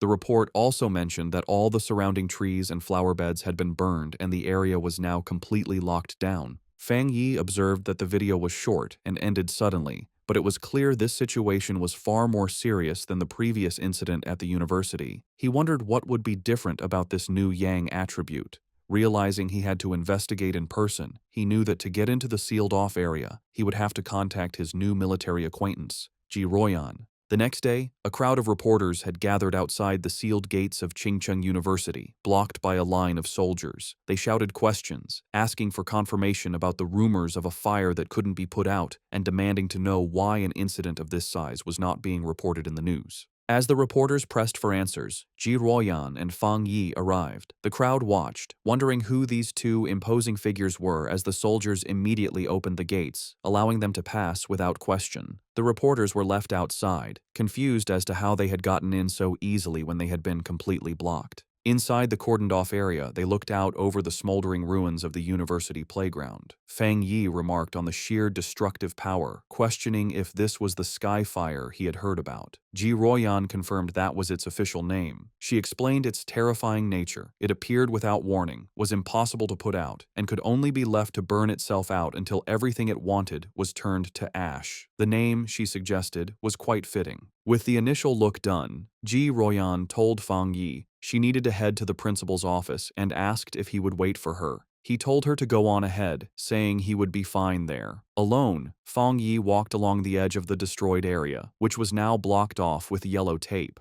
He knelt and touched the scorched earth, analyzing the scene. He noted that the ground was already cold, and more importantly, there was no leftover spiritual power left from the sky fire. He realized with some disappointment that this meant he couldn't collect its attribute. His plan had been too simple. His thoughts were suddenly interrupted when a familiar voice called his name. He looked up to see his ex-girlfriend, Chu Qingli, standing on the steps nearby with a friend. She asked in surprise what he was doing there. Her friend with glasses immediately recognized his name, asking Chu Qingli if this was the ex-boyfriend she had mentioned, the one who had only gotten into a vocational college. Chu Qingli simply confirmed it was him. The friend then patted Chu Qingli's shoulder with a smug, condescending look. She told Fang Yi that she understood he was likely there because he was still hung up on his ex, but now that the gap between their lives was so big, he should just give up. Fang Yi could only stare back, genuinely confused by her assumption, questioning the very idea that he would be hung up on her. From a distance, other students began to gossip about the scene. They wondered who the guy with the school beauty Chu Qingli was, guessing he must be another sad suitor. They noted he didn't look like a student from their university and complained about how security could have let an outsider in. Chu Qingli's friend with glasses stepped forward, aggressively confronting Fang Yi. She told him that Chu Qingli was now the university's campus belle and that he should think clearly about his actions. She warned him that countless guys far better than him were pursuing her and that he didn't even rank. She ordered him to leave, telling him this was not a place he belonged. She then threatened to report him to the disciplinary office if he didn't explain how he got in. Meanwhile, Chu Qingli watched him with a complicated expression. She remembered him claiming he wouldn't regret their breakup, yet here he was. She concluded that his previous lack of interest must have been an act, and that he was just putting on a brave face. Their confrontation was interrupted when Ji Royan returned, asking Fang Yi if the girl was his friend. Chu Qingli was surprised by the sudden appearance of the imposing red-haired woman. Fang Yi coolly dismissed the idea, clarifying that they were merely high school classmates and couldn't be considered friends. Ji Royan accepted his explanation, simply saying they were just classmates. Ji Royan then put on a pair of sunglasses, her already intimidating presence growing even stronger. Both Chu Qingli and her friend were visibly nervous by the woman's powerful aura, wondering who she was and how she could possibly know someone like Fang Yi. Ji Royan then turned to Fang Yi with an update. She explained that she had spoken with the principal, and the matter of the skyfire was more complicated than they had thought. She told him that the principal was coming to take them to the fire's starting point, and since Fang Yi was now a special military consultant, his presence was required. Fang Yi agreed without any issue. Just then, a group of stern-looking officials in suits arrived, ordering everyone to scatter and announcing that the playground was to remain sealed off. Chu Qingli gasped in shock, recognizing the man leading the group as the university's principal. The other students were equally stunned. The principal was known to be an incredibly busy and hard-to-find figure, someone who was rarely seen on campus. They realized with awe that he had come personally to meet with Fang Yi and the mysterious red-haired woman. Chu Qingli's friend, however, completely misread the situation. She smirked, thinking that the principal had finally arrived to deal with the two people who weren't supposed to be there. Chu Qingli, however, remained silent, a look of uncertainty on her face. To the absolute shock of Chu Qingli and her friend, the principal and his group did not approach Fang Yi and Ji Royan as trespassers. Instead, the elderly principal walked directly up to Fang Yi and greeted him with a warm, respectful handshake. He addressed Fang Yi as the consultant, introduced by Ji Royan, explaining how worried he had been about the school's recent anomalies and the safety of the students. He expressed his immense relief that they had come to solve the situation. In an even more stunning display, the principal then bowed slightly to Fang Yi, formally putting him in charge of the entire playground matter. From where she stood, Chu Qingli could only watch, her eyes wide with total disbelief as her entire view of her ex-boyfriend was shattered in an instant. The principal's security then moved to secure the area, forming a human barrier and ordering all unrelated people to step back. As the crowd of students, including Chu Qingli, was pushed away, they buzzed with confusion, unable to understand why their respected principal was bowing to such a young man. Lost in the crowd, Chu Qingli listened as the students' opinions changed around her. They now guessed that Fang Yi must have some extraordinary special identity to deserve such treatment. Someone recalled that just moments ago, he had been dismissed as Chu Qingli's suitor or ex-boyfriend. Another person remarked on the complete reversal of status, suggesting that now, even if she were to pursue him, she might not even be able to get his attention. The final cutting realization settled in as the crowd noticed that throughout the entire exchange, the young man had not once looked at or acknowledged the campus belle, leaving her to stand alone and completely ignored. At Qingcheng University's North District, the principal led Fang Yi and Ji Royan to the site of the anomaly. He explained the series of events, starting with the Golden Sun incident, which he had hoped was the end of their problems. However, a few nights ago, a fire had started on a playground, a fire so intense that even the fire department couldn't put it out. He was thankful it happened at night when no students were around, allowing them to quickly seal off the area. The principal continued, his face growing more serious. While a single fire might have been a fluke, it was followed by fires on 2 more playgrounds. He said he had personally seen a crimson flame come down from the sky and float in mid-air, a clear sign of a supernatural event. He told them that while the other fires were eventually put out, one still remained. As they got closer to the final location, Fang Yi noted the sharp, choking smell of something burning. They arrived at a basketball court where a single hoop was on fire with a raging eternal flame. The principal confirmed this was the starting point, the one fire that simply could not be put out. As they watched the anomaly, Ji Royan checked a device on her wrist, which showed a reading of 11. She explained to Fang Yi that it was a basic spiritual anomaly detector. She clarified that any reading over 10 was considered a disaster for ordinary people, requiring a complete lockdown. Suddenly, the device began to flash and beep wildly, the reading shooting up to 60. Ji Royan cried out in alarm at how high the value had become.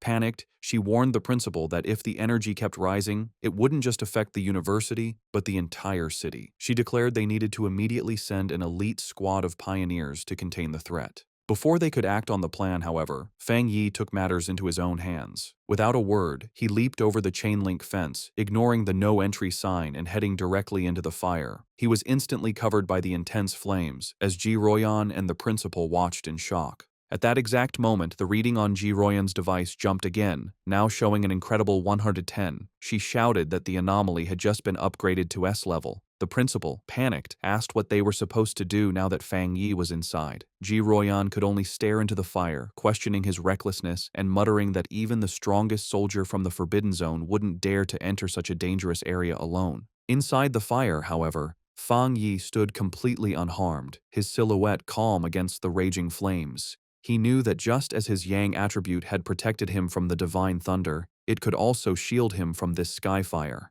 But he quickly found a major problem. While his power was protecting him, it also stopped him from touching the source flame itself, which meant he couldn't activate his system's ability to create a new technique. Realizing his protective aura was both a help and a hindrance, Fang Yi knew he had to get to the source flame. He watched as the fire wrapped around the basketball hoop like a great fiery dragon, understanding that he needed to get to its heart. Without hesitation, he prepared to face the fire head-on as the fiery dragon lunged toward him with a ferocious roar. In an incredibly risky move, he deliberately turned off his Golden Sun protective aura, leaving himself completely vulnerable. The sky fire instantly rushed in, covering his body in a storm of raw, burning energy. He gritted his teeth against the searing pain as the flames burned him, but he forced his hand forward, determined to touch the anomaly's core. His gamble worked.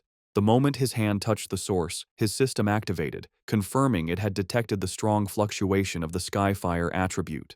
Despite the pain, a determined grin spread across his face. He was amazed at the Skyfire's power, noting its will was even stronger than the Desolation attribute he had recently gotten. With fierce determination, he declared that he would absorb this power no matter the cost.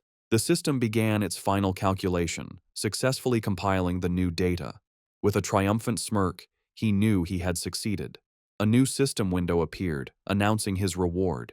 He had obtained the Skyfire attribute technique, the Nine Dragons Skyfire Sealing Art, a power designed to eliminate evil and seal all demons. As he mastered the new ability, the once wild flames became extensions of his will, wrapping around his arm like a tame dragon. The system confirmed that the compiled technique was now unlocked and ready for immediate use. As he focused his will, he began the final process of extracting the Skyfire attribute itself, absorbing its essence directly into his being. His eyes began to glow with a burning red light as fiery markings appeared on his face, a physical sign of his new power. With his hands clasped in a seal and his eyes burning with red energy, he prepared to unleash his newfound ability, calling out the name of the Nine Dragons Skyfire Sealing Art. As Fang Yi unleashed his new power, massive, glowing red chains erupted from his back, lashing out into the fire.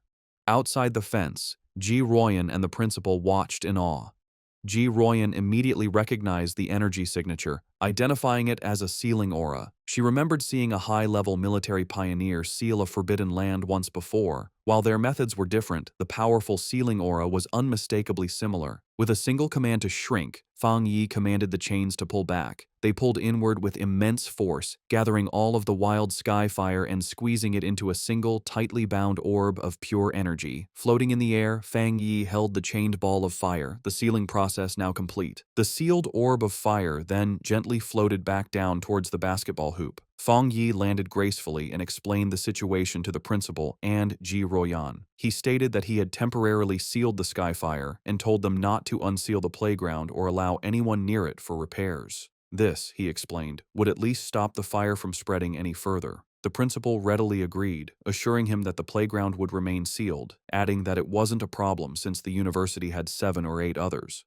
Ji Royan, however, watched Fang Yi with a silent, intense look, her expression hard to read. The principal, very impressed, remarked on how humorous Fang Yi was and offered any further help he might need.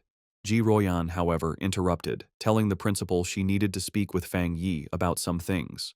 The principal happily excused himself, leaving the two of them alone. Once he was gone, Ji Royan turned to Fang Yi, her tone direct and serious. She told him that he had been hiding his true depths very well. Fang Yi tried to play it off casually, saying that the Skyfire was indeed powerful and hard to deal with, but she saw right through his act. With a sharp look, she told him to stop pretending, making it clear that she wasn't talking about the fire, but about his own incredible talent and level of power. Ji Royan dropped her intense questioning, admitting that it was normal for pioneers to have secrets, especially for one as powerful as him. Fang Yi simply listened with a calm expression. Her tone then shifted, becoming more serious and sincere. She explained that although she had no right to ask anything of him, she hoped he would listen carefully. She painted a dark picture of a future world in chaos, a time of great change where the Zio Nation would desperately need top-tier talents like him. She put his potential into clear perspective, telling him that once the spiritual energy fully revived, a person of his power would be as important as a modern-day nuclear weapon. Because of this, she warned,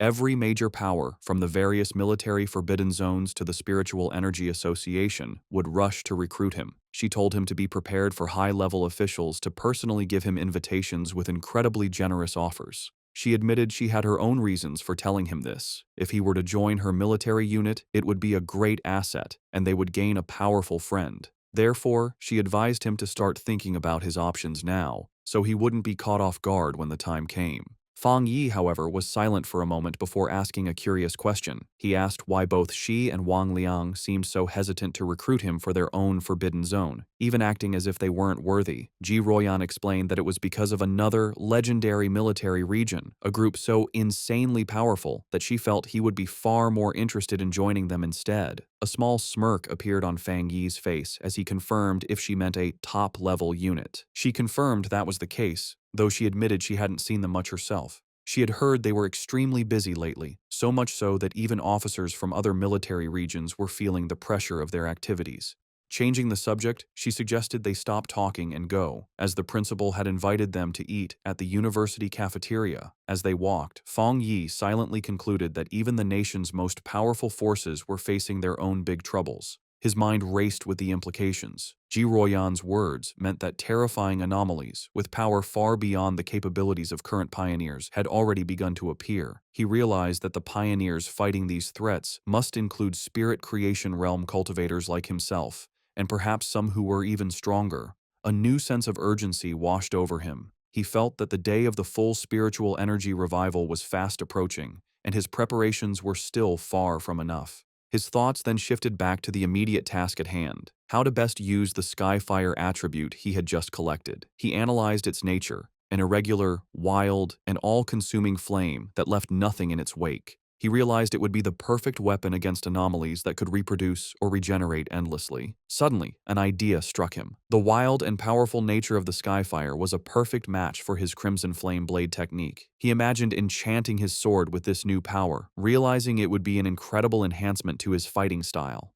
To test his new powers, Fang Yi heads to the back mountain, a place he often uses for training. When he arrives, he is surprised to find the path blocked by a large sign warning that the mountain is dangerous and entry is forbidden. He wonders who could have done this. He knows there haven't been any monsters in the area, and he doubts the military would have found his training spot so quickly. He concludes that the only group that would know his habits and do him such a favor would be the Spiritual Energy Cultivation Association. He realizes the association has gifted him this place as a private training ground, a way to win his favor. With a smile, he decides to accept their gesture. However, his thoughts are interrupted when his sharp senses detect an unwanted presence. He realizes an intruder has managed to sneak onto the mountain. Fang Yi senses a familiar aura, similar to the one he felt at the factory, though not as strong. Hidden among the trees, a monstrous, monkey-like creature with glowing red eyes watches him. Fang Yi notices the beast seems smart, as it hesitates and checks his strength instead of attacking blindly. With his sword already glowing with energy, he decides it's the perfect time for a show of power. A system window appears before him, asking if he wants to put the newly acquired Skyfire attribute into his Tang sword. The system describes Skyfire as a powerful light attribute, perfect for destroying evil. With a fiery determination in his eyes, Fang Yi accepts. Immediately, his sword erupts in a column of endless, crackling flames. With an excited smirk, he looks forward to combining the endless power of Skyfire with his Crimson Flame blade technique. He decides the mutant creature will be his first test subject. Fang Yi unleashes a massive firestorm on the monster. The creature is taken by surprise, its eyes widening in terror before it is completely covered by the storm of flames, screeching in pain. Standing in the middle of the flames he created, Fang Yi checks his new ability. He realizes the energy of his attack is now double, or even triple, what it was before, and most importantly, the flames do not harm him. He touches the blade of his sword, still covered in fire, and notes that it feels cool. Suddenly, he senses that the creature has survived the attack and is trying to escape. With a determined look, he decides to chase the intruder to see what it's capable of. Meanwhile, deep in the same forest, a young woman with curly red hair is doing a live stream from her phone, mounted on a selfie stick. She tells her viewers that she isn't a liar, but that she has always been incredibly lucky, and that amazing content just seems to find her. Her viewers are doubtful, with one commenter daring her to prove her luck by going to Qingcheng University to film the mysterious Skyfire that everyone is talking about. Her confident broadcast is suddenly interrupted as her expression changes to one of pure shock. The monkey-like monster that escaped from Fang Yi leaps out of the woods and attacks her viciously. The force of the attack sends her phone flying, its screen cracking as it hits the ground, but the live stream continues. Through the cracked screen, her viewers see the monster pinning her to the ground, but they think it's just a fake fight with bad special effects. The streamer, however, is in real danger. She cries in terror as the monster holds her down, its paw covering her mouth. The creature opens its massive, fanged mouth, ready to deliver a deadly bite. Before it can strike, a massive blast of fiery energy shaped like a dragon's head hits the monster, sending it flying back. The streamer looks up in shock, saved at the last second. Her viewers are now blown away, not by the realism of the danger, but by what they believe are incredible fire dragon special effects. The sudden, dramatic turn of events causes her viewership to shoot up to over 13,000 people. Still terrified, the streamer looks over her shoulder, asking who is there. She scrambles to grab her phone from the ground. Getting to her feet, she aims the camera at the source of the attack. She stands before a raging fire and shouts to her audience that she has captured it on film, that there is a person standing inside the fire. Her camera captures the silhouette of Fang Yi standing completely unharmed within the flames. In her terrified and amazed mind, she concludes that she has just been rescued by a true immortal. The video of Fang Yi's rescue of the live streamer, Malala, instantly goes viral. It becomes the top trending topic online, with over 13.5 million views. The headlines are dramatic, calling him a mysterious man of skyfire, the king of flames, and an immortal come down to earth to save the world. In an office, Chu Qingli's friend excitedly calls her over to look at the video on her computer screen. She is thrilled, telling Chu Qingli that this proves powerful cultivators are real and that the skyfire at the university was no fake. Chu Qingli, however, is dismissive, telling her friend not to believe such things and that it's all just acting and special effects. But as she looks closer at the screen, her doubtful expression freezes into one of shock and recognition. Her friend, not noticing her reaction, points excitedly at the screen, triumphantly saying she was right and commenting on how handsome the man in the video is, before noticing her friend's stunned silence. Internally, Chu Qingli is in turmoil. She desperately tells herself the video must be fake and that the figure only looks like Fang Yi. She reasons that if it were really him, he would have been burned to ash by such intense flames. Her denial then shifts to fear as she considers the possibility that it truly is him. She worries that he might use his new power to get revenge on her for their breakup, but she stubbornly resolves that she will never bow her head to him, no matter what. Elsewhere, the red-haired leader of Lin Yiyi's pioneer squad shows the same video to Yiyi on her phone. The leader asks if the man looks familiar, suggesting he's the same person who saved them from the monstrous vine. Yiyi agrees that he does, and then adds a stunning piece of information. She recently learned that a powerful master who broke through to the spirit creation realm lives in her neighborhood. She begins to wonder if her quiet cousin and this incredible pioneer could possibly be the same person. In yet another location, Zhang Xiaoya and a male pioneer from the lava cave incident also watch the video. The man recognizes Fang Yi's fighting stance and points out how much stronger he has become, while his companion notes that the way he wields his blade is identical, realizing they were incredibly lucky to have had such a powerful figure on their side. The news of Fang Yi's public display of power reaches the highest levels of the nation's two main organizations. Inside a sleek, modern skyscraper, likely the association headquarters, the city's crisis seems to be getting worse, with the current pioneers struggling to keep up. In a high-level meeting room, Su Qingying addresses a group of officials. She informs them that the military has already been in deep communication with Fang Yi, and she expresses her firm belief that he will agree to help them. Meanwhile, in a military command center, Ji Ruoyan, Major Han Li, and other officers discuss the new intelligence. They are astounded by his rapid progress, calling him a monster for reaching the spirit creation realm so quickly. They debate how many high-tier attributes he could possibly possess, with one officer concluding it must be 3 or even more. They agree that trying to intimidate him was foolish, and that their only option is to recruit him. Major Han Li asks if the High Command has decided to approach him personally. Ji Ruoyan confirms they have, but adds that the top brass is still hesitant to humble themselves, as all previous top-tier pioneers have come from within the military's own ranks. Taking charge, Major Han Li outlines their new strategy. He orders his subordinates to find out what new weapons or equipment Fang Yi might need and to provide him with information on suitable training locations as a gesture of goodwill. He also gives a crucial final command. The viral livestream video and all the rumors spreading from it must be properly managed and controlled. The entire spiritual energy circle in the Xia nation has now turned its attention toward Fang Yi. Both Su Qingying and Ji Ruoyan think about his future.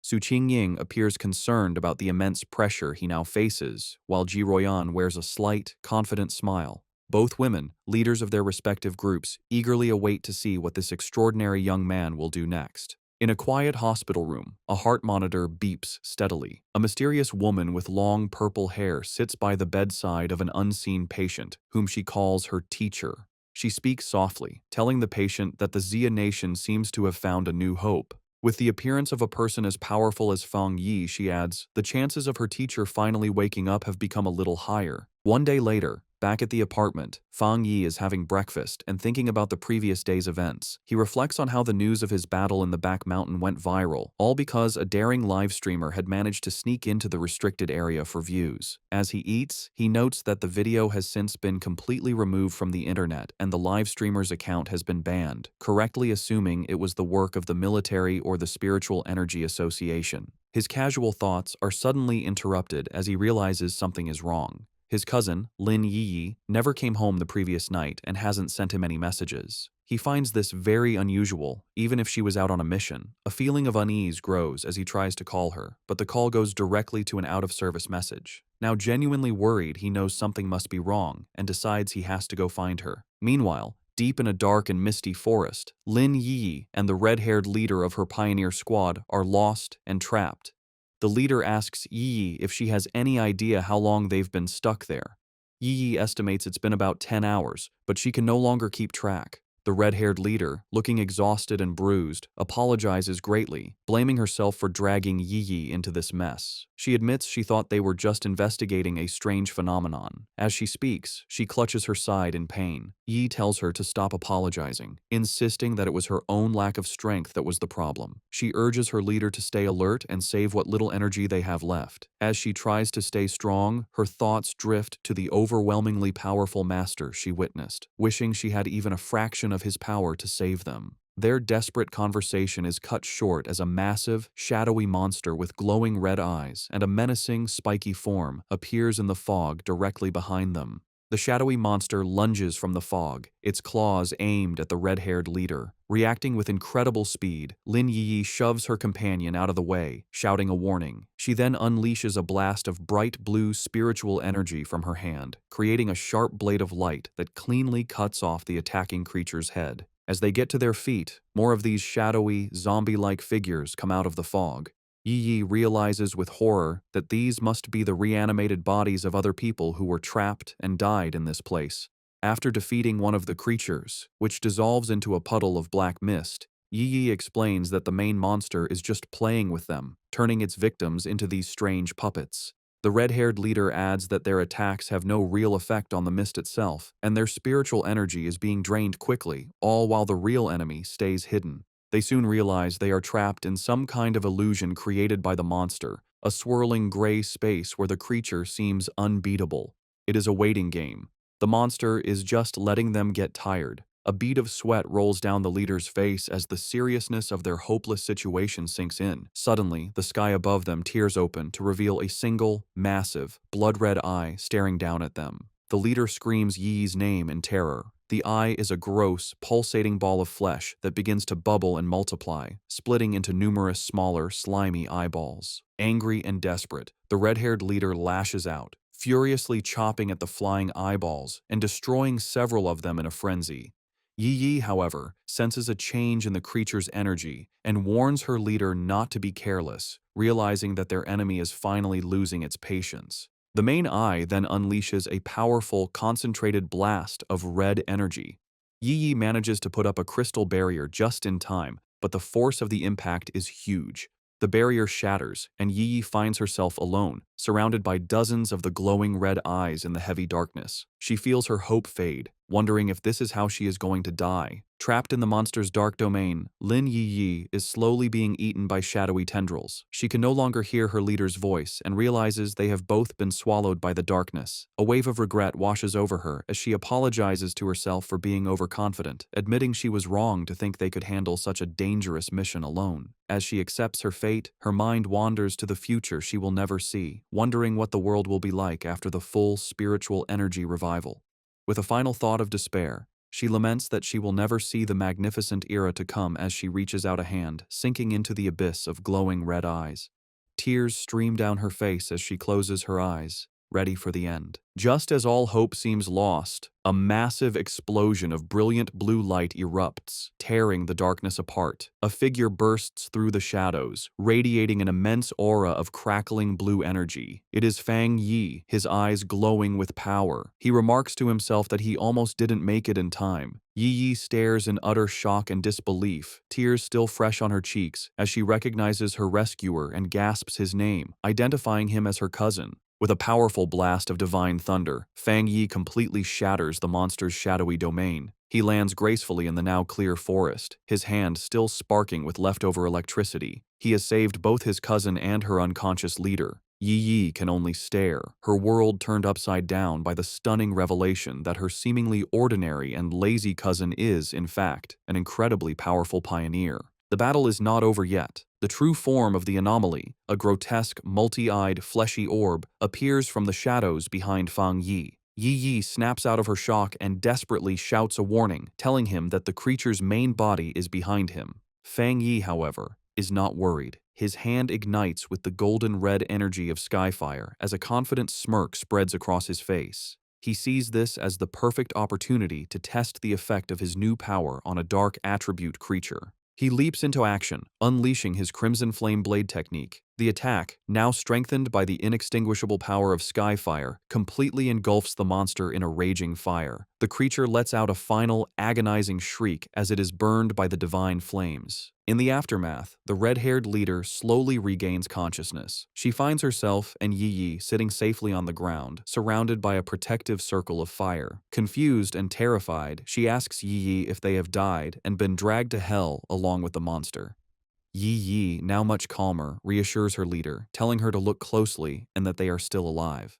Still trying to process what has happened, the leader repeats Yi's words in disbelief before asking who saved them. Fang Yi casually walks towards his cousin and her leader, a small smile on his face as the protective flames die down. He tells them the problem is solved and, noticing the time, remarks that they must not have had breakfast yet. The red-haired leader stares at him, her eyes widening in sudden, dawning recognition. She springs to her feet, her expression one of pure excitement and awe. She points at Fang Yi, confirming that he is the one who saved them before in Yanghuo Town from the monstrous death vine. Fang Yi looks slightly surprised, thinking to himself that he was recognized so easily. Lin Yi is completely stunned by this new revelation. She asks her leader if she's saying that the powerful fire attribute master who saved them from the vine was also her cousin. The leader turns to Yi, equally shocked by the connection, and asks how this supermaster could possibly be her cousin, reminding Yi that she had described him as a completely ordinary person. Fang Yi can only scratch the back of his head with an awkward smile. The leader, still buzzing with excitement, grabs Yi's shoulders. She reminds her that this is the same savior who defeated the Desolation Vine with a single, incredible slash. Yi's mind races, trying to connect the dots. She realizes her cousin is indeed the high-level fire user, but she is still confused, as she just witnessed him use an incredibly pure and powerful thunder attribute to destroy the monster's dark mist. Her thoughts spiral as she fully grasps the implications. The immense power of both his fire and thunder abilities means he is a super genius with dual high-grade attributes. Then, another, even more shocking realization hits her as she remembers the immense spiritual disturbance in her neighborhood, the one that signaled a breakthrough to the legendary spirit creation realm. She wonders if that incredible display of power was also her cousin's doing. Tired of the confusion, Fang Yi cuts in and confirms that yes, it was all him. He then changes the subject, asking them about the dark attribute anomaly. He says that they should have known this type of creature was not to be taken lightly, and asks why only the two of them came, and where the rest of their teammates were. The red-haired leader explains that their other teammates were unavailable. One was sick and grounded at home, while another was on a more difficult mission, clarifying that their squad doesn't always operate as a full unit. Yi Yi then admits it was her own fault, confessing that she had become reckless after her recent breakthrough and wrongly believed she could handle the mission alone. Fang Yi listens, his expression thoughtful. He recalls the infighting he witnessed within their team before. He notes that the leader, who had been openly critical of her teammates, is now defending them to an outsider. He sees her loyalty, and he knows his smart cousin has likely sensed the team's instability as well. With his identity now revealed to two people he feels he can trust, he makes a proposition. He turns to his cousin and her friend and asks if they would like to form a team with him. Both women are stunned into silence for a moment before the red-haired leader erupts with joy. She clasps her hands together, overjoyed at the prospect of teaming up with such a powerful master and exclaiming that she is incredibly lucky to benefit from Yi Yi's connection. Yi Yi, however, is having a more profound realization. She understands that a pioneer as powerful as her cousin must have known her secret all along and had been quietly watching over her. The thought that on this difficult and lonely path of cultivation, she has a reliable and powerful family member helping her without asking for anything in return brings her an overwhelming sense of happiness and relief. A single tear of gratitude rolls down her cheek. Wiping it away, she flashes a bright, happy smile and a peace sign at her cousin, thanking him greatly and promising to make him 2 extra eggs for dinner. Just then, Yi Yi's phone buzzes with a notification. She announces that Sister Jiaolan, the mysterious and powerful member of their pioneer group, has just posted a new mission. The message is an alert for a high-risk collection task in a place called the Extreme Dark Zone, which is explicitly stated to be related to the dark attribute. Jiaolan's message ends with a stern warning for everyone to think very carefully before signing up. Fang Yi asks if they know about this zone. Yi Yi explains that it is a border area that is strictly forbidden by the Xia nation. The dark attribute energy there is so overwhelmingly powerful that most pioneers make it a point to avoid the area entirely. She adds that most of the strange anomalies that have been appearing in their city are actually energy leakages from this forbidden zone.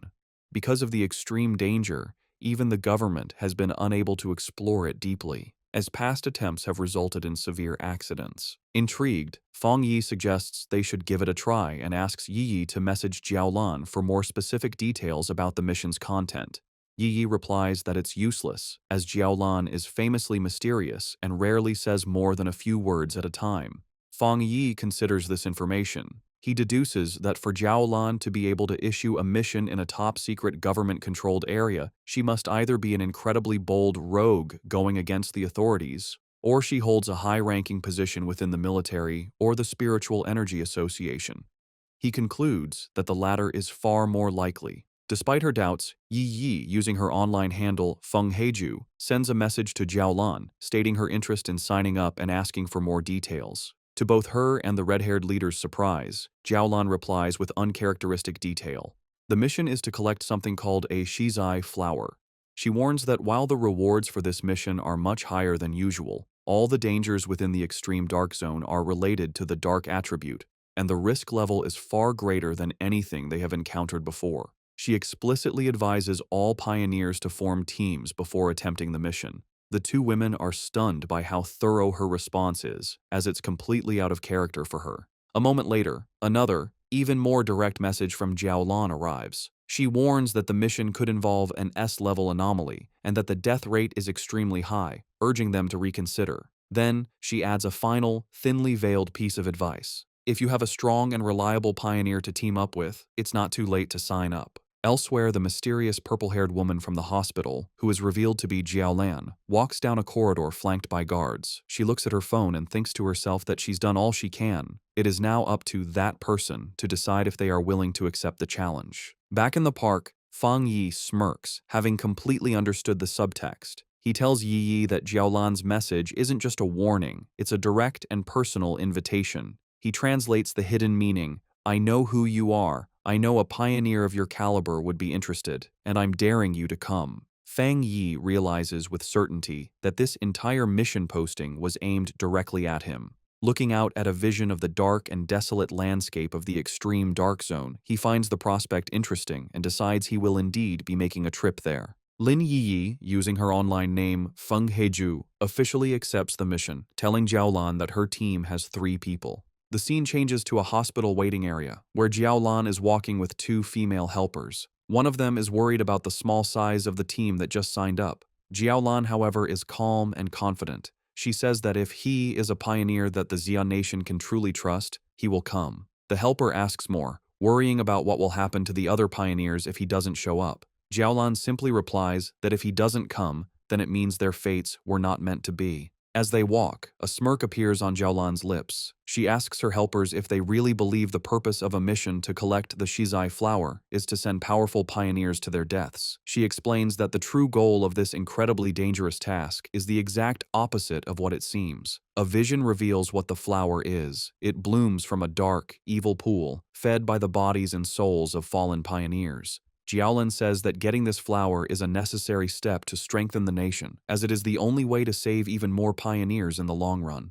The reason for this mission, she explains, is to protect both the future main strength of the Xia nation, represented by the new generation of pioneers like Fang Yi and his team, who are shown traveling to the mission on a subway, and to revive the top-tier fighting force that has already died in battle. They arrive at the hospital room of her teacher, the comatose elderly man. Holding his hand, she repeats their goal. They must get more Shizai flowers at any cost. She reveals his identity and the great importance of their mission. Her teacher is the only pioneer in the entire Xia nation to have reached the legendary Jinggang realm, and the Shizai flower is the only thing that can wake him from his coma. Jiaolan explains the huge strategic value of such a person. After the full spiritual revival, a Jinggang realm powerhouse is like a modern-day nuclear weapon, making him the nation's greatest asset in talks with other countries. From her point of view, sacrificing a few pioneers or even entire squads is a worthy price to pay for his return. Her helper, however, gets concerned for Jiaolan's own well-being, telling her that while the mission is important, her health is too. The comment causes a dark reaction. Jiaolan's face darkens as she repeats the words, "My health is important."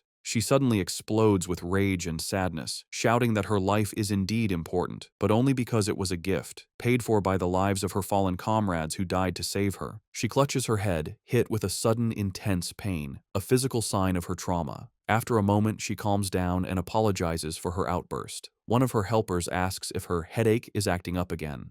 Jiaolan dismisses their concern, saying it's not yet time for her medicine. A vision of her former happy team flashes in her mind, and she looks away with a sad, tired expression, murmuring that it's all in the past. The story flashes back to a traumatic memory from Jiaolan's past. In a dark, empty landscape, a voice screams for the sword-wielding squad to leave immediately. A younger Jiaolan kneels among the bodies of her fallen comrades as her dying captain tells her the mission to get the Shizai flower is now in her hands. As she trembles in despair, thinking of her teacher and her country, she realizes the extreme dark zone is a truly unforgiving place. She screams in protest, refusing to leave her captain. In his final moments, the captain places his hand on hers, transferring his spiritual energy to her. He tells her he hopes their powers will be of use to her and pleads with her to make it back alive. Back in the present, Jiaolan stands in the hospital, thinking about that tragic day. She reveals the bitter irony of her team's sacrifice. They gave her their power, but they didn't know that a Shizai flower is useless if it is touched by blood or not picked perfectly whole, meaning their mission failed even as they saved her life. Later, after a long journey, Fang Yi's new team arrives at the empty outskirts of the extreme dark zone.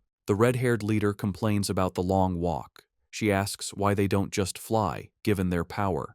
Yi explains that even for pioneers, flying for a long time is not possible until one's spiritual energy is overwhelmingly large. Fang Yi remains silent, his glowing red eyes focused on their destination. They finally arrive at a massive, heavily guarded checkpoint that marks the entrance to the zone. Beyond rows of tank traps and fencing, they see a shimmering blue energy barrier. Fang Yi confirms that this must be the extreme dark zone. Even from a distance and through the multiple barriers, he can feel the deeply unpleasant aura of the dark attribute coming through. Yi and her leader are clearly disturbed by the heavy energy, with the leader saying that it's 1,000 times more terrifying than the monster they fought before. Fang Yi simply tells them to stay calm. He then points out that they are not the only ones who have answered the call. A large, diverse crowd of other pioneers has already gathered at the checkpoint, waiting for the mission to begin. Yi guesses that the pioneers are not just here for the big reward. She explains that the dark attribute is known to be very difficult to deal with. ruthless, and naturally hostile to humans.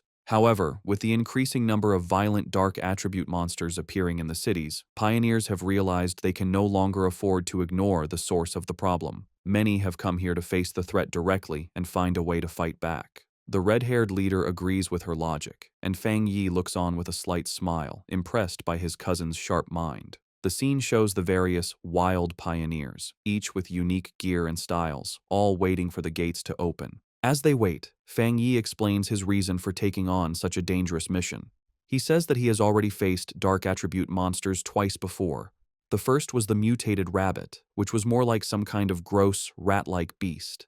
The second was the serpent and its rat-like partner, Candle Knight, a smart pair that worked together to lure and trap pioneers, a mission that nearly wiped out an entire squad from the Spiritual Energy Association. He explains that the most important detail, as his cousin Yiji correctly pointed out, is that these creatures seem to be cleverly and purposely bypassing the military defenses at the city's borders. He suspects they are using some unknown method to get into urban areas, and these incidents have happened so often that they can no longer be ignored.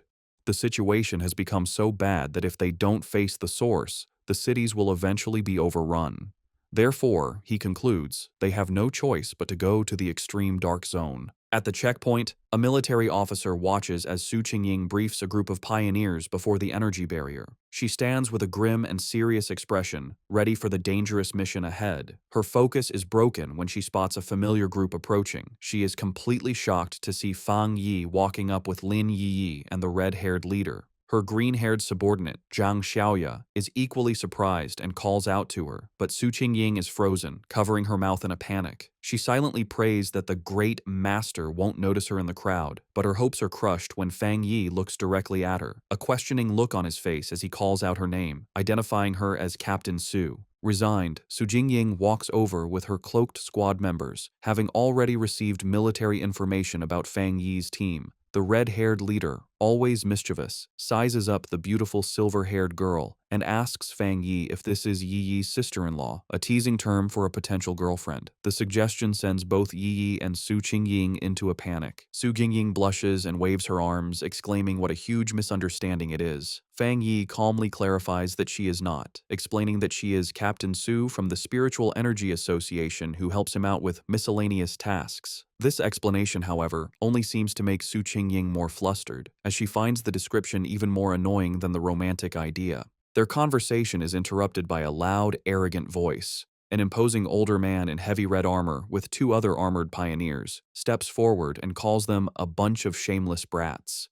He complains loudly that the new generation of pioneers is younger and more disrespectful, not even greeting their elders. He scolds them for talking casually in such a dangerous place. He finishes with a sarcastic comment, saying he hopes they can all rely on each other inside the extreme dark zone. The red-haired leader gets angry, but Yi Yi holds her back, trying to calm the situation. Fang Yi calmly steps between them, signaling for his teammate to calm down. Not intimidated, the red-haired leader points a finger at the arrogant man, telling him to mind his own business and warning him that it's anyone's guess who will be scared to death inside. The man's expression turns into an angry glare. Just then, the sound of an approaching vehicle breaks the tension. The man smirks, seeing that their car has arrived. A large armored transport with police lights pulls up, and its back doors open. The mysterious Jiaolan steps out, and her presence immediately gets the attention of every pioneer there. The crowd gasps, recognizing the infamous Sister Jiaolan. She walks forward with an air of authority, with her guards on either side as the pioneers murmur in awe, wondering who she is to deserve such a grand entrance.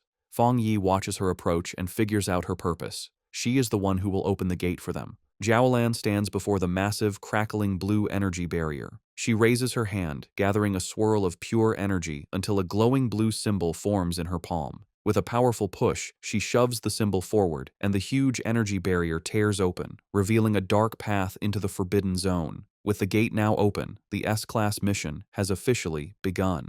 With the huge energy barrier torn open, Jiaolan stood before the dark portal, with red and black energy whipping around her. She announced that the pioneers could now enter but gave them one last, important warning. The Shizai flowers they were sent to get had to be perfectly whole and must not be touched by human blood. She said that if the flowers didn't meet these rules, there would be no reward, and with that, she told them to start.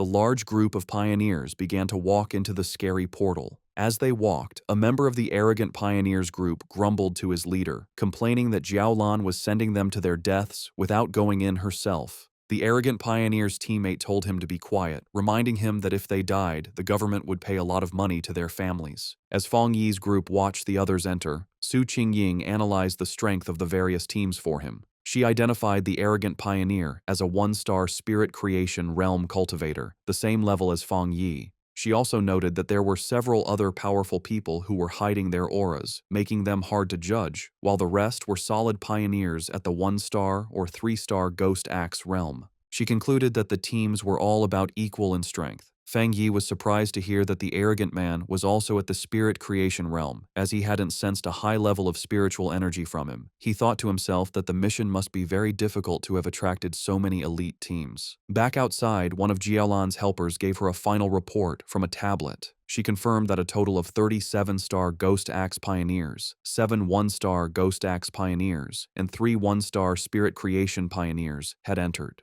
The mission involved monsters ranging from B level to S level in danger.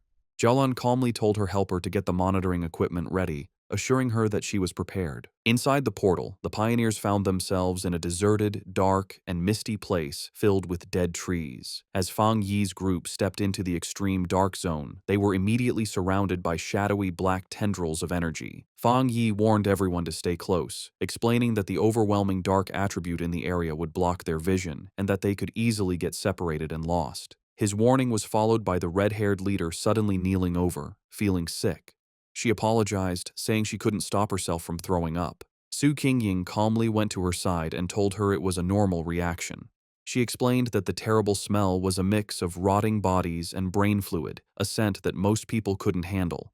She then pointed to another group of pioneers in the distance who were also on the ground, vomiting from the bad air, showing that even those of similar strength were affected. Su Qingying continued to explain that the dark attribute was a natural counter to pioneers, acting as a form of pollution that weakened them. She also warned that the monsters in this zone were extremely active. Fang Yi listened closely as she explained the known threats. She explained the official monster classifications. B-level monsters were a threat to pioneers of the same level. A-level monsters were powerful enough to attract spirit creation realm cultivators, like the extreme dark zone itself. And S-level monsters were disaster-class threats, powerful enough to challenge even those at the legendary Jinggong realm. However, she added a final grim warning. The dark attribute in this zone acted as a power-up for the creatures. A monster that would normally be a B-level threat would be at least an A-level threat inside this zone. The red-haired leader expressed her surprise at this new information.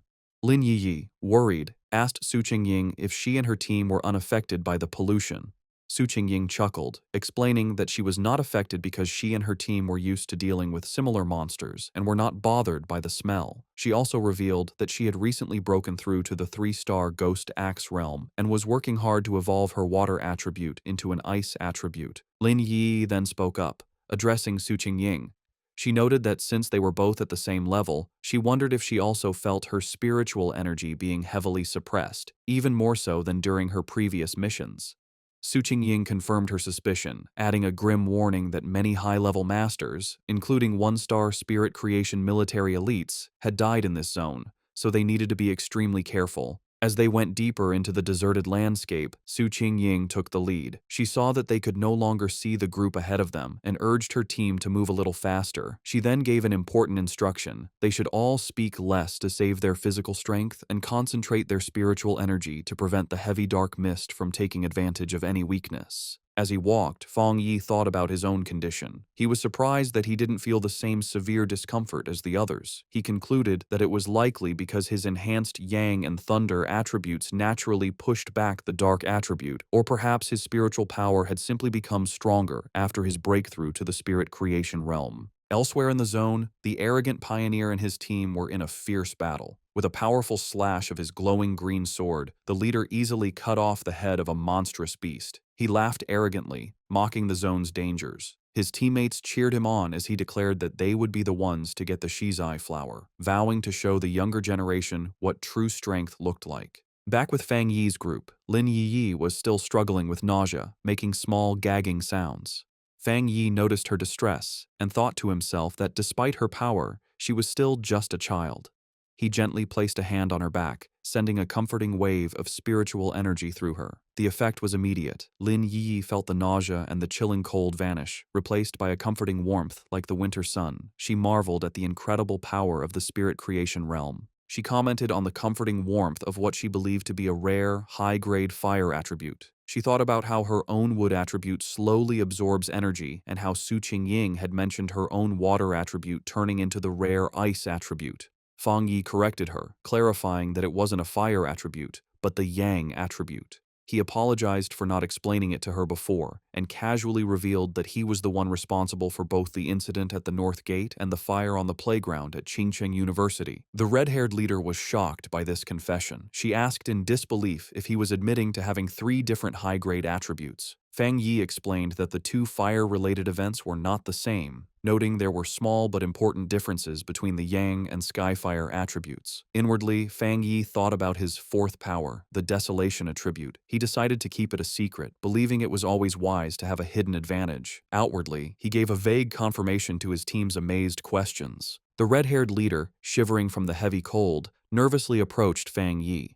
She explained that she had not yet reached the 3-star Ghost Axe realm and couldn't sense attributes very well, but she knew his Yang attribute could help her.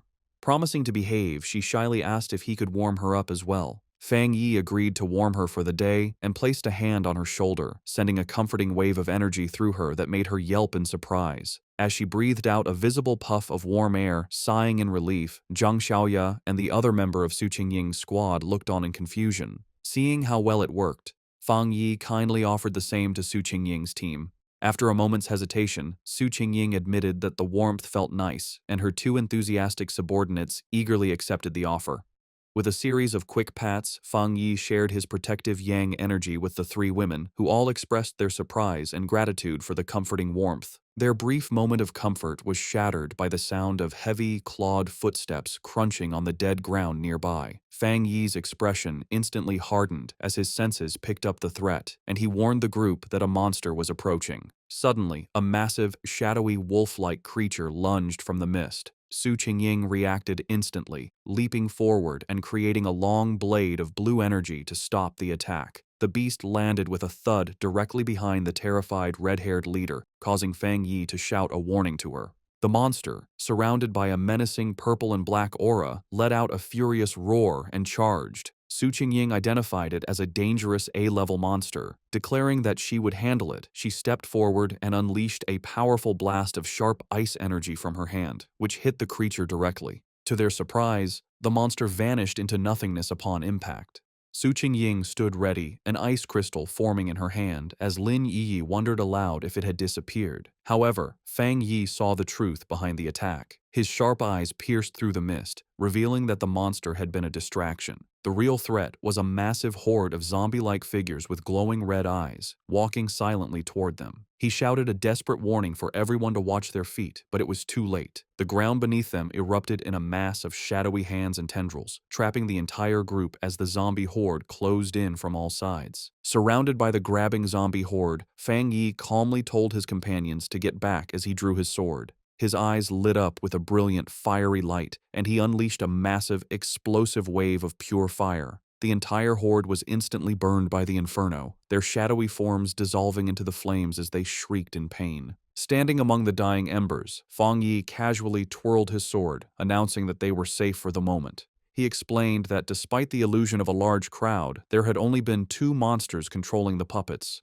Su Qingying was shocked, realizing that the monsters in this zone had already evolved to the point where they could mimic human language. Fang Yi grimly suggested that it was likely because they had eaten many people and learned from their victims. The group was stunned by the power they had just seen. Su Qingying noted that the extreme dark zone was so dangerous that it had made even the weakest of these creatures into A-level threats, making them impossible for anyone below the spirit creation realm to fight head-on.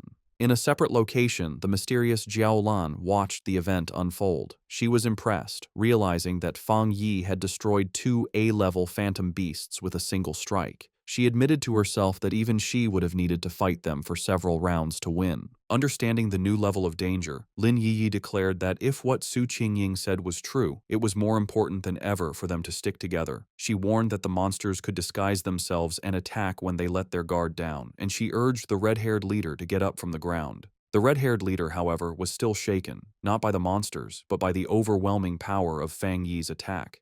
She complained about the terrifyingly heavy aura, which she found more suffocating than the zombies, feeling that even a slight touch from his flames would have killed her. Suddenly, a deep rumbling sound echoed through the deserted landscape. Lin Yi asked if the others could hear what sounded like ocean waves. The ground began to shake violently, causing the entire group to stumble and lose their balance. In the distance, they saw other pioneer teams fleeing in absolute terror. One man desperately shouted at his comrade to stop fighting and run, screaming that the approaching threat was pure evil and that they were seeing ghosts. Fang Yi, Su Qingying, and Lin Yiyi watched with grim expressions as the chaos unfolded. Before them, a massive, swirling vortex of pure dark energy, filled with countless monstrous forms and glowing red eyes, swept across the landscape, consuming everything in its path. The arrogant pioneer and his team were caught in the middle of the disaster, which was identified as the legendary Dark Tide. As the terrifying dark tide swept across the land, eating pioneers who screamed for help, the arrogant pioneer scoffed.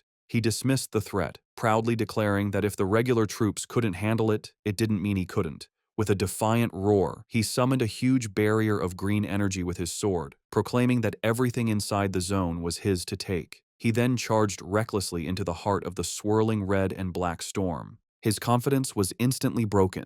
The moment he entered the tide, he was covered by its suffocating dark tendrils. He realized with horror that the monsters inside were far more powerful than he could have ever imagined, far beyond A level or even S level. Full of terror, he knew he couldn't let himself be caught, but it was already too late. He and many other pioneers were swallowed by the overwhelming darkness, their screams echoing as they were pulled into the deep. From a safe distance, Fang Yi's group watched the horrifying sight. The red-haired leader, shaken, wondered if the others were all dead and if they had any chance of escaping. Lin Yiyi asked Su Qingying to explain what the dark tide was. Su Qingying grimly described it as the ultimate form of the dark attribute, a tide of pure corruption that ate everything in its path, including other monsters. She was confused and terrified, explaining that their mission was supposed to have been planned to avoid the Day of the Tide, and she feared that all the pioneers who had gone ahead were now gone. Lin Yi remembered hearing about the dark tide on pioneer forums, where it was described as a force that could destroy an entire city. Terrified, she urged her cousin to retreat while they still had time. Fang Yi, however, stayed calm. He told everyone not to panic and created a large protective barrier of golden energy, crackling with blue lightning, around the whole group. He explained that this spiritual shield was a natural counter to the dark attribute and told them that, if they needed to, they could combine their powers to keep the barrier up and survive the tide's impact. Su Qingying was shocked by his plan, asking what he was going to do. She warned him that the dark tide was a concentrated state of the dark attribute and that their combined power couldn't possibly stop it, reminding him that the powerful spirit creation pioneer had just been swallowed whole. Fang Yi was not bothered. With his sword erupting in golden flames and his other hand sparking with blue lightning, he confidently declared that he would go and destroy it. Before anyone could react, he leaped forward, becoming a streak of pure fire and lightning that shot directly toward the massive wave of darkness. His teammates could only watch in stunned disbelief, with Su Qingying wondering if he really meant to destroy the dark tide itself. He plunged into the heart of the storm, his light cutting a path through the swirling chaos. Inside the eye of the tide, Fang Yi floated calmly, completely unharmed inside a protective golden aura as the monstrous dark energy swirled around him. He looked at the small, flame-like wisps of red energy inside the storm and smirked, confirming a suspicion he had. Floating in the heart of the dark tide, Fang Yi was surrounded by a gross horde of countless monsters, their multi-eyed forms twisting in the darkness. He analyzed the true nature of the threat, realizing that these were not just A-level monsters being controlled by the dark energy. Instead, they were upgraded composites, fused and evolved versions of countless smaller monsters. He understood that the tide was a living incubator, constantly evolving its creatures from B level to A level and then to S level. The whole event, he concluded, was at least an SSS level threat, which explained why it could so easily eat even powerful spirit creation realm pioneers. A monster lunged at Fang Yi. His eyes blazed with golden fire, and with a single powerful slash of his flaming sword, he unleashed his crimson flame blade technique, easily destroying the A-level composite beast. He thought about his incredible growth. The combination of his new Spirit Creation Realm power and his Skyfire-enhanced sword allowed him to instantly kill a creature that would have previously been a tough fight. As he scanned his surroundings, he noticed something familiar. It was the arrogant pioneer, still alive, but being consumed by the tide's dark energy. The man was still conscious, struggling against the corruption that was taking over him. Fang Yi saw that since the man was still responsive, his spiritual energy hadn't been completely drained. He figured that even if his spiritual foundation wasn't as solid as his own, being a true Spirit Creation Realm pioneer gave him a small chance of survival. Deciding to act, Fang Yi gathered his divine thunder power. He unleashed a massive blast of purifying lightning, striking the dark mass that held the arrogant pioneer. The man was thrown clear of the tide, landing hard on the ground, unconscious but free from the corruption. Standing over his fallen rival with his sword still burning, Fang Yi noted that the man could be saved, but just barely. His victory didn't last long. The dark energy around him began to twist and come together, and the monsters he had just destroyed began to reform before his eyes. He watched as a massive, multi-eyed creature regenerated from the darkness, realizing with grim certainty that the tide could infinitely reproduce its minions. He wondered if this terrifying regenerative power was the special characteristic of monsters that were above S level. Facing the endlessly regenerating horde, Fang Yi decided on a new, much riskier plan. With a confident smirk, he proposed to try something different. He deliberately dropped his protective spiritual energy aura, leaving himself completely exposed to the full, overwhelming power of the dark tide.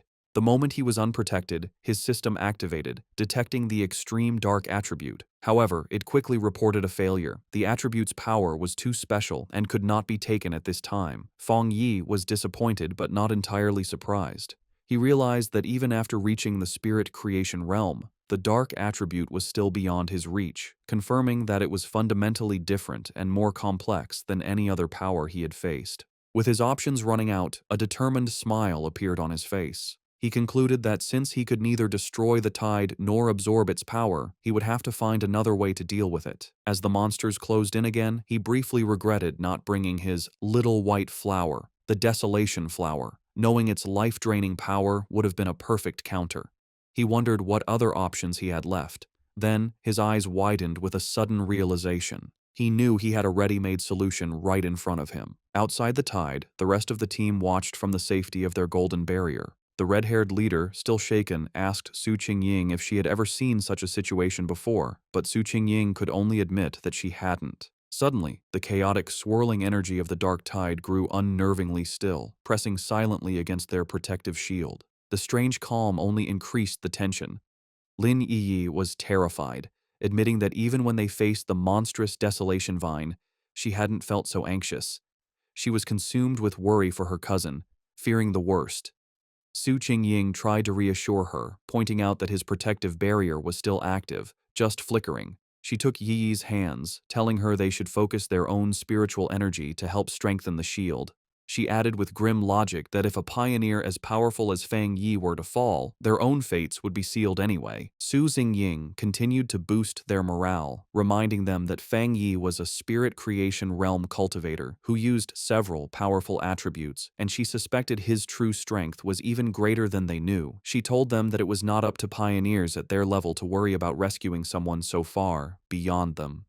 Her surprisingly humorous and confident words managed to calm Lin Yi, who thanked her. Su Xingying simply smiled, admitting that her own teammates often said she was too serious, and asked if Yi felt a little better. Their tense weight was shattered as a massive column of pure fire erupted from within the dark tide, pushing back the oppressive darkness. From the heart of the inferno, Fang Yi unleashed his ultimate technique, the 9 Dragons, Skyfire Sealing Art. He rose from the flames, his body glowing with a mixture of blue and golden energy. Outside, his teammates watched in absolute awe. The red-haired leader excitedly pointed him out to a stunned Lin Yi, while Su Qingying stared in disbelief at the sheer scale of the power on display. The technique appeared as 9 colossal, fiery dragons that swirled and danced, their combined light completely overwhelming the dark tide. Elsewhere, the mysterious Jiaolan, who had been monitoring the mission, was thrown off balance by the immense spiritual pressure. She recognized the power as the legendary Skyfire attribute and the technique as a powerful seal. She watched in utter disbelief as the 9 dragons came together, compressing the entire, city-destroying dark tide into a single, unstable orb of fiery energy, questioning if he had truly managed to seal the entire event. But Fang Yi was not finished. Having contained the tide, he gathered his divine thunder power in his hands, unleashing it in a massive vortex of crackling blue energy that swirled around the sealed fiery sphere. With a powerful roar, he invoked the name of his combined technique, the 9 Dragons' Edict. The 2 immense powers of fire and thunder crashed together, creating a massive explosion that shook the very foundations of the extreme dark zone. With a final, decisive command to seal, Fang Yi brought his hands together, forcing the chaotic energy to collapse in on itself. The vortex of fire and lightning compressed into a smaller, more stable sphere, finally settling into a small, brightly glowing orb of perfectly contained, pulsating power. After Fang Yi's incredible display of power, the arrogant pioneer lies unconscious on the ground. Fang Yi thinks that, for now, they are safe, and that he has unexpectedly rescued someone, wondering what he should do with him. Lin Yi runs to her cousin, very relieved that he is okay. Su Qingying, standing by the fallen pioneer, offers to have her team take care of the unconscious man. Later, Su Qingying approaches Fang Yi, asking why he does not seem happy after successfully sealing such a high-level dark attribute. In her mind, however, she is completely amazed, thinking that he truly kept his word to destroy the dark tide and that he is a truly incredible person. Fang Yi explains to the group that they must move quickly. He says that the seal he used is only temporary and that the overwhelming dark attribute energy in the area is still strong. They must hurry to find the Shizai flower before the seal wears off. Su Qingying understands and confirms that her team will take the man back to the association for treatment while her teammates carry the unconscious pioneer on their shoulders. The group stops at a cliff, looking out over the empty landscape. Su Qingying realizes that none of the other pioneers who went ahead made it out, sadly concluding that they were all eaten by the dark attribute, as not a single trace of them remains. The red-haired leader mourns how people who were alive just moments ago have completely vanished. Fang Yi, for his part, thinks that maybe he is cold-blooded, but he feels relieved that he didn't have to watch them die. As they approach a scary dark pool, Fang Yi takes command. He tells Lin Yi and the others to go ahead with Su Qingying's team, explaining that this pool is now the most dangerous thing and it's better for him to stay behind to protect them. The group agrees and moves forward. When he is left alone, standing on a rocky ledge, a system window appears before Fang Yi, telling him that it has detected a new, strong fluctuation of the dark attribute. Immediately, a powerful vortex of purple and black energy erupts from the ground around him. The system confirms that the detection was successful and announces that it is activating its ultimate computing power to begin writing a new technique. Fang Yi is lifted into the air, his arms outstretched, as huge pillars of pure dark energy rise around him. The system declares that the writing process has been successful, and Fang Yi's eyes snap open, now glowing with a menacing purple light, filled with the essence of the power he has just mastered. A system window confirms his new acquisition. He has obtained the Dark Attribute Technique, the Limitless Dark World. The system explains that this ability allows him to create a sealed space of dark mist, inside which spiritual energy is massively weakened. Fang Yi thinks about his new power, recognizing the dark world as a special domain he can control. He understands the huge strategic advantage this gives him. The corrosive effect of his new power will drain his enemies' spiritual energy and slow their ability to refill it. He imagines himself rising over a sea of desperate hands. He realizes that if he combines this new weakening effect with his other powerful attributes, he will become even more formidable, confidently concluding that he could destroy even a monster stranger and more powerful than the dark tide itself if it were to appear again. As the last of the purple energy settles, Su Qingying, still in disbelief, asks Fang Yi if he feels the dark mist reforming around them. Her eyes widen in shock as she fully processes the immense spiritual fluctuation she is sensing. She stares as Fang Yi is surrounded by the leftover energy, wondering how he could possibly be having another breakthrough without any of the usual big signs like a change in heaven and earth. The realization then hits her with stunning force. He hadn't just sealed the S-class dark tide, he had absorbed its power. She finds the very idea ridiculous and unbelievable. In the early days of the spiritual revival, all pioneers knew that the dark attribute was the most terrifying power, born from the collective negative emotions and deep-seated evil of all living things. Because of this, absorbing its power is strictly forbidden by the government. A flashback shows a failed official experiment where researchers tried to purify the dark attribute but paid a painful price, leading to it being classified as a uniquely dangerous monster. The power of these dark monsters can range from D to S-class, but even the weakest can overwhelm early pioneers, let alone the absolute S-class threat of the dark tide, which could eat even spirit creation realm cultivators with ease. Another flashback reveals the fate of a 3-star Ghost Axe pioneer who, before the ban, tried to absorb the energy from a mere sea-level monster. He was driven mad by the backlash, suffering from skin decay and a mental collapse, and remains in a psychiatric hospital to this day. Back in the present, the chaotic dark energy goes down, receding back into Fang Yi as he lets out a quiet breath. He calmly calls out into the empty, misty landscape, stating that whoever has been watching them for a long time can come out now. His red eyes scan the area with a sharp, knowing gaze. From the mist, Jiaolan emerges. She confirms that if she is not mistaken, Fang Yi was the one who single-handedly sealed the dark tide. Su Qingying is stunned by her sudden appearance, gasping her name in disbelief. Jiaolan floats down, landing before Fang Yi and asking what he was just doing, specifically questioning if he was absorbing the dark attribute.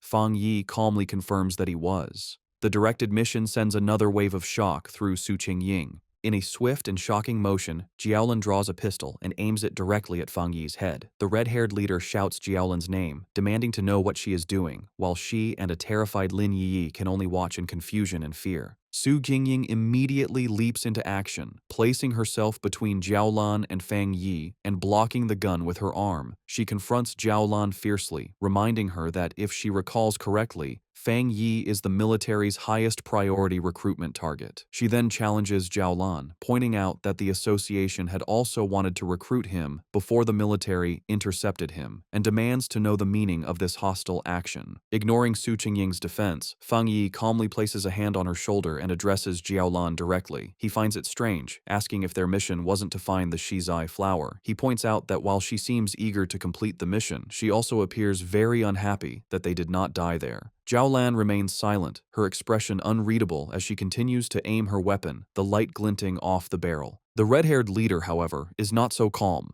She erupts in anger, shouting at Jiaolan. She reminds her that their squad had always trusted her, and she furiously questions why Jiaolan didn't step in when they were facing the dark tide. She declares that without Fang Yi, they would have been doomed, pointing out that Yi is still just a child. She accuses Jiaolan of simply standing by and watching, only to now threaten the very person who saved them. Jiaolan suddenly lowers her weapon, a smirk playing on her lips. She dismisses the entire confrontation as a joke, remarking that Fang Yi seems to be very well liked by his teammates. She then congratulates him, announcing that he has passed the test. The sudden change leaves the red-haired leader and Su Qingying completely confused by her words. Fang Yi, however, understands immediately. He asks if her true purpose was to test him. Jiaolan confirms his suspicion, explaining that because of his incredible talent and strength, she didn't want to rely on cold, impersonal data. Instead, she wanted to see for herself what kind of person he truly was. She then turns to address the red-haired leader's earlier accusation. She explains that she didn't step in because pioneers must follow the harsh rules of this new world. She states that this is their shared fate, a life where fortune and disaster can change in an instant. However, she tells them they are lucky to have a trustworthy and powerful person protecting them. She asks if they have noticed that no other monsters have dared to attack them since the tide was defeated, explaining that the creatures are terrified of the power Fang Yi displayed. Fang Yi looks on with a grim expression, agreeing with her assessment. He adds that the dark tide itself follows the same principle.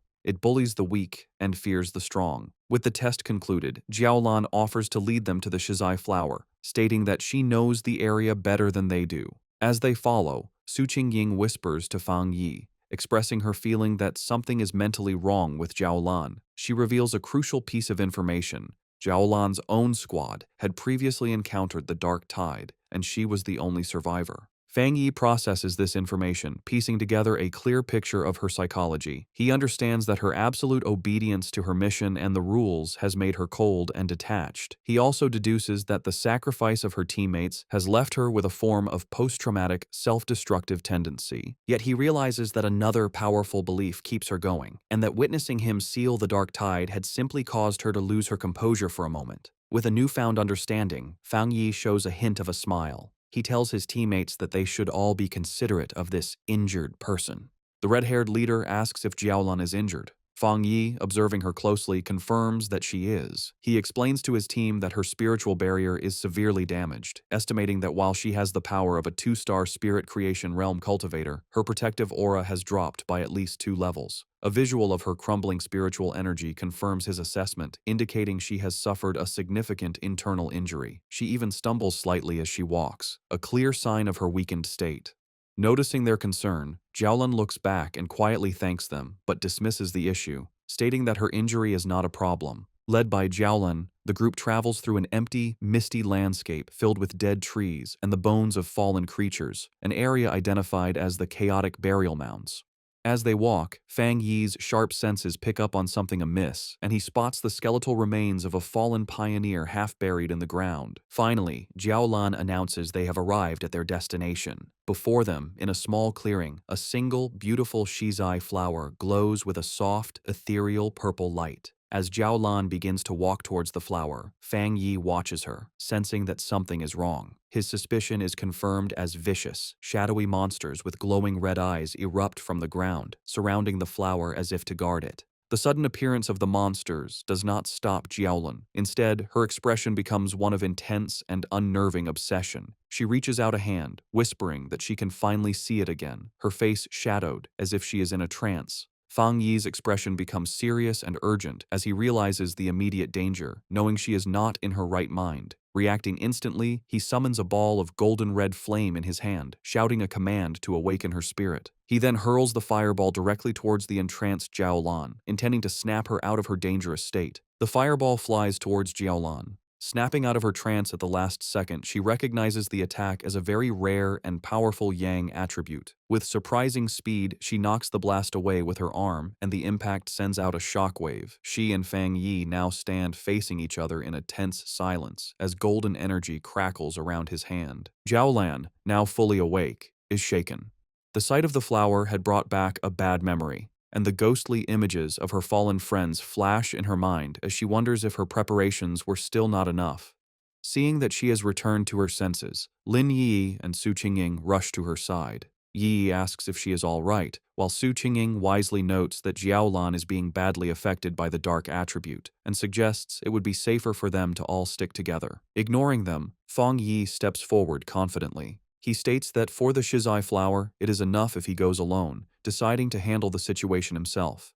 He calmly walks through the empty, misty clearing, approaching the glowing flower. Suddenly, the ground begins to shake. A massive, ugly, wolf-like monster with glowing red eyes bursts from the earth, lunging forward. Its mouth opens wide, showing a terrifying storm of smaller, screaming faces and dark red energy as it roars in hunger. Unfazed, Fang Yi summons crackling blue energy to his fingertips, saying a single word: Divine Thunder. He lets out several massive bolts of lightning that go through the monster's body. The creature roars in pain, its body filled with electricity, but it does not fall. Fang Yi watches it, realizing that this fox demon must have eaten countless other monsters to change so much, identifying it as yet another S-class threat. Knowing that the seal on the dark tide is temporary and their time is running out, he realizes he must end this quickly. Seeing the monster's amazing strength, a confident smirk appears on his face. He decides that if it won't die, he will use it as a test subject for his new power, gathering the scary purple energy of the dark attribute into his hand. With a confident look, Fang Yi unleashes his newly acquired power, the limitless dark world, on the S-class fox monster. A massive storm of swirling purple energy erupts from him, completely trapping the surprised creature. The energy hardens into a large, dark purple sphere, enclosing both Fang Yi and the monster inside its area.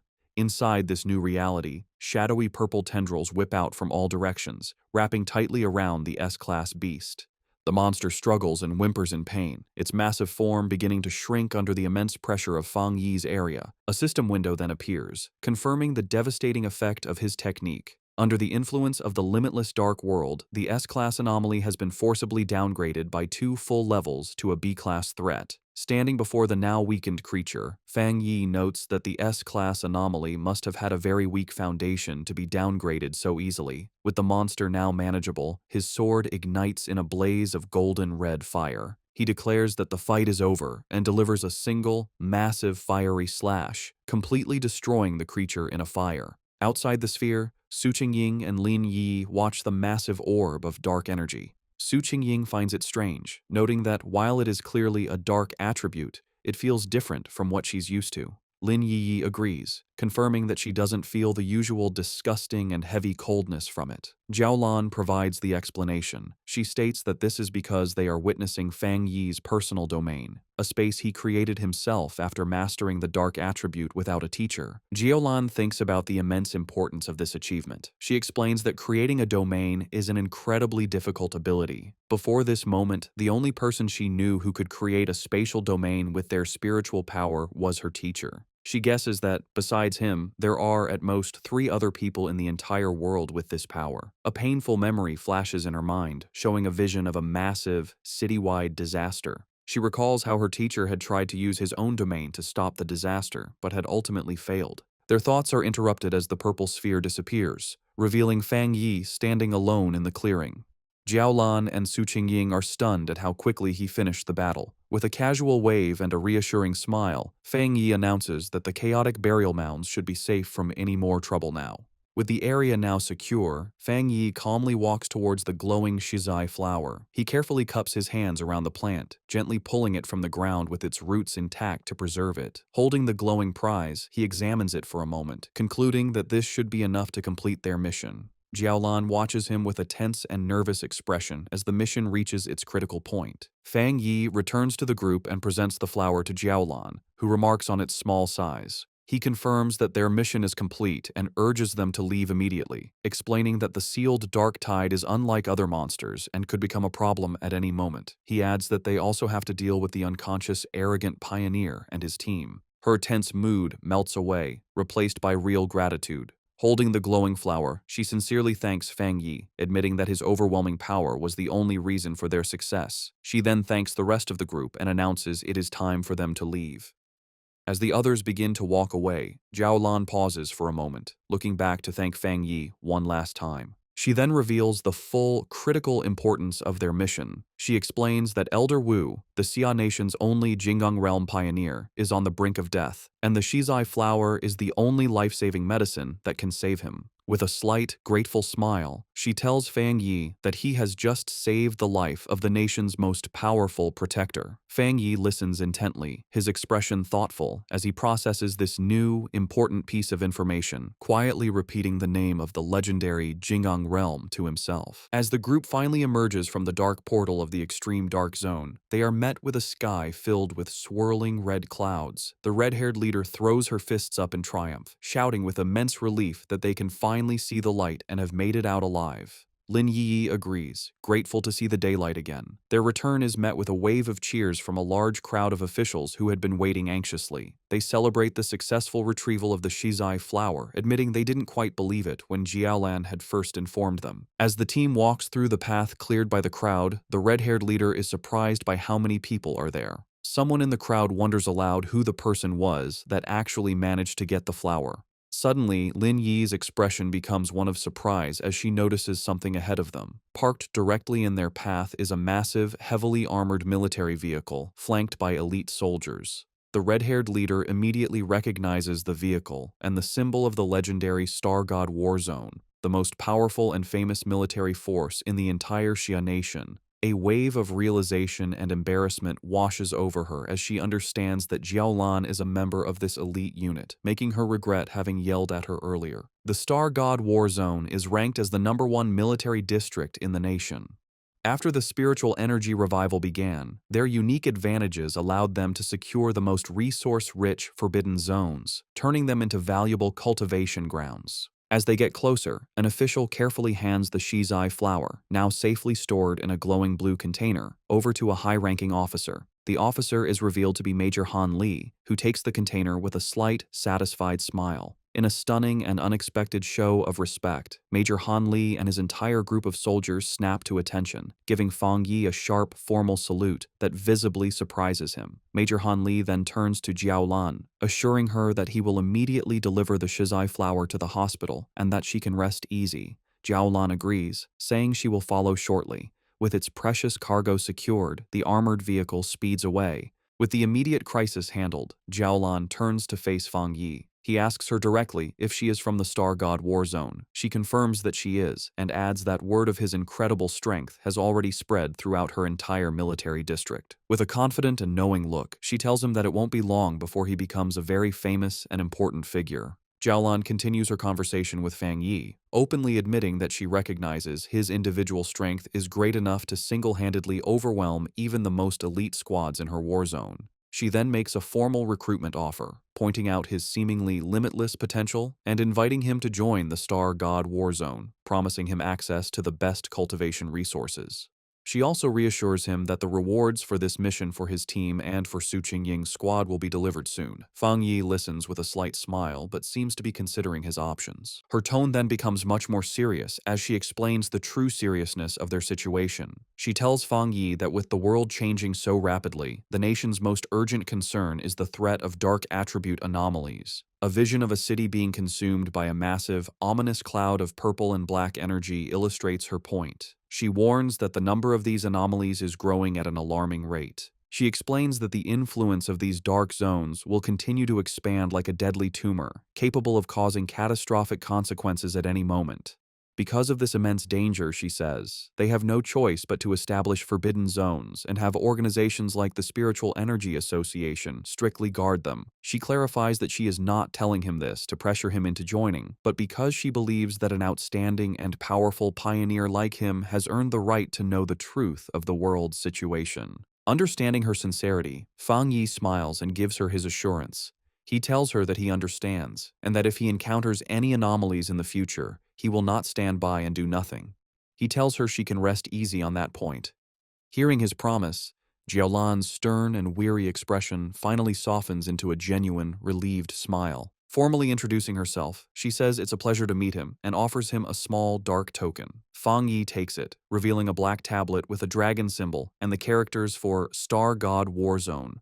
Jiaolan explains that this token will grant him unrestricted access to any forbidden zone for his cultivation, and that the gates of the Star God War Zone itself will always be open to him. She then makes one final, important request, asking if he would like to come and see Elder Wu. Fang Yi asks if she meant the Jing'an Realm Pioneer. She explains that this person is her teacher, and she thinks Fang Yi should meet him, though she says this is just a personal wish, as she would like to be his friend. Fang Yi accepts her offer and the token she gave him, putting it in his pocket. He agrees to go with her, saying it's always good to have more friends. As a gift to seal their new friendship, he holds out a hand crackling with blue lightning, telling her he has something for her. Jiaolan is confused, but Fang Yi explains that he thinks he can clean out the rest of the dark attribute poison in her body. Before she can react, he unleashes a flood of blue lightning that completely surrounds her, leaving her shocked. The energy flows through her, and she is amazed to find that the thunder attribute has a healing effect. The cold, deep pain she felt is replaced by a warm numbness, and she realizes the discomfort is completely gone. Internally, her old wounds from the dark attribute begin to heal as her body is cleansed by the energy. She feels like she is being reborn as the rare and powerful thunder attribute removes all the toxins from her body. When it's over, Fang Yi asks Jiaolan how she feels. Still surrounded by faint sparks of lightning, she confirms that she feels great and that the leftover dark energy has been completely removed. Su Jingying watches as paramedics take care of the unconscious, arrogant pioneer. Wondering if it's possible to save someone so badly injured, she turns and is surprised to see Fang Yi and Jiaolan still there, but she immediately notices that her aura seems different and her injuries appear to be gone. Jiaolan explains that Fang Yi used his rare, pure thunder attribute to completely clean the dark attribute poison from her system. Su Jingying is amazed by this, realizing that this is the true nature of our boy's power. It can be used to destroy enemies and to save people. She points at Fang Yi in amazement, who just asks her what she's looking at. A brilliant idea strikes Su Qingying, and she excitedly waves over the paramedics. She goes to Fang Yi and suggests a partnership, explaining that if they could combine his spiritual power with their advanced medical equipment, they could save many more pioneers suffering from dark attribute corruption. To show she is serious, she bows deeply, begging him to show his power just one more time. Fang Yi stays silent, thinking about her request. Fang Yi agrees and unleashes a controlled burst of blue lightning from his hand, asking if that is enough of a demonstration. One of the paramedics, seeing the pure energy, excitedly confirms that it seems to be working and that such a high-level thunder attribute can indeed fight the dark attribute. Jiaolan explains that when Fang Yi treated her, the power was sent directly and destroyed the corruption inside her. Su Qingying suggests that all they would need is for Fang Yi and the patient to hold hands. However, the paramedic clarifies that not every cultivator, even at the spirit creation realm, can handle such pure energy. He explains to a smiling Su Qingying that while Jiaolan's injuries were serious, they were minor compared to the other patient. He estimates that healing the arrogant pioneer would require 10 times the amount of spiritual energy. He adds that just saving the pioneer's life will be a great achievement, and a full recovery is likely impossible. Fang Yi agrees to the procedure, asking the paramedics how to transfer his spiritual energy. They lead him toward the ambulance. A paramedic tells him to place his hand into a special device and release his spiritual energy, which Fang Yi agrees to do. From a distance, Lin Yi watches, thinking about how she never imagined Jiaolan was a high-ranking member of the elite Star God War Zone. She is amazed that her cousin is so powerful that even this legendary military unit is trying to befriend him. She remembers how the normally cold Jiaolan personally asked to be her cousin's friend and even gave him her personal token. After a while, Fang Yi turns to Lin Yi and the red-haired leader, checking on them. Lin Yi confirms they are feeling fine. She then explains that she and the red-haired leader have decided to go out for more training and take on some missions by themselves. They feel they can't always depend on him and need to grow stronger on their own. Having finished transferring his energy, Fang Yi agrees with their decision, simply telling them to be careful. He watches them with a small proud smile, thinking that his cousin has grown up. Su Jingying and her team prepare to leave. She waves goodbye, telling Fang Yi and Jiaolan they will see each other on the next mission. Jiaolan then tells Fang Yi it is time for them to go visit Elder Wu. As their ambulance drives away, Su Qingying is visibly frustrated, complaining loudly that the military's Star God War Zone has stolen such a powerful person from them. Her teammates try to calm her down. A final thought reveals the internal problems within the Spiritual Energy Association, which is described as being too chaotic, and its top elite squads unwilling to cooperate. Fang Yi and Jiaolan arrive at a large, modern hospital, which is the highest security ward of the Star God War Zone's medical base. Fang Yi asks if this is where Elder Wu is. Inside the hospital room, they stand before the bed where Elder Wu lies unconscious, surrounded by medical equipment. Fang Yi comments on the strange sight, noting how odd it is that the ultimate powerhouse of the Jinggang realm is actually a shriveled old man. Fang Yi observes the elder's condition. The old man's face and neck are covered in red veins, and he breathes through a respirator. Jiaolan explains that his condition was much worse before, saying he looked like a corpse.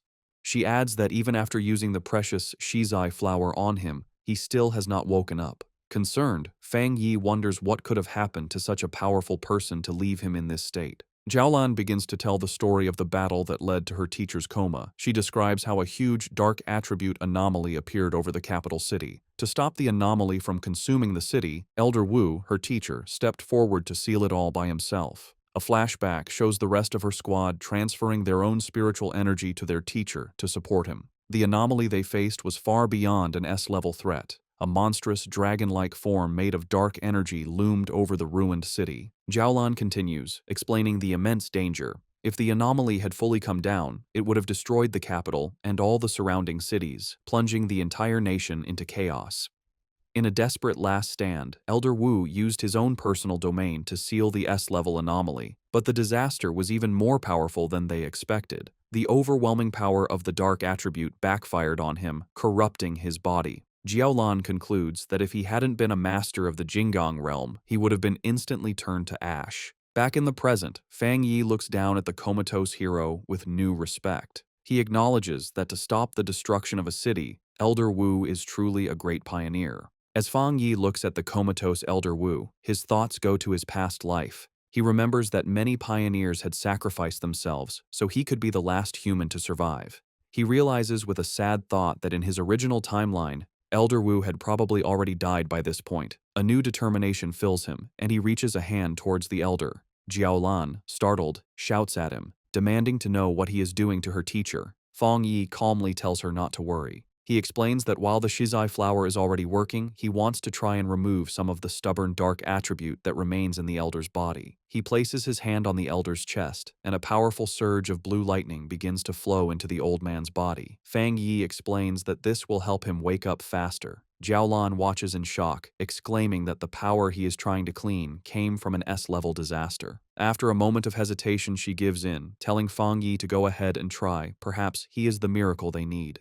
The room is filled with the crackling of Fang Yi's power as he pours his energy into the elder. Jiaolan warns him to be careful, explaining that the dark attribute inside her teacher is far more terrifying than the dark tide. She adds that, without the shizai flower, the elder's recovery would not have been so slow. Fang Yi, his face serious, confirms that he understands. He can feel the immense power of the darkness within the elder's body. He knows that even though the shizai flower's purifying power has weakened it, the dark energy can still exert an immense and oppressive force. Suddenly, a powerful wave of dark energy erupts from the bed, pushing both Fang Yi and Jiaolan back. Jiaolan shouts a warning, telling Fang Yi to be careful and focus his mind as the dark energy is beginning to affect him. In response, a brilliant golden aura erupts around Fang Yi as he activates his own spiritual protection. His eyes glow with a golden light, but he realizes with a start that the dark energy has pulled his consciousness into a vision of the past.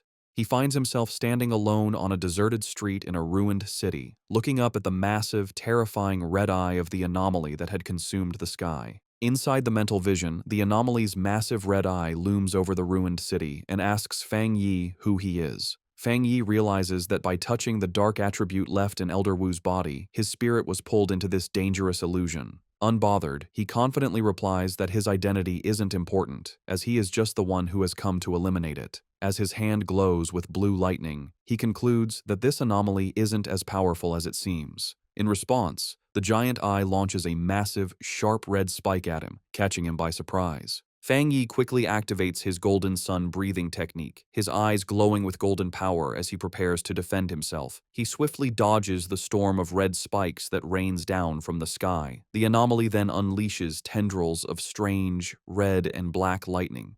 Fang Yi notes that this strange lightning is as strong as the divine thunder he absorbed on Yuhuang Mountain. The anomaly reveals its true form, shifting into a huge swarm of countless insect-like creatures made of pure dark attribute energy, swirling around a central red eye. Fang Yi recognizes that each of these creatures is as strong as the monsters from the dark tide, and he understands there are tens of millions of them. The entire swarm then comes down on him like a terrifying vortex. In response to the huge threat, Fang Yi summons his flaming sword.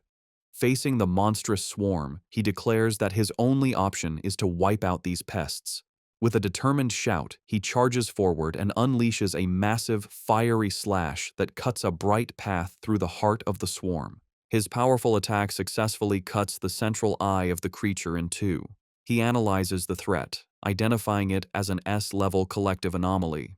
However, he guesses that its power has been greatly weakened.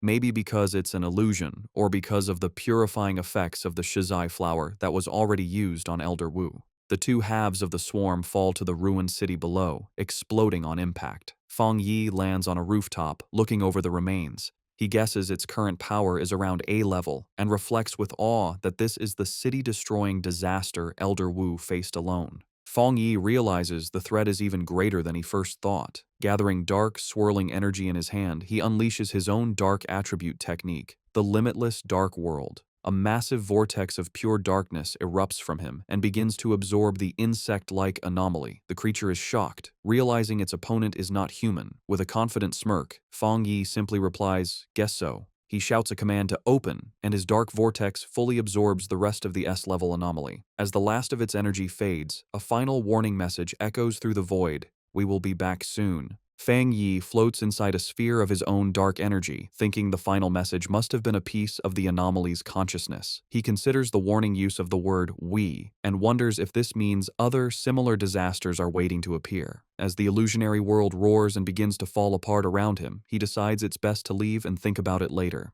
His consciousness returns to the real world with a jolt. He immediately reaches into Elder Wu's body and begins to pull out the corrupting dark attribute energy. A mass of dark purple energy, crackling with his own blue lightning, is pulled from the Elder's chest. To contain the dangerous substance, Fang Yi uses his 9 Dragons Skyfire sealing art, trapping the energy inside a sphere of red, fiery chains. Holding the sealed orb, he explains to a stunned Jiaolan that this is the dark attribute remnant left in Elder Wu's body. He concludes that this must be the last piece of the city-destroying anomaly. He explains that while the sealed orb of dark energy is still powerful, its influence has been greatly reduced thanks to the Shizai flower and Elder Wu's own seal. He praises the Elder, noting that he is truly the nation's #1 pioneer for using his own body to hold back the dark power. He knows anyone else would have died many times. As Jiolan looks at her teacher, she sees the red veins on his face have faded and his breathing seems more peaceful. She tells Fang Yi that he has truly saved the Elder's life. Fang Yi, however, humbly says that it wasn't all his own ability.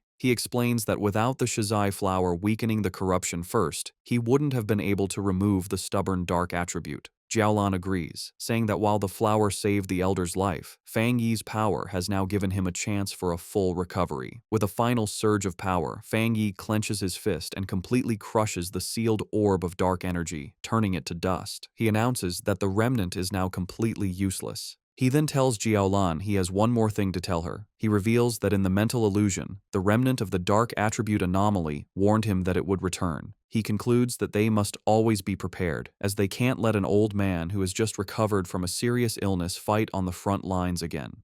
Jiaolan confirms that she knows, as she has heard the rumor before. When Fang Yi asks her what she means, she explains that the monitoring departments of the military and the association collect data on spiritual energy changes. She reveals a rumor based on this data. With the current power of the Xia nation, they might not survive the first year after the full spiritual energy revival. Of course, she adds, no one believed it.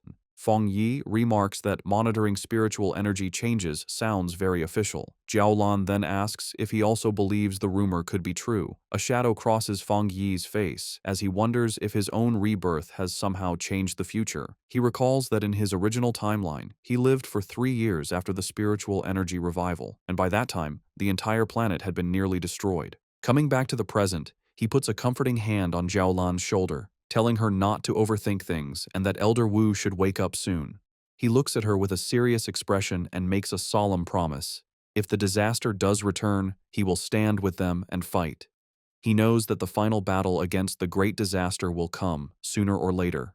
He declares with fierce determination that this time, he will change everything. Later that night, Fang Yi is back at his apartment. He sits meditating on his couch, surrounded by the swirling energy of his new dark attribute. He thinks about his recent battles, feeling that after his 2 fights with S-level anomalies, he is close to breaking through to the 2-star spirit creation realm. However, he knows the full spiritual energy revival is coming fast, and even with his new dark attribute, his current strength is not nearly enough. He thinks about the terrifying power of the anomaly he faced in the mental illusion, realizing that even when it was weakened, its true power was immense. His thoughts are interrupted when he notices the potted plant he had left on his table, the obedient little white flower. He speaks to the glowing flower, telling it that it's not easy to carry around and admitting it was his mistake for not bringing it with him on his last mission.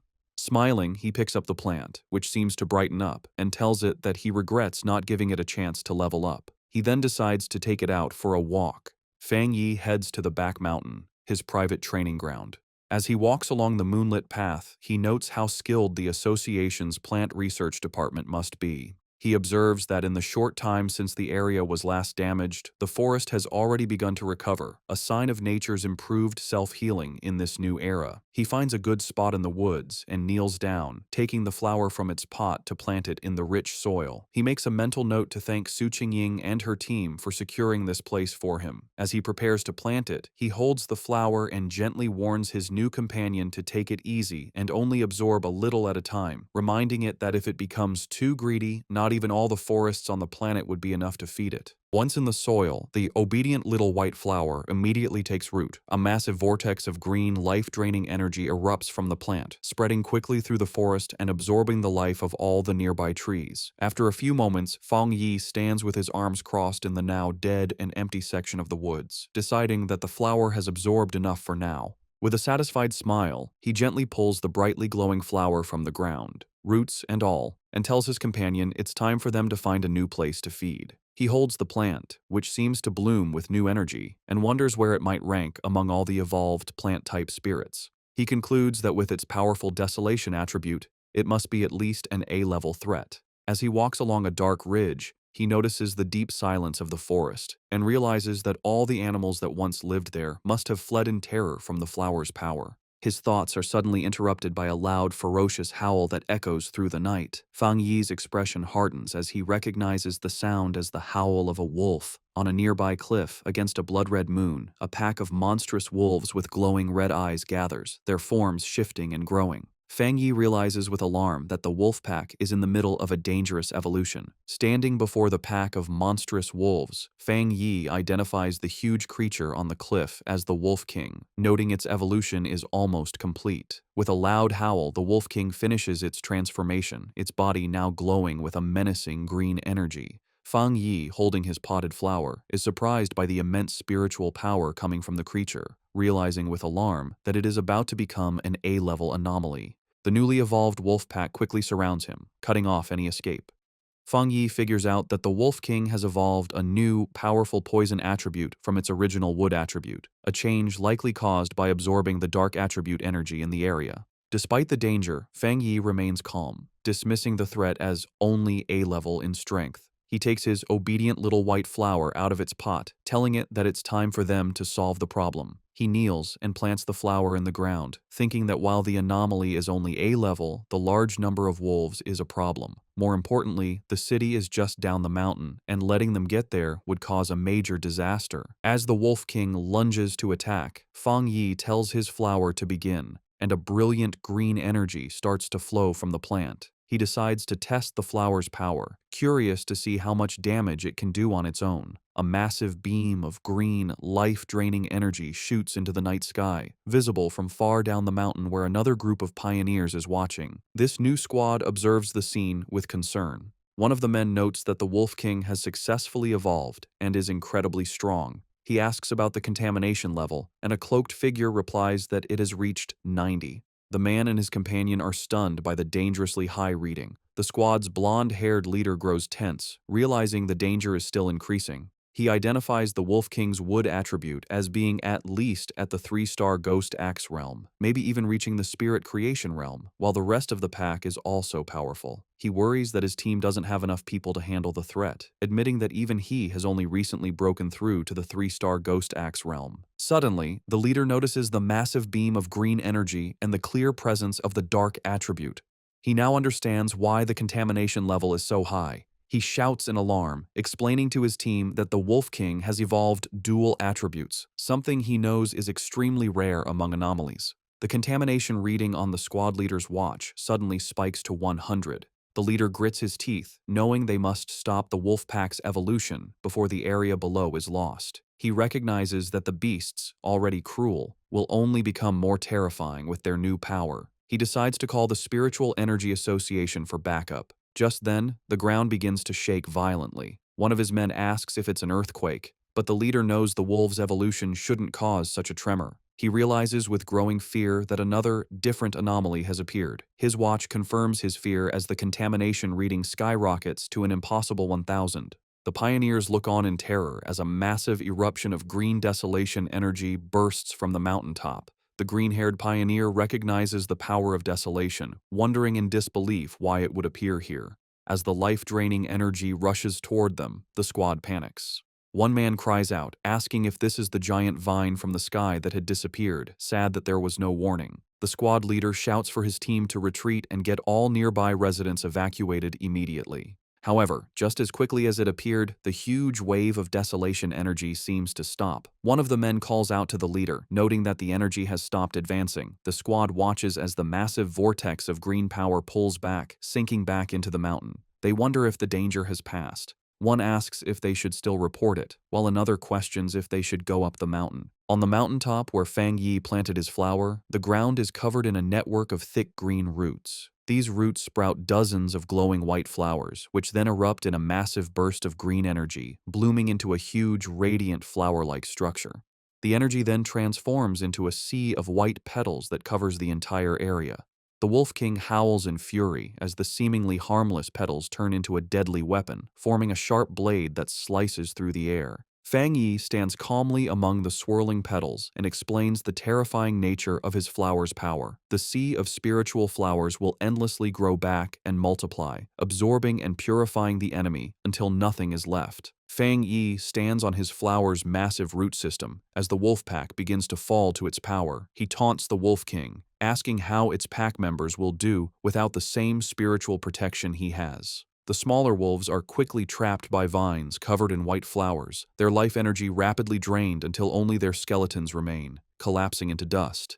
Having absorbed the life force of the entire pack, the flower and its petals turn a deep, menacing red. In a last, desperate attempt, the Wolf King gathers its energy and fires a powerful green blast from its mouth. The red flower, however, easily forms a protective barrier, absorbing the full force of the attack. Hidden among the swirling red petals and vines, Fang Yi tells the beast that its attack is useless. He explains that the desolation attribute of his spiritual flower has already taken root deep within the mountain itself. The sea of flowers, he says, draws its power from the mountain and uses it on the mountain, creating an endless cycle of power. The Wolf King, now smart after its evolution, seems to understand its hopeless situation, but still refuses to give up. It identifies the main red flower as the source of the power and charges directly at it. Fang Yi watches with a small smile, mockingly asking his little flower what it will do now that it has been discovered. In response, the central red flower grows to an immense size and lunges forward to meet the charging Wolf King. It opens its massive petals and traps the beast within its grasp. The Wolf King howls in agony as its life force is drained away by the powerful desolation attribute. The massive red flower continues to absorb the Wolf King, its green energy being eaten by the desolation attribute.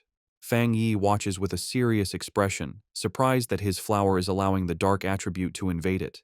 The Wolf King is completely consumed by the flower's pulsating red petals. Fang Yi is amazed by this development, marveling at the formidable power of the desolation attribute. He realizes that he never expected the flower to be able to create its own technique without his direct input after he implanted the attribute. As the giant flower shrinks back down, he understands the terrifying nature of its new ability. Once an enemy is trapped within the sea of flowers, there is no escape. The flower then spits out the clean, bleached skeleton of the Wolf King. Fang Yi concludes that even if the spiritual flowers are destroyed, they can endlessly grow back and use their desolation power to reduce any enemy to bones. Standing before the massive red flower, which is now surrounded by a field of smaller red flowers, he decides to give this new technique a name, the Endless Spiritual Sea. A system window appears, confirming his creation and announcing that the spiritual flower has successfully written the desolation attribute technique, Endless Spiritual Sea. Having finished its battle, the flower's petals close up, glowing brightly from within. Fang Yi looks on, a bit tired from the battle, as a single red petal gently brushes his cheek.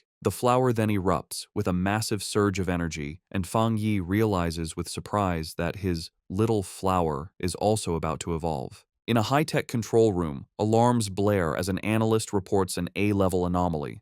He explains they are detecting two different spiritual powers in the same area. Just as the Wolf King was evolving and creating a dark attribute, a separate and powerful desolation attribute appeared. The Association Superior, listening with Su Qingying, demands to know the location. A technician points to a map, explaining it was an area Su Qingying's team was previously in charge of. The Superior questions this, asking if the destroyer squad wasn't already sent to deal with the wolf pack. His question is cut short by a call from the squad on the ground. The squad leader reports that a powerful wave of desolation energy appeared and wiped out the A-level wolf pack. However, he adds that the desolation power moved back into the mountain, where a large number of unusual flower anomalies have since appeared. The pioneers stand before the mountain, which is now glowing red from a sea of flowers, unable to get closer. The association superior and the squad leader continue their talk. The leader warns that if this new, unknown anomaly were to erupt, it would be far worse than the celestial vine. He requests support, admitting that even with all the pioneers there, they likely couldn't handle an unexpected event. The superior agrees and decides to send 2 elite teams. Su Jingying, however, has another idea. She looks at her superior with a knowing expression, stating she has a feeling that the source of the desolation power is Fang Yi. She interrupts the call, pointing out that Fang Yi's home is in the area and confidently declaring that he will protect everyone. As she speaks, a vision shows Fang Yi floating in a fiery aura above the city. Back on the mountain, the landscape is now covered in a sea of red flowers. Fang Yi stands before his obedient little white flower, which has grown to a massive size. He observes that, just as he suspected, after eating the Wolf King, the flower is about to evolve a second attribute. The giant red flower blooms, its center now glowing with a brilliant golden light. Fang Yi is surprised, noting that the flower's new power is a fire attribute. He touches the massive plant, remarking on how its evolution method, simply swallowing enemies, is an incredibly easy way to gain power. After its evolution, the massive flower shrinks back to its original handheld size, its petals now a deep red. A system window appears, confirming the spiritual flower has completed its evolution. It is now classified as an A-level anomaly named the Desolate Fire Spirit Flower and has dual desolation and fire attributes. The notification adds that the flower has a strong desire to eat spiritual energy and can be placed in the limitless dark world to be nurtured. Fang Yi reads the notification, confused by the mention of the limitless dark world. A new idea strikes him. He realizes he can place the flower inside his personal dark domain. He understands that the domain contains a large amount of dark attribute anomalies and a good environment. He thinks that if the spiritual flower eats the energy inside, it could even evolve a third dark attribute. Just as he holds the orb of his dark domain, a massive storm begins to gather in the sky. His eyes glow with golden light as he realizes he is about to have another breakthrough, this time to the 2-star spirit creation realm. He sits down to cultivate, and a massive pillar of golden divine energy comes down from the heavens, surrounding him. As he meditates, he feels his power becoming easier to control, the spiritual energy of the world merging with his body as if they were one. Elsewhere in the mountains, a muscular man with spiky hair senses the immense energy of the breakthrough. He follows the light and is amazed to find the source of the power. He is thrilled, recognizing the legendary Heavenly Fireblade and realizing he has found a 2-star spirit creation realm cultivator. Watching a video of Fang Yi's previous battle, the man is surrounded by his own fiery aura. He declares that he will crush this new fire attribute pioneer to prove to everyone that he is number 1. Back at his cultivation spot, Fang Yi's sharp senses pick up a new presence. He shouts out, asking who is there. The mysterious man launches a massive fireball at him, questioning if he is a fire attribute pioneer.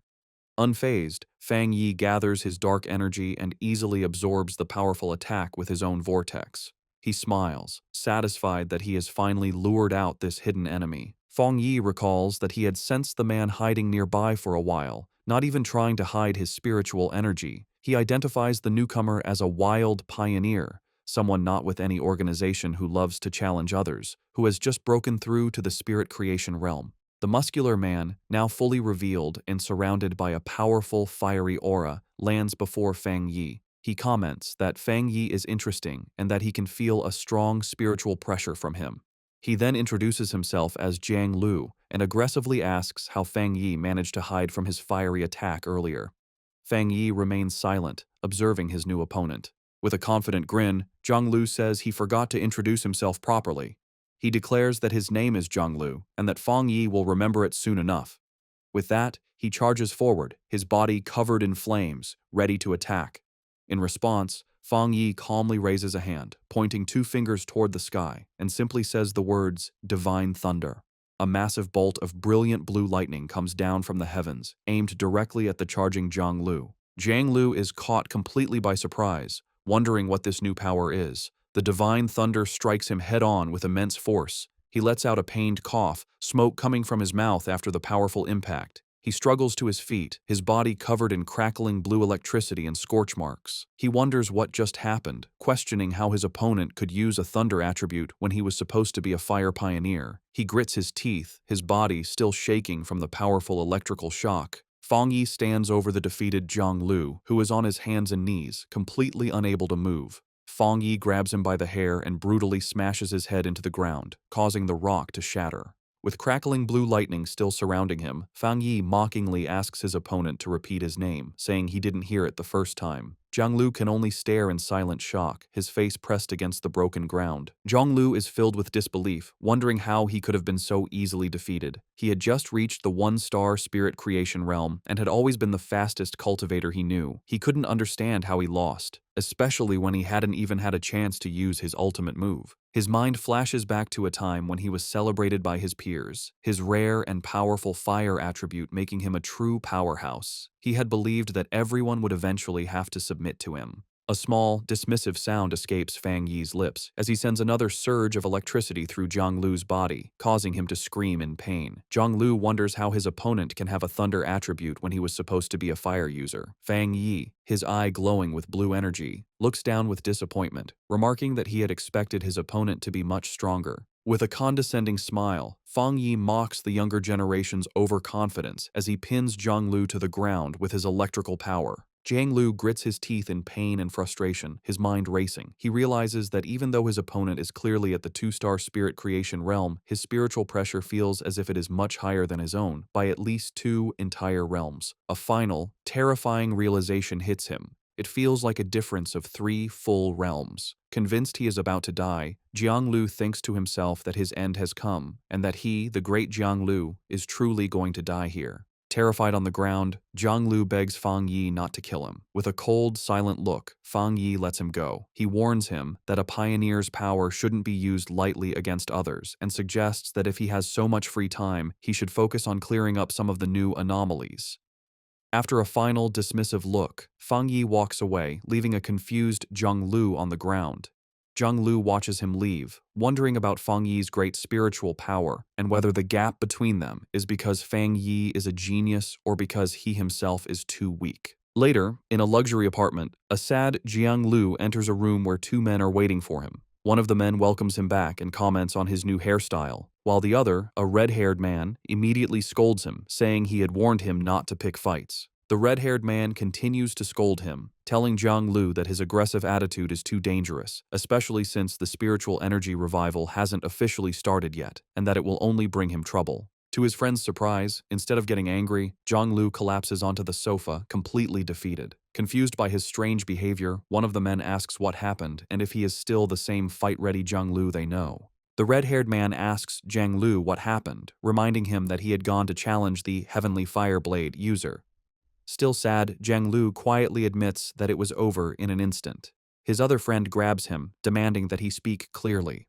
With tears on his face, Jiang Lu breaks down and confesses that he was the one who was defeated instantly. His friends are in total disbelief. Jiang Lu, in a frantic state, wishes he had realized something was wrong and backed down, which would have saved him from this shame. The seated man expresses his confusion, questioning how the Heavenly Fireblade could be so strong when Jiang Lu himself is a rare genius who broke through to the spirit creation realm in just a few months. Jiang Lu then remembers the fight, recalling how his best technique, the meteor flame, was shattered in a single moment by his opponent's powerful thunder attack. His friends try to make sense of the defeat. The seated man wonders if Jiang Lu simply fought the wrong person, arguing that with his pure firepower and his spirit creation realm level, it's almost impossible for anyone to beat him so easily. The red-haired man suggests that maybe this person wasn't a pioneer at all, and that their first guess about his strength was wrong. Jiang Lu furiously rejects their ideas, screaming that he couldn't have been mistaken and that the location was definitely his opponent's territory. He insists they wouldn't understand because they didn't experience it. He describes the man as a monster, recalling the terrifyingly powerful thunder that felt like it was going to make his head explode. Both of his friends are shocked into silence as Jiang Lu declares that his gut feeling tells him it was the right person. He explains his horrifying conclusion. His opponent is a top-tier pioneer with both fire and thunder powers, and his thunder power is somehow many times stronger than Jiang Lu's own fire. He believes the man was hiding his true strength, which he guesses must be at least at the 3-star spirit creation realm. His friends are stunned by this. The red-haired man thinks about how impossible a 2-star wild pioneer at that level should be, concluding that if Zhang Lu is right, this person will become a nightmare for all other pioneers. After a moment, Zhang Lu looks up with new determination and asks his friends if he should try to become his opponent's apprentice, leaving them completely speechless. While meditating in his apartment, Feng Yi is surrounded by a swirling golden aura. He finds it strange that the feeling of being on the verge of a breakthrough to the 2-star spirit creation realm has suddenly disappeared.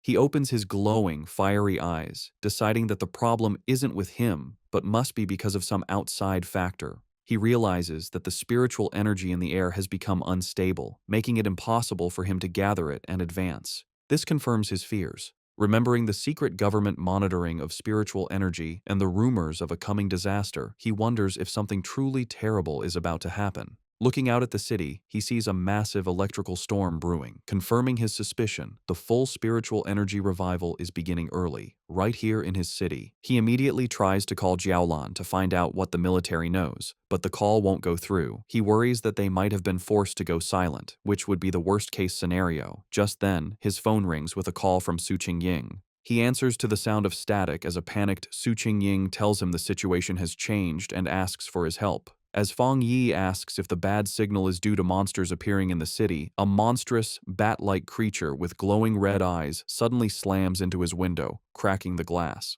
Through the static, Su Qingying confirms the problem is huge and that she is in the city. With a final crash, the creature wreathed in dark energy shatters the window and charges toward the still-seated Feng Yi. Unimpressed, he calmly remarks that the creature is overestimating its own strength. Reacting instantly, Feng Yi summons a blade of pure blue electrical energy from his hand. He leaps into the air and throws it at the charging beast, piercing it completely and destroying it in a flash of light. The noise brings Lin Yi rushing from her room, shouting a warning to her cousin about the bat-like monster that has just appeared. She stops, staring in shock at the destroyed window and her cousin, who stands calmly amidst leftover lightning. She asks him what's wrong. Looking through the shattered window, Feng Yi explains that while monsters usually appear randomly, it's worrying that they are now appearing directly in their home, and more than one. He believes the situation is still under control for now.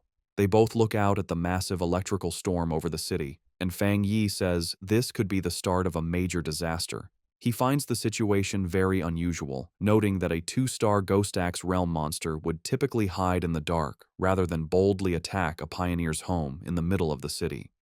Realizing a difficult fight is coming, he tells Lin Yi to contact every pioneer she knows and have them gather at the apartment. She agrees without hesitation. Feng Yi then steps onto the ledge of the broken window, telling his cousin that since she is about to have her own breakthrough, he is trusting her with the safety of their home. He tells her to guard the window while he is gone. Elsewhere, across the chaotic city, Su Qingying and her squad are on a rooftop, their communications already being affected by the intense storm. One of her teammates, Zhang Xiaoya, wonders if their equipment is just broken. Su Qingying grimly states that if a true disaster happens, they will have to handle it on their own. They look up at a massive, swirling vortex in the sky, and Su Qingying hopes it's just a false alarm. Acting as captain, she gets on her communicator, checking patrol statuses and ordering all units to stay on high alert. Her command is cut short as she, Zhang Xiaoya, and the other member of the group look up with expressions of pure shock and terror. A massive swarm of the dark, bat-like monsters begins to descend from the vortex, and a warning is shouted that a group of anomalies has appeared, signaling the start of an invasion. Across the city, a red alert warns of the biggest rainstorm in 50 years, telling all citizens to stay indoors. The streets are filled with fear and confusion as people look at the dark sky, wondering if it's the end of the world. Meanwhile, Zhang Lu and his red-haired friend are speeding through the wet streets on their motorcycles. The friend yells to Jiang Lu that the situation feels wrong and asks if they should stay or go, but Jiang Lu is silent and grim. Suddenly, a monstrous bat-like creature in dark red energy dives at them from the sky. Jiang Lu reacts with anger, shouting that the creature is looking for death as he summons a fireball. He launches a powerful fire blast at the monster, while his friend wonders why it would attack them, since they usually avoid pioneers as strong as Jiang Lu. To their shock, the creature comes out of the flames with a screech, completely unharmed. Zhonglu realizes with panic that it's not that the creature wasn't burned, but that it revived instantly. Overwhelmed by the power of the monsters in this city, he decides they need to go home right away. The scene flashes back to several hours earlier, in a high-tech control room at the Spiritual Energy Association. Su Qingying and her superior are in a meeting where an official suggests they need their best people to communicate with Feng Yi. Just as the superior turns to speak with Su Qingying, an alarm interrupts them. A special warning appears on the main screen, announcing that an A-level anomaly will arrive in the city center within 24 hours, and that many bat-like anomalies are already gathering in the suburbs. The association superior questions if it's really an A-level anomaly, and a worried Su Qingying declares they must send a team immediately and that she will go too. The scene returns to the present, where the leader of the destroyer squad looks up in terror at a giant version of the bat monster coming down on him. He frantically yells into his communicator, correcting the report and warning that the anomaly isn't A-level, it's S-level. The creature's huge, shadowy form grows, its glowing red eyes watching as it prepares to destroy everything. The scene shifts to a quiet military district with empty, futuristic hallways. Outside, however, a fierce battle is raging. A massive swarm of glowing red bat-like anomalies attacks a military warship, which fires a huge blast of energy in defense. In the heart of the swarm, Jiaolan fights hard, her body a whirlwind, as she uses powerful purple energy whips to slice through waves of the dark creatures. Jiaolan pauses, watching the endless stream of monsters. She knows her unique ability lets her shape and strengthen her spiritual power, but the number of dark attribute bats keeps growing. It feels like they are trying to stop her and her soldiers from doing something important. Just then, a young blonde man, crackling with yellow lightning, lands beside her. He smiles, complimenting her on her power. He then explains their bad situation. The entire military district is being held by only a few high-level officers. He asks for her orders. Jiaolan tells him that their communications are being jammed, making it impossible to contact anyone outside. She assumes the other military districts are facing the same problem. Facing a sky turning black with the swarm, Jiaolan makes a hard decision. She shouts her commands, ordering 2 squads to stay and defend the restricted zone no matter what. She declares that everyone else will follow her to break through the enemy lines and try to connect with other military forces. With her command given, she, the blonde lightning user, and their soldiers jump into the battle, ready to fight for their freedom. As they fly towards the city, Jiaolan has a horrifying realization. Looking at the city, now completely covered by the blood-red swarm, she understands their real goal. The anomaly's ultimate target was never the military zone. It was the entire city. In the pouring rain, citizens scramble for cover. At a bus stop, the live streamer Malala and a man wait, but she is excited instead of scared. She tells the man that the strange, heavy rain is a perfect chance for a popular stream. With a determined smile, she says that sometimes you have to take risks for amazing footage. Her excitement quickly turns to horror. In the next moment, a shadowy bat-like monster lunges from the darkness and eats the man as Malala watches, screaming. The air fills with chaos as a massive swarm of these creatures descends on the street. Malala runs for her life, hearing the terrified shouts that the bats are drinking their blood. One of the creatures catches up and attacks her, and she screams, believing her end has come. Just as the monster is about to strike, a bright blue blade of energy slices through the air, killing the creature and saving her. A figure surrounded by blue lightning lands gracefully behind her. The rescuer is Su Qingying, who stands with 2 of her cloaked squad members. She offers a hand to the terrified Malala, telling her that her teammates will take her home safely. As the 2 squad members help the shaken girl, one warns Su Qingying that the number of sea-level bat anomalies is growing, and they seem to be evolving. With a furious look, Su Qingying says that if they know the creatures evolve by eating humans, then they must hurry and get all civilians to a safe place. She then gives her final order, telling her team to meet her back at this spot later, as it is the area with the most anomalies. Her teammates agree as they lead Malala away, leaving Su Qingying alone to face the growing blood-red swarm. High above the city, Feng Yi leaps and lands on a rooftop, facing a huge, multi-eyed version of the bat anomaly. Looking at the endless swarm below, he is surprised that the whole group has already evolved, their power approaching the 3-star Ghost Axe realm. In response to the great threat, he summons a bright, blazing sword of golden fire. With a single, powerful swing, he sends a massive wave of flames that cuts through the swarm, burning a huge number of the creatures instantly. However, as he watches, his eye glows red, and he realizes this fight is not over. He understands this anomaly is different. The bat swarm seems unkillable, constantly healing and multiplying, making them impossible to destroy with simple attacks. He sees that swarms of these dark attribute creatures have appeared in every crowded area of the city. It feels like countless identical disaster zones have appeared at once, and he knows finding the association members in the chaos will take too much time. Looking out at the city, now covered in a swirling dark mist, he concludes that he has no choice but to deal with the swarms one by one. Deciding on a new strategy, Fang Yi raises his hand and uses his ultimate technique, the limitless dark world. A massive, swirling vortex of dark green energy erupts from him, and he declares that the anomalies will become food for his spiritual flower. As his vortex begins to absorb the swarm, he thinks of his allies. A vision of the pioneers he gathered at his home appears in his mind: Lin Yiyi, Su Qingying, Zhang Xiaoya, and others. He knows he must act quickly. He believes that with his cousin's ability and the protection of the other pioneers, his home should be safe for now. But he also understands that if the disaster gets worse, the nightmare will become real, and survival will become nearly impossible for everyone. 10 minutes later, Su Qingying is still fighting on a rooftop, surrounded by the endless swarm of bat anomalies. She grits her teeth in frustration, realizing that no matter how many she destroys, they just keep coming. Her spiritual power is recovering too slowly, and she worries that she will soon be completely out of energy. She also briefly thinks about her two teammates, hoping they are safe while escorting the civilian. A sudden, terrified scream for help makes her look at the sky. She sees a massive, dense ball of the red anomalies gathering, forming a single, terrifying creature. Realizing the danger is getting worse, she leaps up the side of a building. She knows that if the anomalies keep getting stronger, they will soon reach the spirit creation realm. With her team spread thin saving people, they don't have enough power to handle this new threat, especially now that the creatures have started attacking buildings. She fires several powerful blasts of blue energy at the bats, trying to break through. However, the huge number of creatures is too much, and they overwhelm her, knocking her from the sky. As she falls, she has a horrifying realization. Looking at the massive, swirling vortex of dark energy and lightning above, she understands the swarm's true purpose.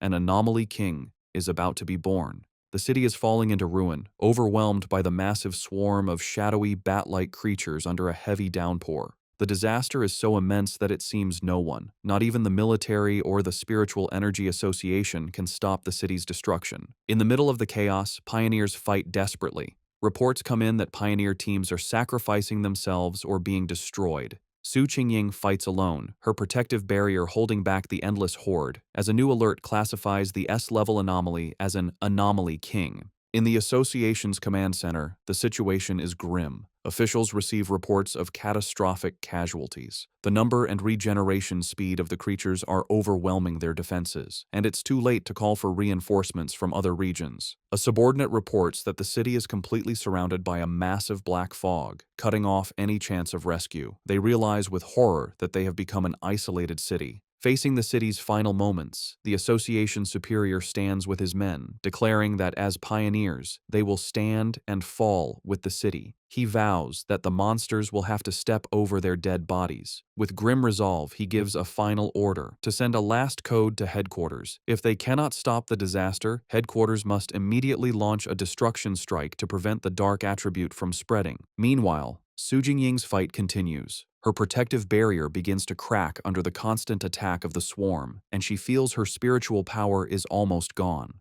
Gathering her last strength, she concentrates her energy and unleashes a final, massive blast at the swirling vortex of monsters. However, her attack is easily deflected. The evolved creature, now more visible, lets out a terrifying shriek as it reveals its true power, which Su Qingying is shocked to realize is at the level of a 3-star spirit creation realm.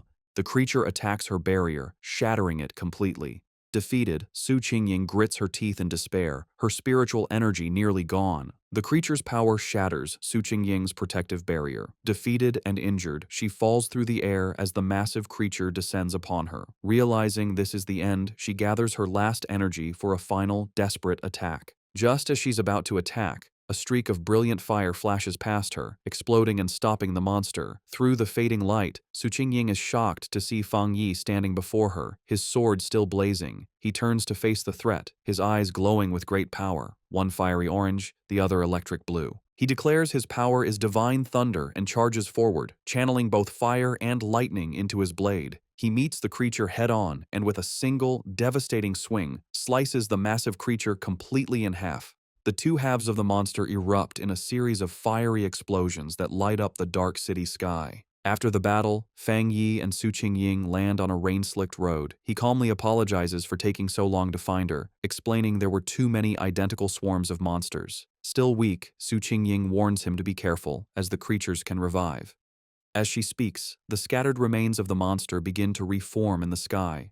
Fang Yi simply looks up, stating that he already knows this. Facing the regenerating swarm, Fang Yi tells Su Qingying not to worry, as he always finishes what he starts. He gathers a huge amount of purple dark attribute energy into his hand and unleashes his limitless dark world, a powerful vortex to absorb the enemy, declaring he always keeps his word.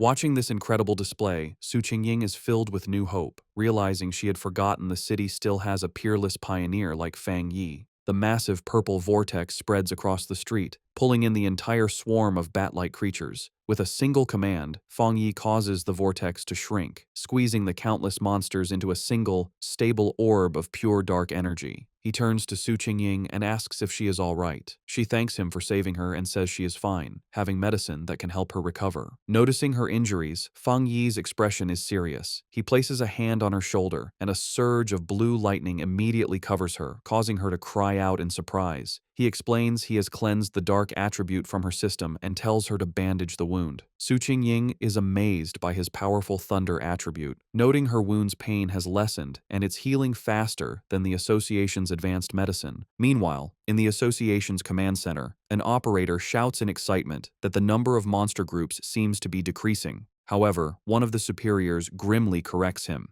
He explains that all rescue pioneer teams have been attacked and have lost contact. The number of monsters outside the city is not decreasing at all. He concludes that the swarms in the city are gathering because the anomaly king is about to appear. He thinks sadly about wanting to see his parents, but knows it is now impossible, deciding all he can do is perform his final duties. As they both watch the massive green vortex in the sky, Fang Yi asks Su Qingying if she has any solid information on what they are facing. She explains it is a Super S-class anomaly that plans to feed on the entire city, with a power level as high as the monster that the Star God Warzone had to seal. With a grim expression, she tells him that such an event is called a cataclysm, and the swarms of monsters are just a warning of the true disaster to come.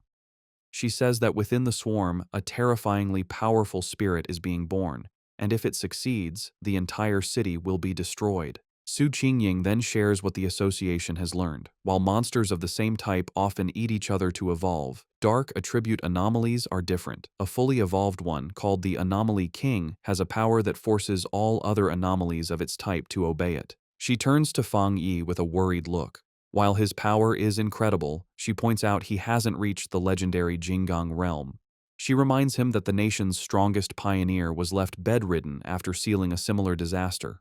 Pleading with him, she says they can't afford to lose another genius and urges him to escape, break through the monster's blockade, and tell the military to abandon the city. Fang Yi interrupts her desperate plea with a gentle tap on her head, playfully asking if she has forgotten everything she learned in school. His expression then turns firm as he declares that this city is his home, and he will pay any price to protect it. Su Qingying is left speechless by his determination. Without another word, he walks away and leaps to a high rooftop, standing before the massive green vortex from which the Anomaly King is emerging. Surrounded by a brilliant golden aura, he grimly notes that it seems the city is being offered as a sacrifice for this king's birth, and he activates his golden sun power. He turns back to Su Qingying, who has followed him, and asks to borrow her wrist device, explaining that he needs it to detect anomalies and contact the association. She hands it over. With the device in one hand and his blazing sword in the other, Fang Yi declares that he must go up there and destroy the creature before it can fully form. He stands ready as the monstrous Anomaly King continues to emerge from the swirling vortex high above the city. Back in the association's command center, the tense mood is broken when an operator shouts that they've reconnected with a lost pioneer's signal. It's Captain Su. The operators are shocked to see her tracker moving at an incredible speed, flying directly toward the center of the storm, the most dangerous area. They yell at her to come back, knowing that going in alone is a suicide mission. An official grabs a communicator and desperately tries to reach her, ordering her to stop immediately and wait for backup from headquarters and the military. On the rooftop, Fang Yi holds Su Qingying's wrist device, which crackles with static.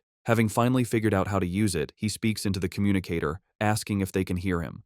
The official on the other end is stunned, demanding to know who he is and where Su Qingying is. Fang Yi ignores the questions and takes charge, telling the official that he needs everyone in the command center to work with him because he is going to destroy the Anomaly King at the center of the storm. As Fang Yi flies towards the massive vortex, he continues his demand, telling the speechless official that if they don't want the city to be destroyed, they will cooperate. He demands that all their communication equipment and information be used to help him. After a moment of shocked silence, the official makes a decision. He furiously orders everyone to stop what they are doing and immediately connect with the unknown pioneer. He commands his teams to use all available satellite radar to give him information and assigns an operator to be his main contact. The operator immediately begins his report, explaining that satellite images show a huge number of anomalies surrounding the king, swirling like a typhoon. He suggests that the number of anomalies on the northern route is lower, offering it as a possible way in, and recommends an approach from the southeast to avoid the thickest swarms. As the information comes in, Fang Yi continues to fly into the storm. Suddenly, the operator shouts a warning. Fang Yi has been spotted by two powerful anomalies, ranked A and S, both estimated to possess the strength of the two-star spirit creation realm. He desperately urges Fang Yi to get away. The official watches the monitors grimly, knowing that it is too late to retreat. At that moment, a massive shockwave hits the command center, throwing the staff into chaos as they scream in panic. High in the sky, Fang Yi effortlessly cuts one of the powerful bat-like anomalies in half with his flaming sword. His eyes burn with fiery energy as he calmly asks, and then, in the command center, the operators are in stunned disbelief. The main official exclaims that the anomaly's source has disappeared, realizing with shock that the pioneer killed a dark attribute S-level anomaly in one hit. His subordinate excitedly confirms that it must be the legendary pioneer known as the Tyrant. The entire command center erupts in cheers, happy that they have been saved. Meanwhile, Fang Yi analyzes the situation. He understands that after enchanting his sword, its flames can now counter the dark attribute, greatly slowing down the anomaly's regeneration. However, as the creature he just defeated begins to reform from the dark energy, he realizes his current power isn't quite enough to stop their regeneration completely. He concludes that if he had broken through to the next level earlier, one hit would have been enough. Realizing he needs a different plan, Fang Yi clenches his fists, gathering both his fire and thunder energy. Deciding that speed and frequent attacks are the only solution, he unleashes a flurry of fast slashes that cut the reforming monster to pieces, though he notes with annoyance that their endless numbers are a problem. Suddenly, a strange, swirling green orb of energy appears in the sky, catching the attention of the dark creatures, which begin to fly down towards it. On the ground, a group of cloaked pioneers watches in confusion. One of them wonders what is happening as the bat-like creatures have suddenly stopped their attack. The association superior, who is with them, grimly states that this is not good. He knows there is only one reason the swarms would stop. They are being called back by the Anomaly King, which means its arrival is getting closer. The remaining military and pioneer forces watch as the swarms gather into a massive, blood-red cloud over the city, understanding that their only chance is to stop the swarms before they can be fully recalled. Outside the surrounded city, the battle continues. Jiaolan, from a high point, unleashes a powerful blast of energy into the swarms of dark creatures. Her subordinate, the blonde lightning user, approaches her with a grim report. He asks how much longer it will be until they can enter the city, and Jiaolan replies that their instruments estimate it will take at least another half hour. The subordinate despairs, knowing that in half an hour, the Anomaly King will have fully hatched, and the city will be lost.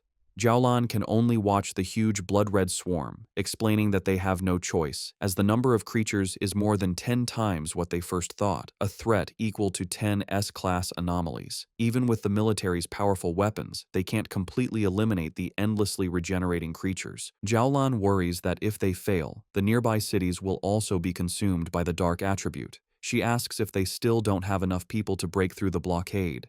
Her subordinate replies that they are completely outnumbered, complaining that some pioneers are just watching from a distance, not realizing the danger will eventually reach them too. Suddenly, Jiaolan's expression changes as she notices something in the sky. Her subordinate asks what she sees. They both watch as the swarms of bat-like creatures within the city begin to come together, flying towards the area where the Anomaly King is being born. At that moment, a bright point of golden light erupts from the very center of the massive vortex. The subordinate recognizes the energy, asking in disbelief if the bright flame could be Fang Yi. He turns to her, questioningly saying her name. With a new, confident smile, Jiaolan simply replies that it is nothing. She then takes command, shouting to all her forces to increase their firepower and push forward without worrying about their supplies. She declares that they must enter the city because the Star God Warzone will not abandon any city. As her forces advance, a single fiery figure rises into the heart of the storm, a beacon of hope against the darkness.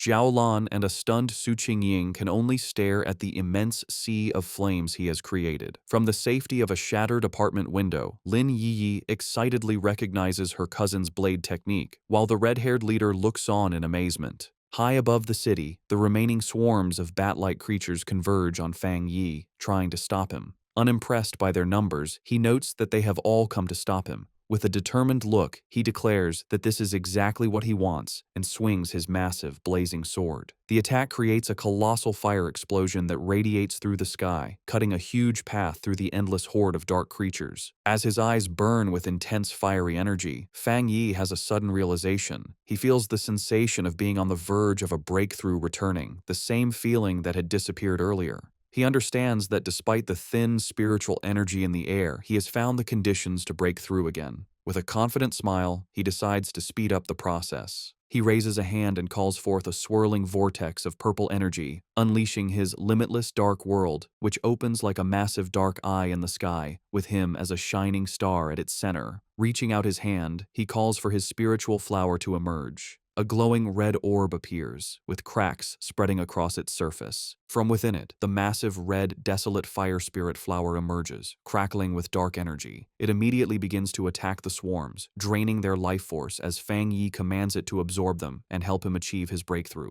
The newly summoned desolate fire spirit flower immediately starts to act. The red flower erupts with great power, sending out a lot of dark tendrils toward the swarm of bat-like creatures. The tendrils pierce through the monsters easily, and the flower begins to eat them, using their dark energy to help Fang Yi's breakthrough. Once the swarms are gone, Fang Yi lands gently in the middle of the now huge red flower. From there, he watches the big green and red vortex in the sky where the Anomaly King is still forming. With his eyes glowing red, he thinks that although the giant creature is visible, it feels strangely unreal, like a reflection in water. However, a confident smirk appears on his face as he realizes he can sense the creature's core. He can hear its heartbeat, a dull, powerful sound like war drums. Fang Yi understands that the king's power can bring out the deepest and most evil desires in people, making it a serious threat.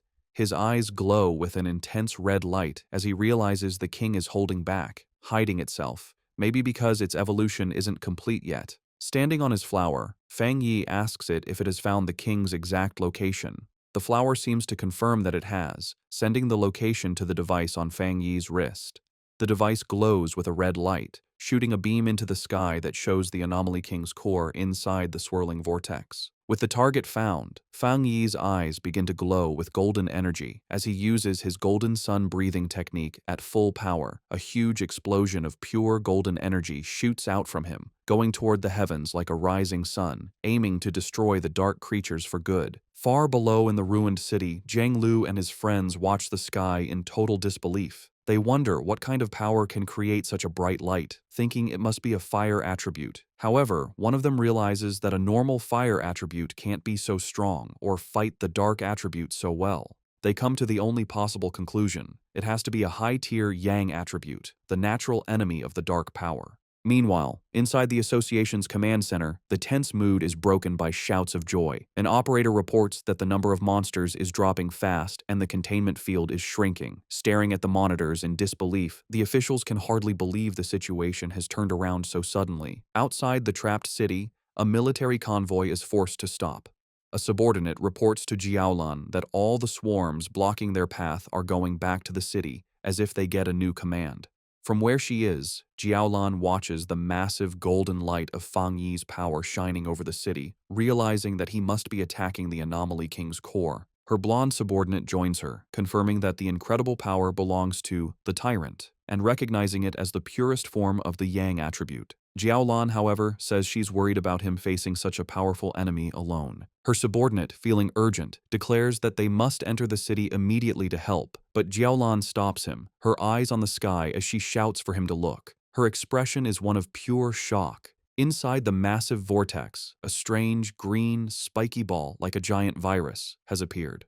Jiaolan realizes with horror that the Anomaly King is starting to hatch early. Down in the streets, other pioneers also see this scary development. One man stares at the pulsating green mass, identifying it as the source of all evil. Filled with anger and sadness for their fallen friends, he and the other pioneers promise to kill every last monster. Meanwhile, inside a damaged building, Lin Yi, the red-haired leader, and another pioneer watch the crisis. Yi insists that they can't just wait to be killed. They must do something to help her cousin, understanding that the birth of the Anomaly King will require the whole city as a sacrifice. Elsewhere, Su Qingying uses her powers to heal an injured pioneer, showing the desperate fight happening all over. Lin Yi rallies the other pioneers in the building. She reminds them that the very creatures trying to stop her cousin are the same ones that have hurt their families and friends. As she speaks, an idea suddenly comes to her. She remembers the massive flower her cousin has summoned, the one that eats the swarms of bats. She realizes its power is just like the desolation attribute of the ghost vine they have seen before.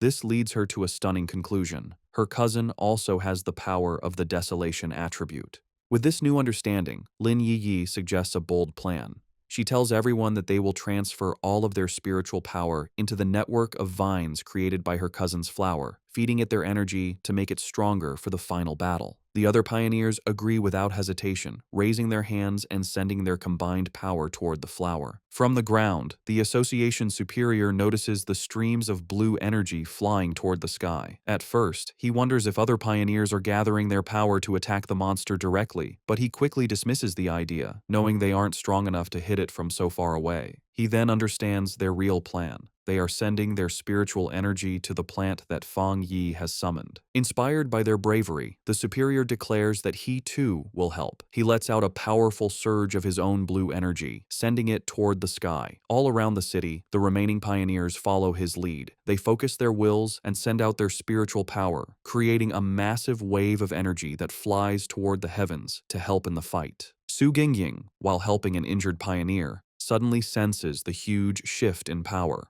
Looking up, she sees Fang Yi's spiritual flower, now glowing with the combined energy of every pioneer in the city. Realizing this is humanity's last stand, she gathers her own remaining power and sends it to join the others, supercharging the flower for a final powerful strike against the Anomaly King's core. The monster lets out a final pained scream as the attack hits its target, followed by Fang Yi delivering a quick, decisive slash that cuts through its body. After the huge battle, Fang Yi floats in the air, wiping blood from his face. A voice from the communicator urgently warns him that all the bat swarms from outside the city are now coming to his position.